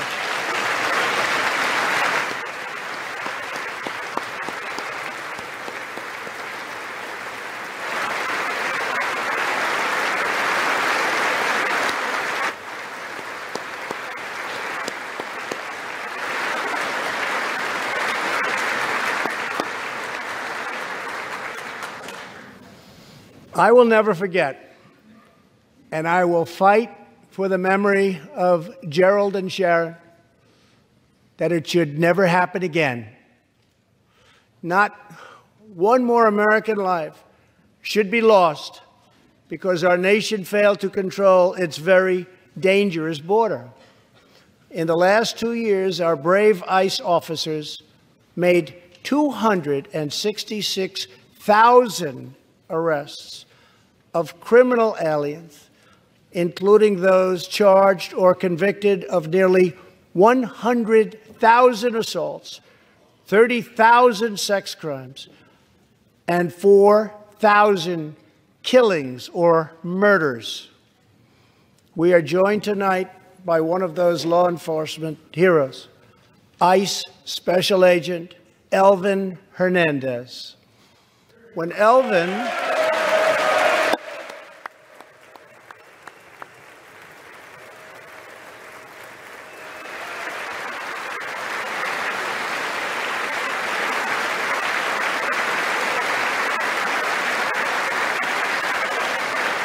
Thank you. When Elvin was a boy, he and his family legally immigrated to the United States from the Dominican Republic. At the age of 8, Elvin told his dad he wanted to become a special agent. Today, he leads investigations into the scourge of international sex trafficking. Elvin says that if I can make sure these young girls get their justice, I've really done my job. Thanks to his work and that of his incredible colleagues, more than 300 women and girls have been rescued from the horror of this terrible situation.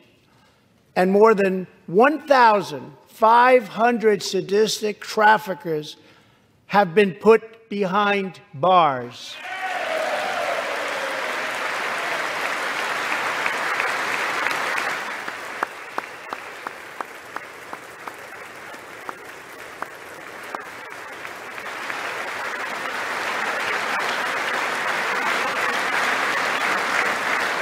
Thank you, Albert. We will always support the brave men and women of law enforcement, and I pledge to you tonight that I will never abolish our heroes from ICE. Thank you.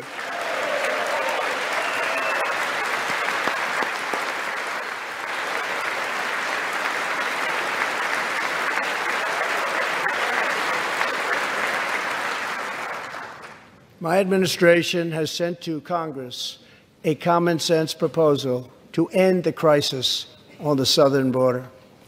It includes humanitarian assistance, more law enforcement, drug detection at our ports, closing loopholes that enable child smuggling, and plans for a new physical barrier or wall to secure the vast areas between our ports of entry.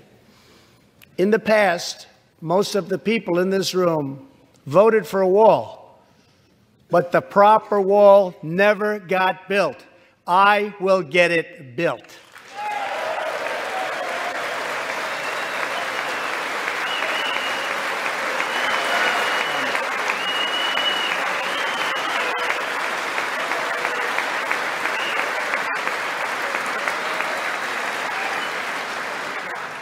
This is a smart, strategic, see-through steel barrier, not just a simple concrete wall.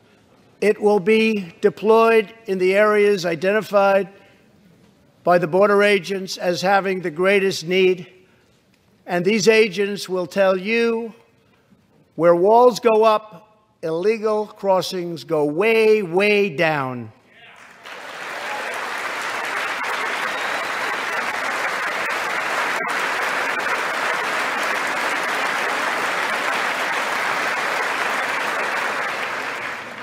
San Diego used to have the most illegal border crossings in our country.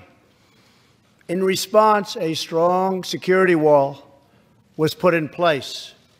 This powerful barrier almost completely ended illegal crossings. The border city of El Paso, Texas, used to have extremely high rates of violent crime, one of the highest in the entire country, and considered one of our nation's most dangerous cities. Now, immediately upon its building, with a powerful barrier in place, El Paso is one of the safest cities in our country. Simply put, walls work and walls save lives.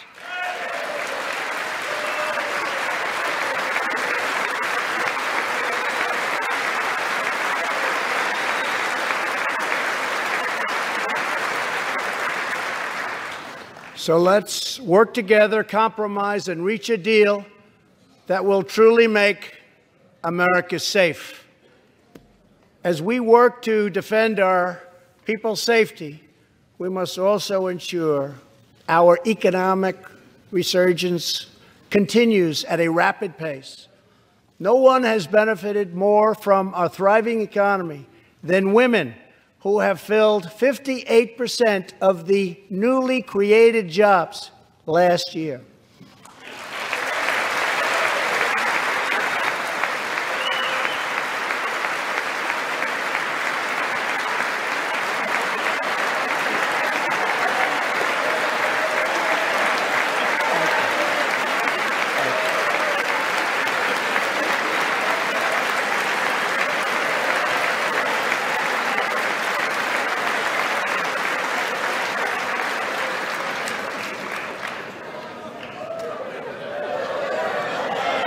You weren't supposed to do that. Thank you very much. Thank you very much. All Americans can be proud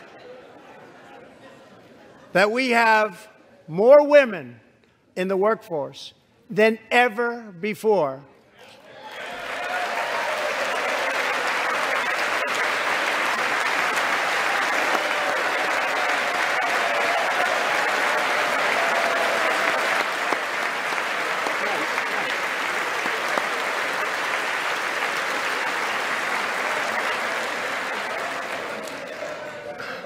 Don't sit yet. You're going to like this. And exactly 1 century after Congress passed the constitutional amendment giving women the right to vote, we also have more women serving in Congress than at any time before.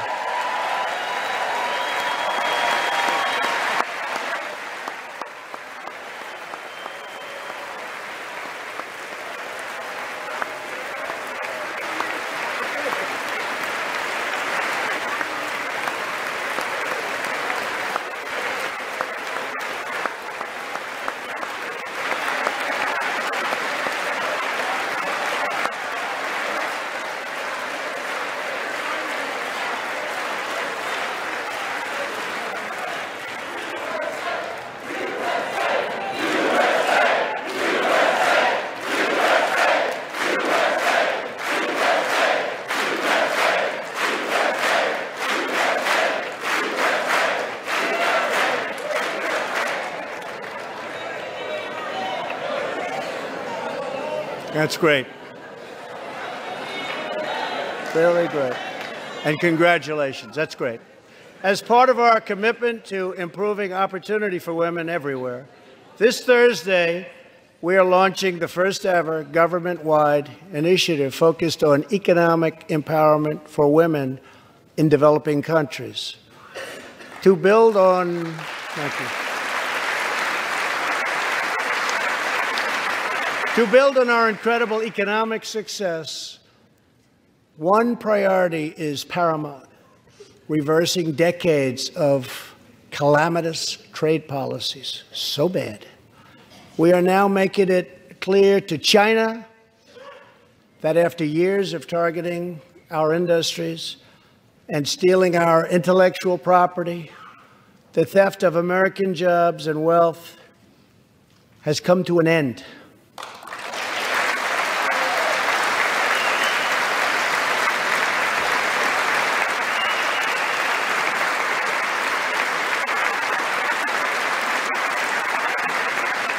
Therefore, we recently imposed tariffs on $250 billion of Chinese goods, and now our Treasury is receiving billions and billions of dollars.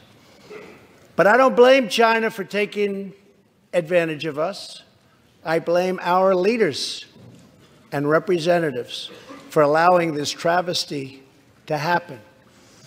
I have great respect for President Xi, and we are now working on a new trade deal with China. But it must include real structural change to end unfair trade practices, reduce our chronic trade deficit, and protect American jobs.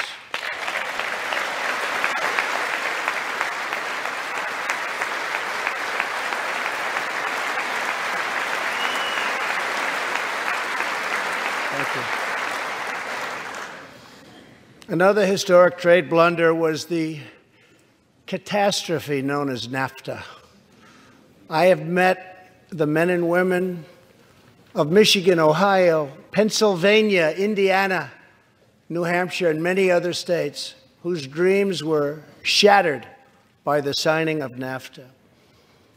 For years, politicians promised them they would renegotiate for a better deal, but no one ever tried until now.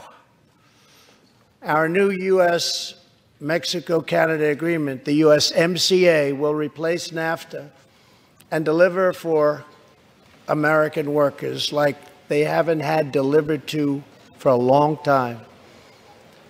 I hope you can pass the USMCA into law so that we can bring back our manufacturing jobs in even greater numbers, expand American agriculture, protect intellectual property, and ensure that more cars are proudly stamped with our 4 beautiful words, made in the USA.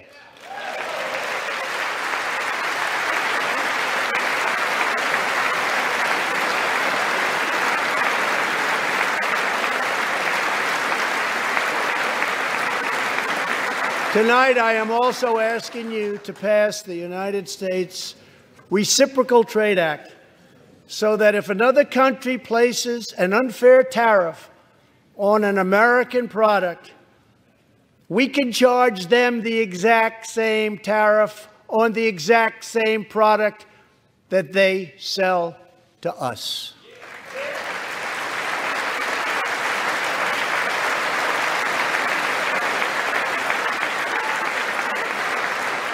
Both parties should be able to unite for a great rebuilding of America's crumbling infrastructure.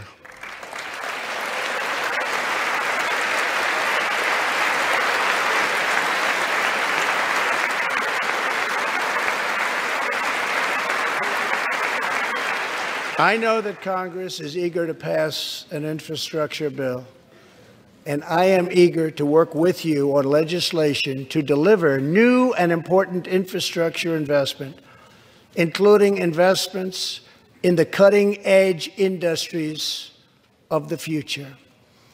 This is not an option. This is a necessity. The next major priority for me and for all of us should be to lower the cost of health care and prescription drugs and to protect patients with pre-existing conditions.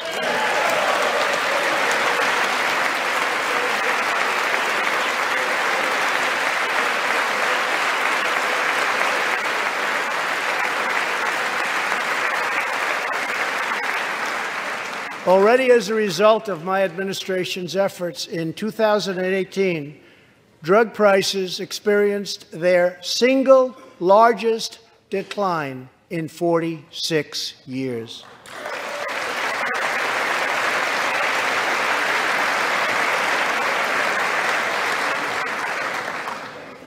But we must do more. It's unacceptable that Americans pay vastly more than people in other countries for the exact same drugs, often made in the exact same place. This is wrong, this is unfair, and together we will stop it, and we'll stop it fast.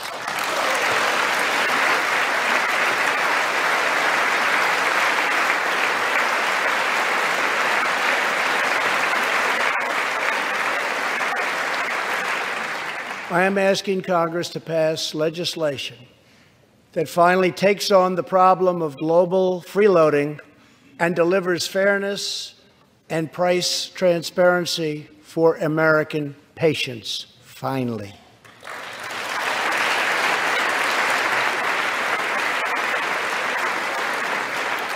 We should also require drug companies, insurance companies, and hospitals to disclose real prices to foster competition and bring costs way down.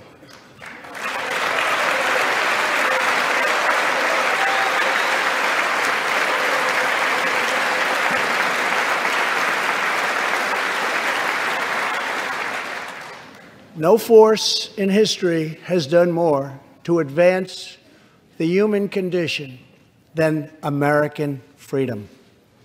In recent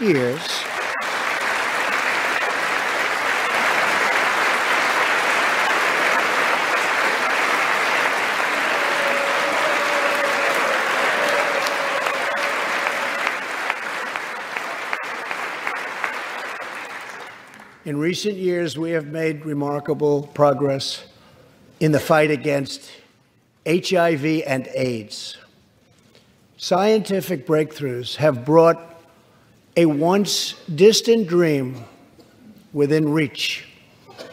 My budget will ask Democrats and Republicans to make the needed commitment to eliminate the HIV epidemic in the United States within 10 years. We have made incredible strides, incredible.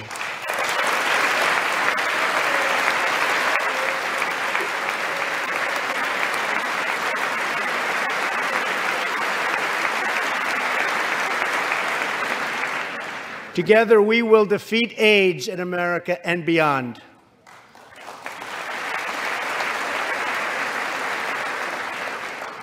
Tonight, I am also asking you to join me in another fight that all Americans can get behind, the fight against childhood cancer.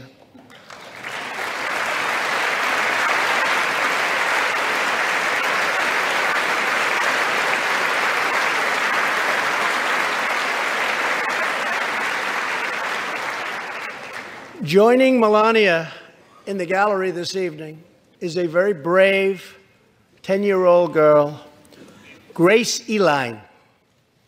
Every birthday,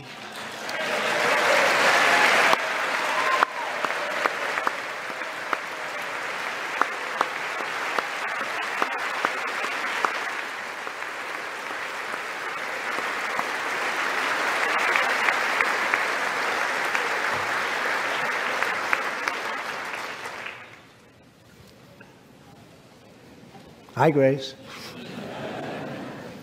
Every birthday since she was 4, Grace asked her friends to donate to St. Jude's Children's Hospital. She did not know that one day she might be a patient herself. That's what happened. Last year, Grace was diagnosed with brain cancer. Immediately, she began radiation treatment. At the same time, she rallied her community and raised more than $40,000 for the fight against cancer.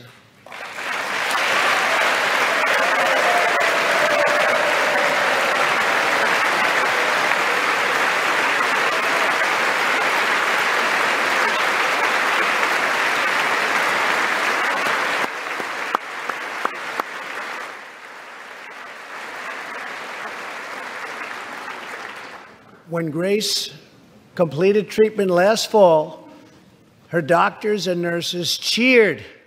They loved her. They still love her. With tears in their eyes as she hung up a poster that read, "Last day of chemo."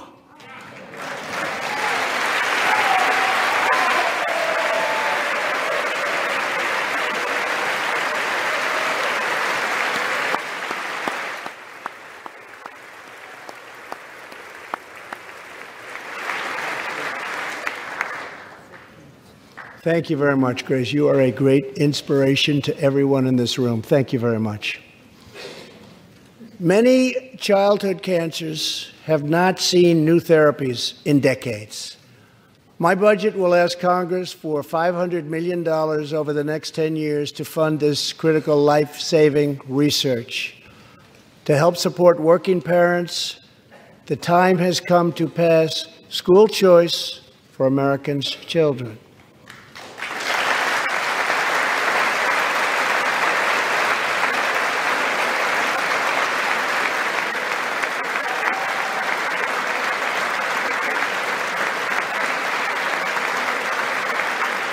I am also proud to be the first president to include in my budget a plan for nationwide paid family leave so that every new parent has the chance to bond with their newborn child.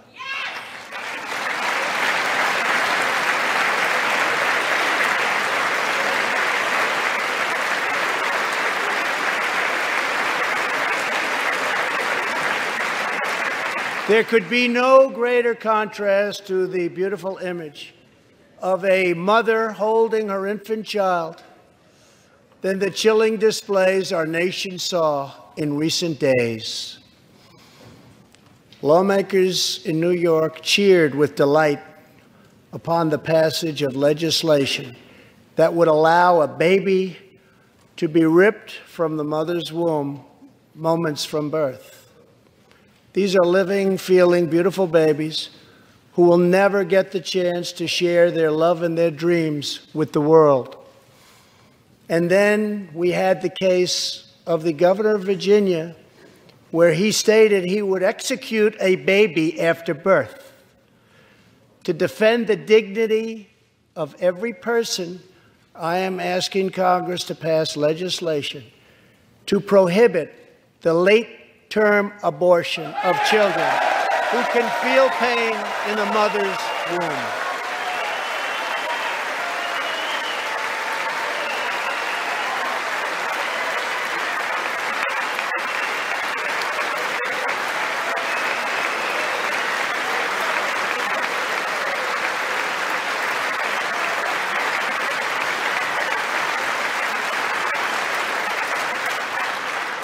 Let us work together to build a culture that cherishes innocent life.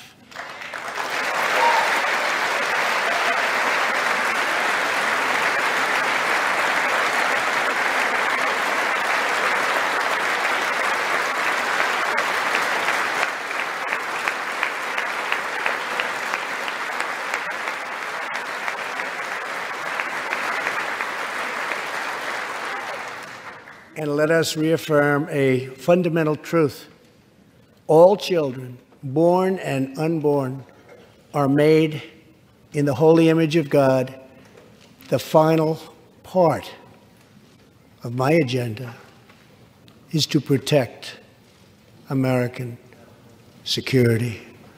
Over the last 2 years, we have begun to fully rebuild the United States military with $700 billion last year and $716 billion this year. We are also getting other nations to pay their fair share. Finally.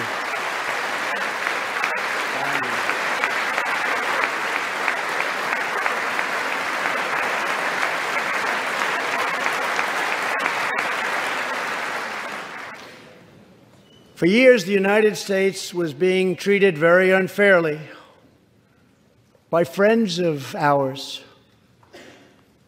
members of NATO. But now we have secured, over the last couple of years, more than $100 billion of increase in defense spending from our NATO allies. They said it couldn't be done.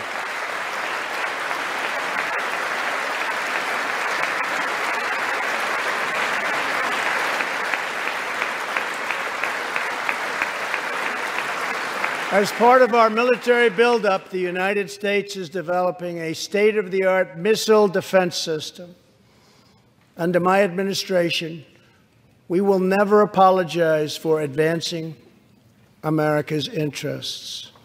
For example, decades ago, the United States entered into a treaty with Russia in which we agreed to limit and reduce our missile capability. While we followed the agreement and the rules to the letter, Russia repeatedly violated its terms. It's been going on for many years. That is why I announced that the United States is officially withdrawing from the Intermediate Range Nuclear Forces Treaty, or INF Treaty. Perhaps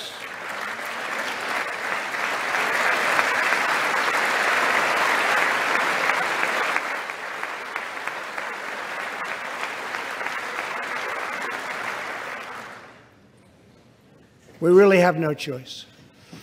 Perhaps we can negotiate a different agreement, adding China and others. Or perhaps we can't, in which case we will outspend and out-innovate all others by far.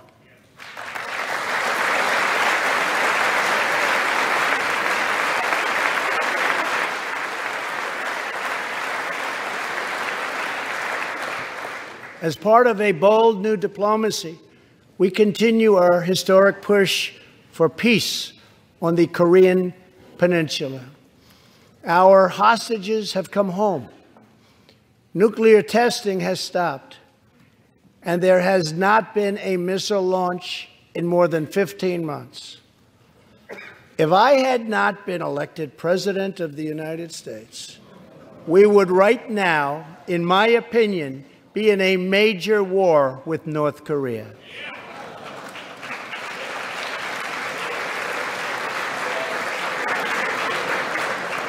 Much work remains to be done, but my relationship with Kim Jong-un is a good one. Chairman Kim and I will meet again on February 27th and 28th in Vietnam.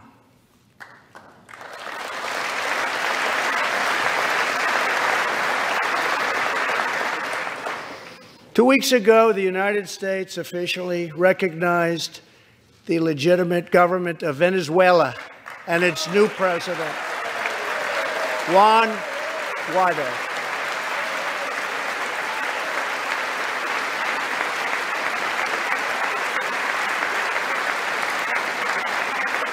We stand with the Venezuelan people in their noble quest for freedom, and we condemn the brutality of the Maduro regime, whose socialist policies have turned that nation from being the wealthiest in South America into a state of abject poverty and despair.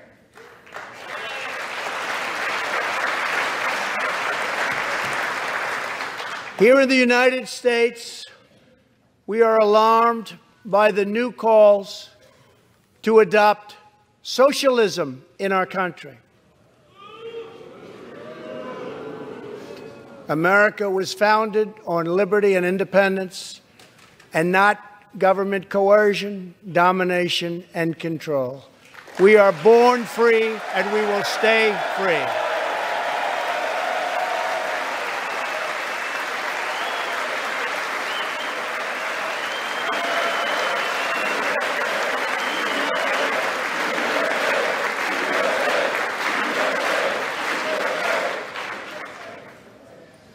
Tonight, we renew our resolve that America will never be a socialist country.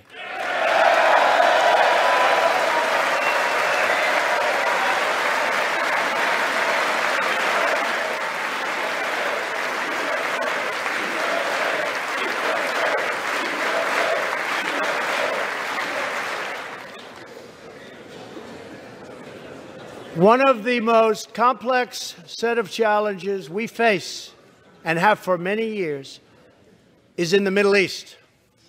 Our approach is based on principled realism, not discredited theories that have failed for decades to yield progress. For this reason, my administration recognized the true capital of Israel and proudly opened the American embassy in Jerusalem.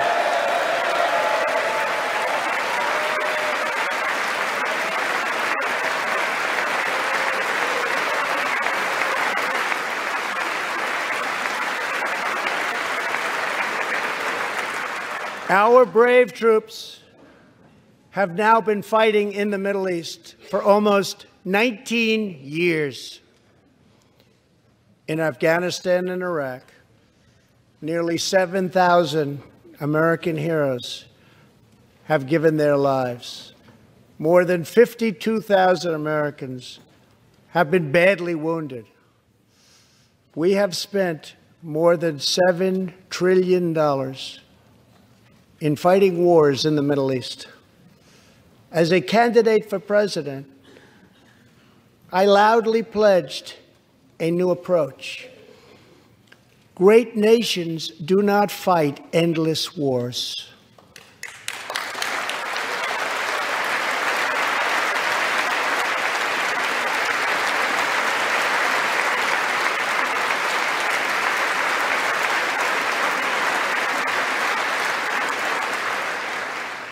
When I took office, ISIS controlled more than 20,000 square miles in Iraq and Syria just 2 years ago. Today, we have liberated virtually all of the territory from the grip of these bloodthirsty monsters. Now, as we work with our allies to destroy the remnants of ISIS, it is time to give our brave warriors in Syria a warm welcome home. I have also accelerated our negotiations to reach, if possible, a political settlement in Afghanistan. The opposing side is also very happy to be negotiating.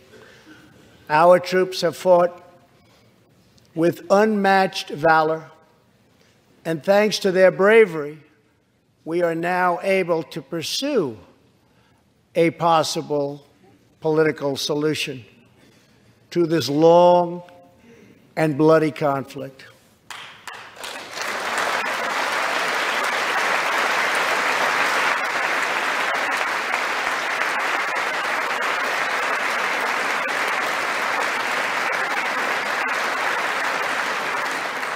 In Afghanistan, my administration is holding constructive talks with a number of Afghan groups, including the Taliban. As we make progress in these negotiations, we will be able to reduce our troops' presence and focus on counterterrorism, and we will indeed focus on counterterrorism. We do not know whether we'll achieve an agreement, but we do know that after 2 decades of war, the hour has come to at least try for peace, and the other side would like to do the same thing. It's time.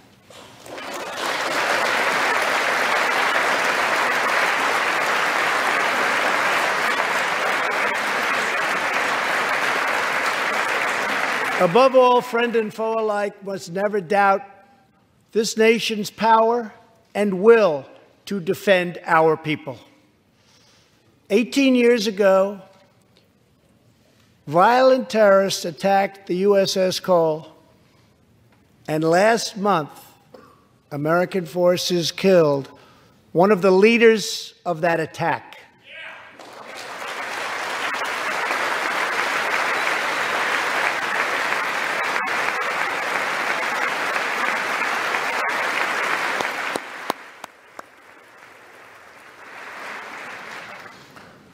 We are honored to be joined tonight by Tom Wibberley, whose son, Navy seaman Craig Wibberley, was one of the 17 sailors we tragically lost. Tom, we vow to always remember the heroes of the USS Cole. Thank you, Tom.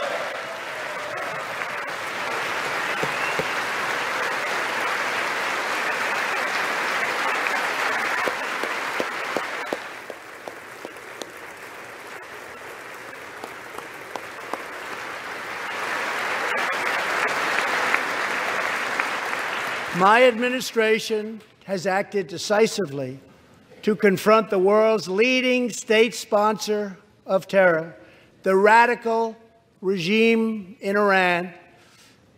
It is a radical regime.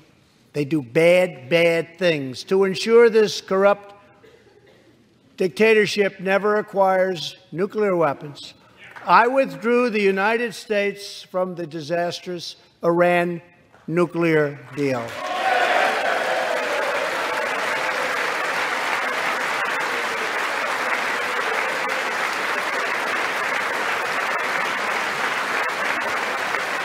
And last fall, we put in place the toughest sanctions ever imposed by us on a country.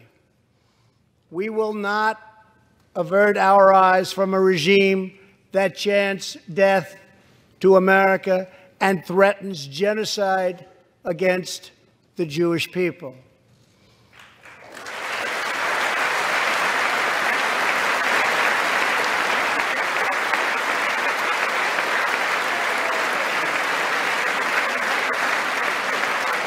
We must never ignore the vile poison of anti-Semitism or those who spread its venomous creed. With one voice, we must confront this hatred anywhere and everywhere it occurs. Just months ago, 11 Jewish Americans were viciously murdered in an anti-Semitic attack on the Tree of Life Synagogue in Pittsburgh. SWAT officer Timothy Matson raced into the gunfire and was shot 7 times chasing down the killer, and he was very successful. Timothy has just had his 12th surgery, and he's going in for many more. but he made the trip to be here with us tonight. Officer Mattson, please.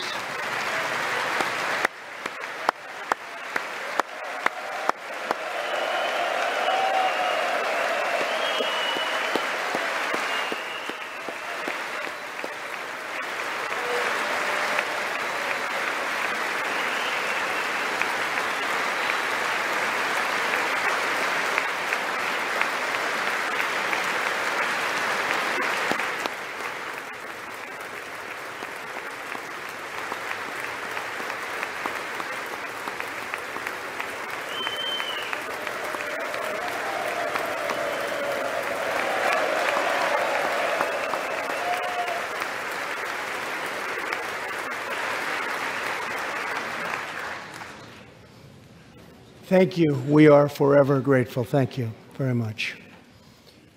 Tonight, we are also joined by Pittsburgh survivor, Judah Samet. He arrived at the synagogue as the massacre began. But not only did Judah narrowly escape death last fall, more than 7 decades ago, he narrowly survived the Nazi concentration camps. Today is Judah's 81st birthday.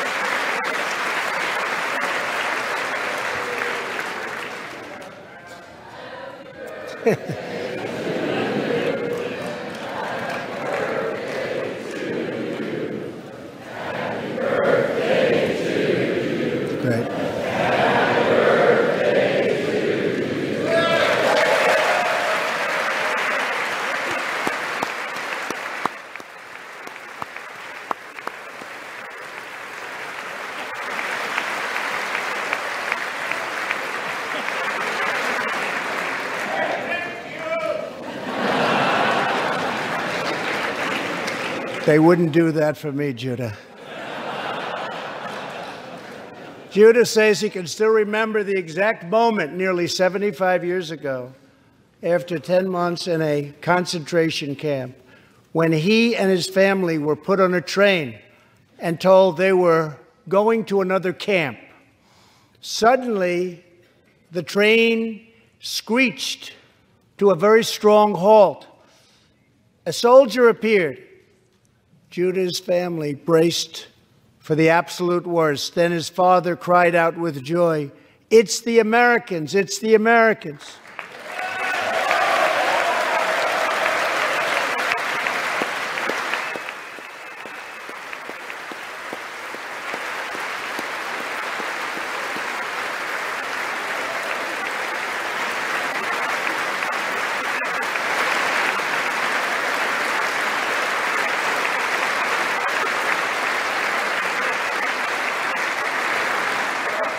Thank you.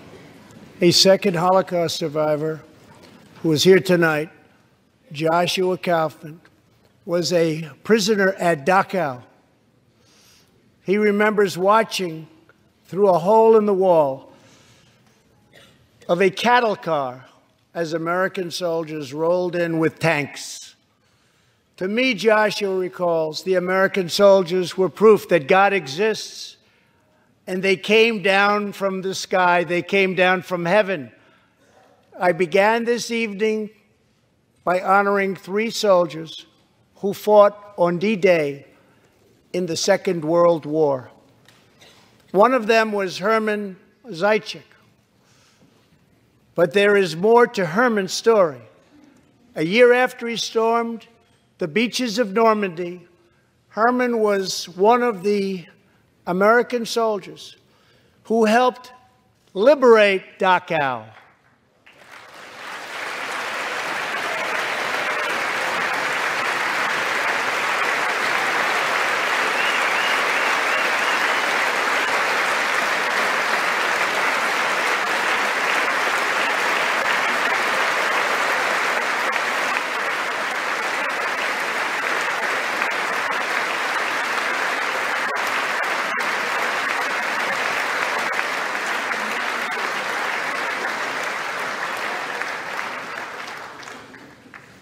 He was one of the Americans who helped rescue Joshua from that hell on earth. Almost 75 years later, Herman and Joshua are both together in the gallery tonight, seated side by side, here in the home of American freedom.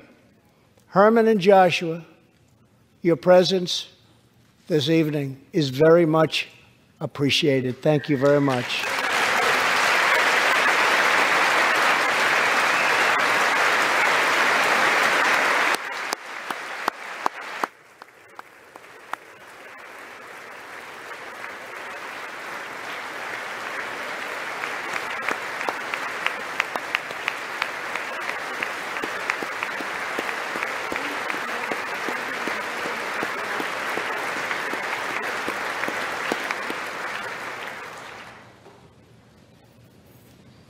Thank you. When American soldiers set out beneath the dark skies over the English Channel in the early hours of D-Day 1944, they were just young men of 18 and 19 hurtling on fragile landing craft toward the most momentous battle in the history of war. They did not know if they would survive the hour. They did not know if they would grow old, but they knew that America had to prevail. Their cause was this nation and generations yet unborn. Why did they do it? They did it for America. They did it for us.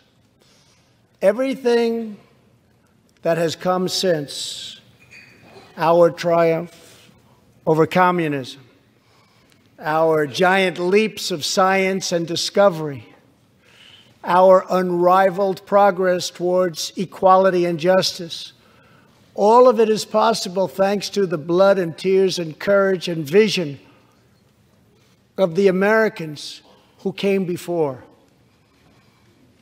Think of this Capitol. Think of this very chamber where lawmakers before you voted to end slavery, to build the railroads and the highways, and defeat fascism, to secure civil rights, and to face down evil empires. Here tonight, we have legislators from across this magnificent republic. You have come from the rocky shores of Maine and the volcanic peaks of Hawaii, from the snowy woods of Wisconsin and the red deserts of Arizona, from the green farms of Kentucky and the golden beaches of California. Together, we represent the most extraordinary nation in all of history. What will we do with this moment? How will we be remembered? I ask the men and women of this Congress, look at the opportunities before us. Our most thrilling achievements are still ahead. Our most exciting journeys still await. Our biggest victories are still to come. We have not yet begun to dream. We must choose whether we are defined by our differences or whether we dare to transcend them. We must choose whether we squander our great inheritance or whether we proudly declare that we are Americans. We do the incredible. We defy the impossible. We conquer the unknown. This is the time to reignite the American imagination. This is the time to search for the tallest summit and set our sights on the brightest star. This is the time to rekindle the bonds of love and loyalty and memory that link us together as citizens, as neighbors, as patriots. This is our future, our fate, and our choice to make. I am asking you to choose greatness.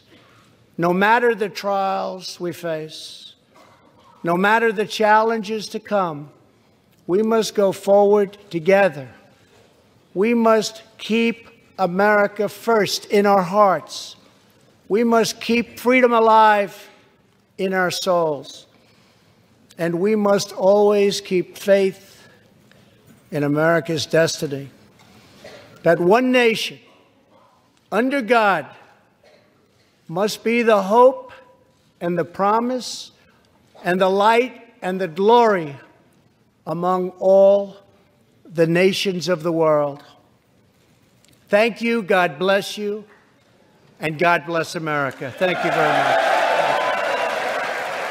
Thank you.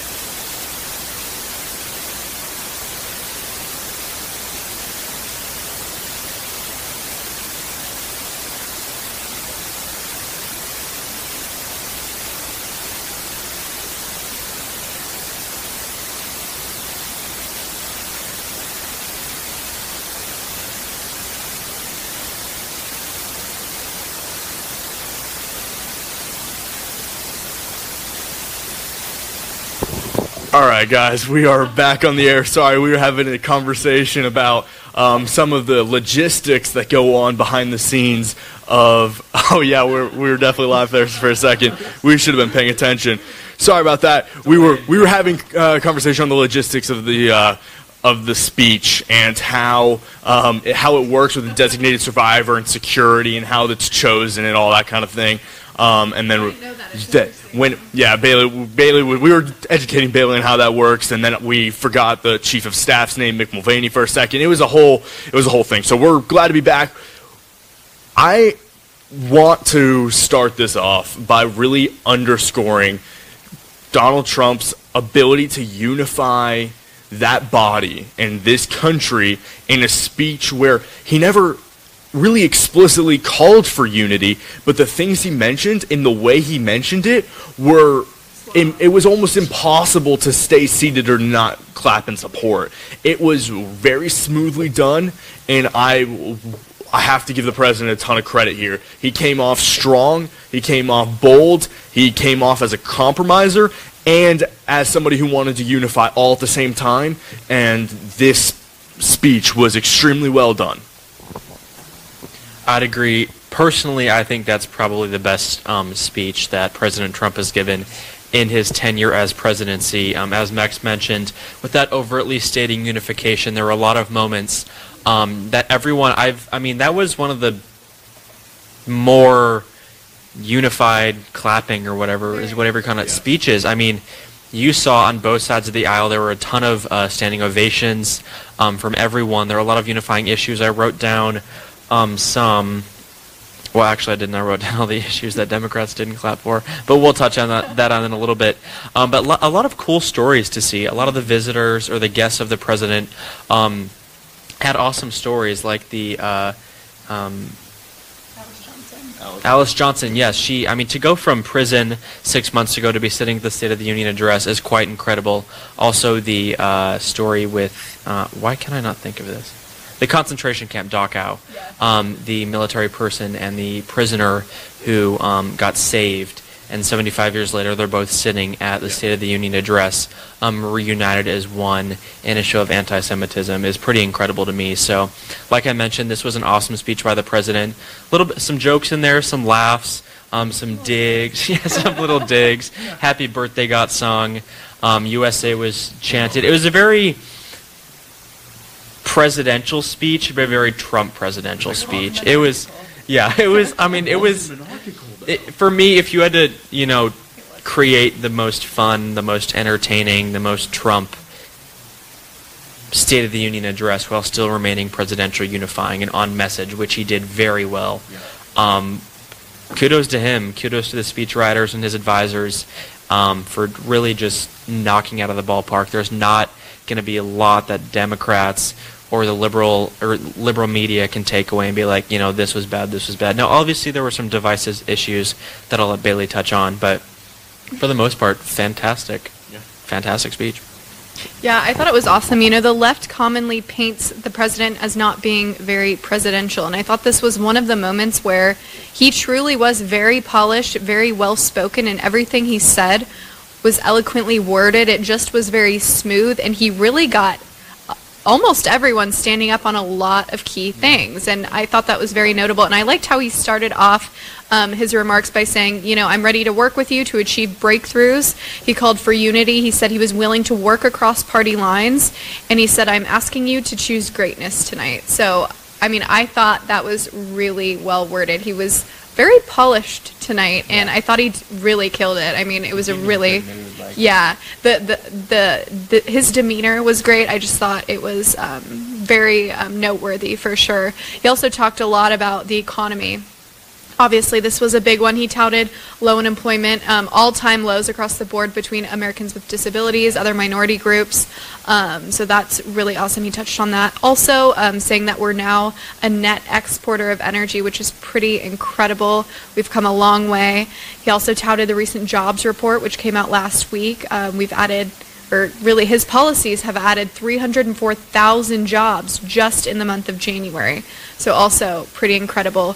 Another key thing that had everyone up and clapping, even the congresswomen, right, in white coats, was criminal justice reform. You know, passing that First Step Act, essentially getting a lot of these nonviolent drug offenders that have been in prison for decades out and back to their families. So a lot of people stood up for that. I don't know if I saw anyone that didn't for that. That really is a bipartisan issue for sure.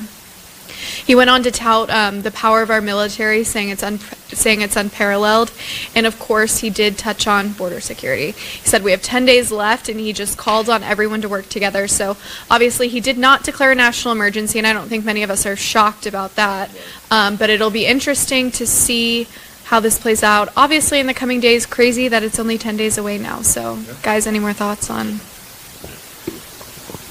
I think one of the best moments of this speech was when President Trump said that it was government coercion and domination if there was implemented socialism.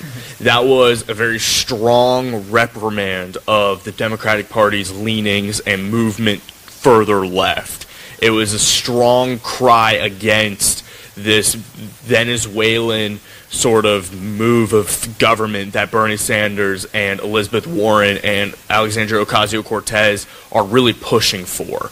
And I think that was one of the strongest moments in this speech. It came off very intimidating for Democrats. Nancy Pelosi clearly did not like those comments. She's yeah, she did. She's not a socialist. She's not necessarily a socialist herself in her own platform, but the Democrat Party platform is starting to shift that way. And there are a lot of members in her party under her leadership that really want to take the party that direction.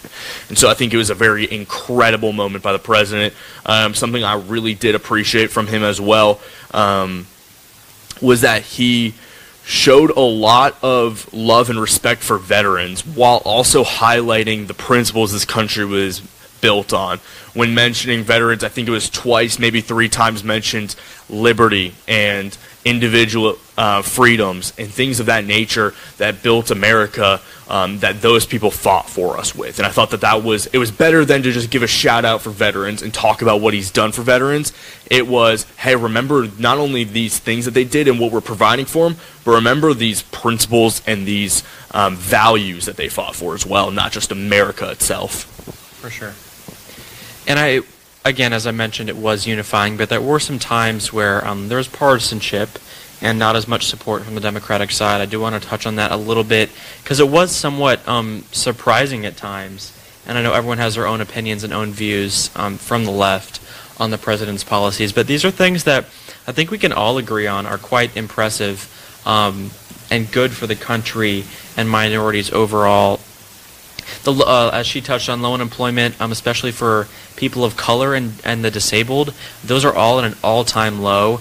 And there was no clapping from the Speaker or the Democratic side, the majority of the Democratic side, for that, which was kind of surprising given how much they champion those groups. So I would have liked to see... Women, though, kind of interesting. They clap for congresswomen. I would have liked to see that bolstered a little bit more, like to see a little bit more support, but again, that's on them. That's their talking point that they're going to lose, and hopefully people call them out for it. Jobs as well, you know, Republican, Democrat, liberal, conservative, it doesn't matter. More people working is great for the country. At the end of the day, wages are rising, unemployment is low, there are more jobs open and available and more people seeking jobs. So again, something I found funny was the ridiculous partisan investigation comment by the president. We all know the Mueller investigation the president's not a huge fan of, so it was funny to see him comment on that. Dems really didn't clap for vets either, which was a little bit sad, even though that was such a touching and great tribute. Yeah. But, you know, partisan politics gets in the way of moving the country forward sometimes, sadly. So hopefully a little bit of the president's words will be able to resonate with the Democratic side, and hopefully moving forward they can come together a little bit better. Again, immigrant sex traffickers put behind bars. There's a record number of that. Tens of thousands of sex traffickers, or no, I think it was 1,500 illegal immigrant sex traffickers were locked up. There was no clap for that, which I don't really understand because, I mean, would they clap if it was legal sex traffickers put behind bars? Legal or illegal, regardless, any form of trafficking of humans, especially in the sex trafficking industry, is just abhorrent. So I'm sad and slightly disheartened that they couldn't have come together and supported that on the whole. I did like when he touched on women in Congress, and that a decade after women were allowed to vote, or not allowed to vote, I should say, that there's a record number of women representing the United States. So even if we may not support all of them, it's still awesome to see more of a representation between women and men in Congress, which is always something, is always a great talking point moving forward. And then finally, I wanted to touch on, he did announce, as we possibly expected, that the Vietnam summit, or the summit between Trump and Kim Jong-un, will happen in Vietnam, and that will take place on February 27th and 28th, so just 18, not 18, a little over 20 days away, 22 days away, so you have to stay tuned to that. Stay tuned for that. We'll bring you some coverage and analysis on that, but I'll pass it over to Bailee. Also, I just got an alert that Stacey Abrams, the loser in the Georgia gubernatorial race, is starting her Democratic rebuttal. Didn't know we're at church where there's a call and response, but apparently that's the era we're in now. So I will be watching it later, not now because I don't care that much. But it'll be interesting to see what the losing candidate. As a Georgian, I am prouder than ever to see Brian Kemp's name on the Welcome to Georgia sign. Yeah, I can attest to that as well, especially flying back into Atlanta and then driving home and seeing that sign. A proud moment for sure. Yes. You do. Max has a Brian Kemp yard sign. I'm not shocked, but you're a resident of Alabama, so okay. But you're still okay. I like it. Love the support. Brian Kemp sign, please send it to me. I need one. Anyway, but yeah, one thing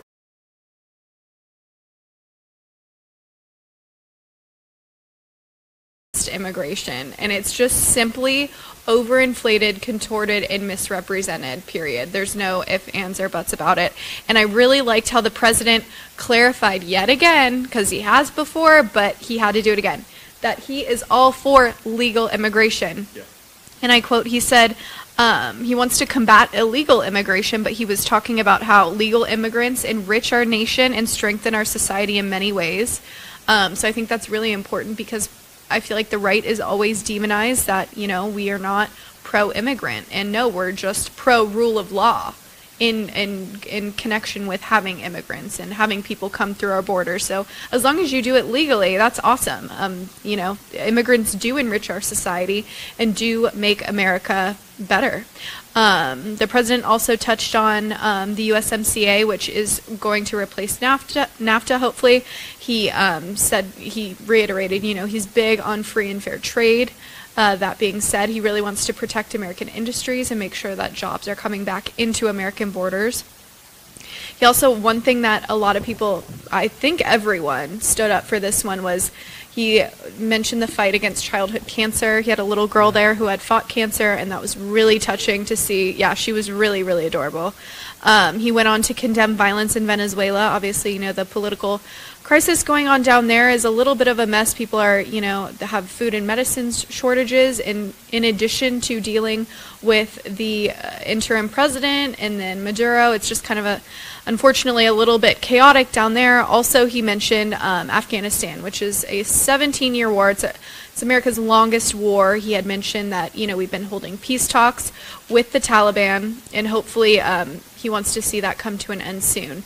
So definitely looking forward to that, given, like I said, it has been our longest war, and you know, we've been training Afghan forces for that entire time, and we have a lot of wonderful men and women over there who I'm sure are ready to come home. So, guys, any more comments? I just brought up Stacey Abrams' live broadcast of her rebuttal on Twitter, and I could be saying this wrong, but it appears she's in front of a green screen of a fake audience. Does that not look like a green screen to you? See the little line around her body? They're moving. I know, but does not look like it. Does that look like a green screen to you? Doesn't she look a little removed from the background? Yeah, she does. Do you know where she's holding this response? It says it's in Atlanta. Again, I don't know this for sure, but it appears, and again, this is not a dig on her, it just is funny to me that they're, instead of just having her in front of like American flags, they're having her in front of a fake live audience who like clearly isn't engaged or moving facial expressions. Carol is just stoically standing there. There's a little tidbit to throw in there because I find that like extremely humorous, and all the camera angles are the same, so obviously like there's no, could be a pre-recorded speech, who knows, but I find it funny that Dems have a pre-written speech and are responding to Trump's rebuttal only moments after he finished. So clearly the rebuttal is not in response to his actual speech, but in response to some of the policy he's been pushing recently, because as we all know, you can't listen to a speech and write a well-formed rebuttal just seconds after he leaves the podium. Right. So Stacey Abrams, sorry, better luck next time, but I don't know. Go away. Now, how do you guys think? Obviously, this was a very polished, well-worded, pretty incredible speech that the president just gave, and it was clear that he did have support from the left on several, if not a lot, of the key issues that he had mentioned. How do you think that this speech may or may not impact negotiations for the border wall moving forward? Because now we know that the February 15th deadline is obviously just 10 days away. So how do you guys think that this could or maybe will not impact those talks moving forward? I feel like hopefully, again, this is all just being optimistic. Hopefully it'll urge the Democrats to come forward and realize this is now, you know, kind of the nth time Trump has said on a national large stage that, hey, I really do want to work with you guys. I really want to find a deal, a compromise we can all be happy on, and not take the U.S. back into a government shutdown. As we know, that wasn't very productive. Lots of unpaid workers, lots of security concerns, especially with TSA and the airport. That all makes travelers a little bit uneasy. So obviously we don't want, you know, the government shutting down is not ideal. People rely on those paychecks. People living paycheck to paycheck really count on having a paycheck so they can, you know, pay their rent, pay their bills, health care, all sorts of stuff like that. So hopefully, 10 days, that's plenty of time to come to an agreement. Congress or the House and the Senate can work around the clock. They don't need to go on vacation over the weekends. They don't need to leave, as we've seen many times. But I really hope and I really think this is the best shot and kind of the final, hurrah. Yeah, for a Democrat. I mean, yes, he talked about border security and immigration, but in a very, I thought, productive way. It wasn't divisive. It was, we may have our differences, but at the end of the day, he sounded very pro-immigrant, very pro-legal immigrant. He said, I want, legal immigrants coming to this country in record numbers. I mean, that's unprecedented for a president to say, while also pushing border security. So to me, I don't know why Democrats would be against that. There's no reason to be. So I really do hope and pray that Democrats step up, do the job they were elected and are paid to do, and really get out there and, compromise, even just a little bit. It starts with a little bit of compromise, and slowly we can work together to become a more unified force to, in the end, make America a better place for everyone. Thoughts? President Trump did a great job highlighting his need for the wall without overdoing it, without making this speech entirely about that, which was a fear of mine, that he would do that for that pure reason. But the president references on human trafficking was extremely important to this argument. Yeah. The call for the wall, not just to stop illegal immigrants, but to stop young boys and young girls from being trafficked for sex purposes. That shouldn't be a partisan issue. It shouldn't be a partisan. It's a humanitarian concern. Right. She. If you guys can't hear, I don't know what you guys can and can't hear. She was saying that that's a humanitarian issue. That's not a partisan issue, and she's exactly right about that. Mentioning the human trafficking is a huge component to convincing Democrats, or at least trying to get them to concede in the border wall talks. Another thing was mentioning El Paso's drastically declining crime rate as well. That was super key to this discussion that he had about the border very momentarily. I think that this speech did a great job of highlighting some key achievements for this administration, nudging Congress, saying, hey, let's get this border thing done, and also calling for action in many legislative areas that he needs to get taken care of within the next 2 years. All in all, great speech, and I believe that with a lot of really great work and at least making there seem to be some unity or calls for unity will help discussions in the border legislation in the next week and a half. Anything else to say?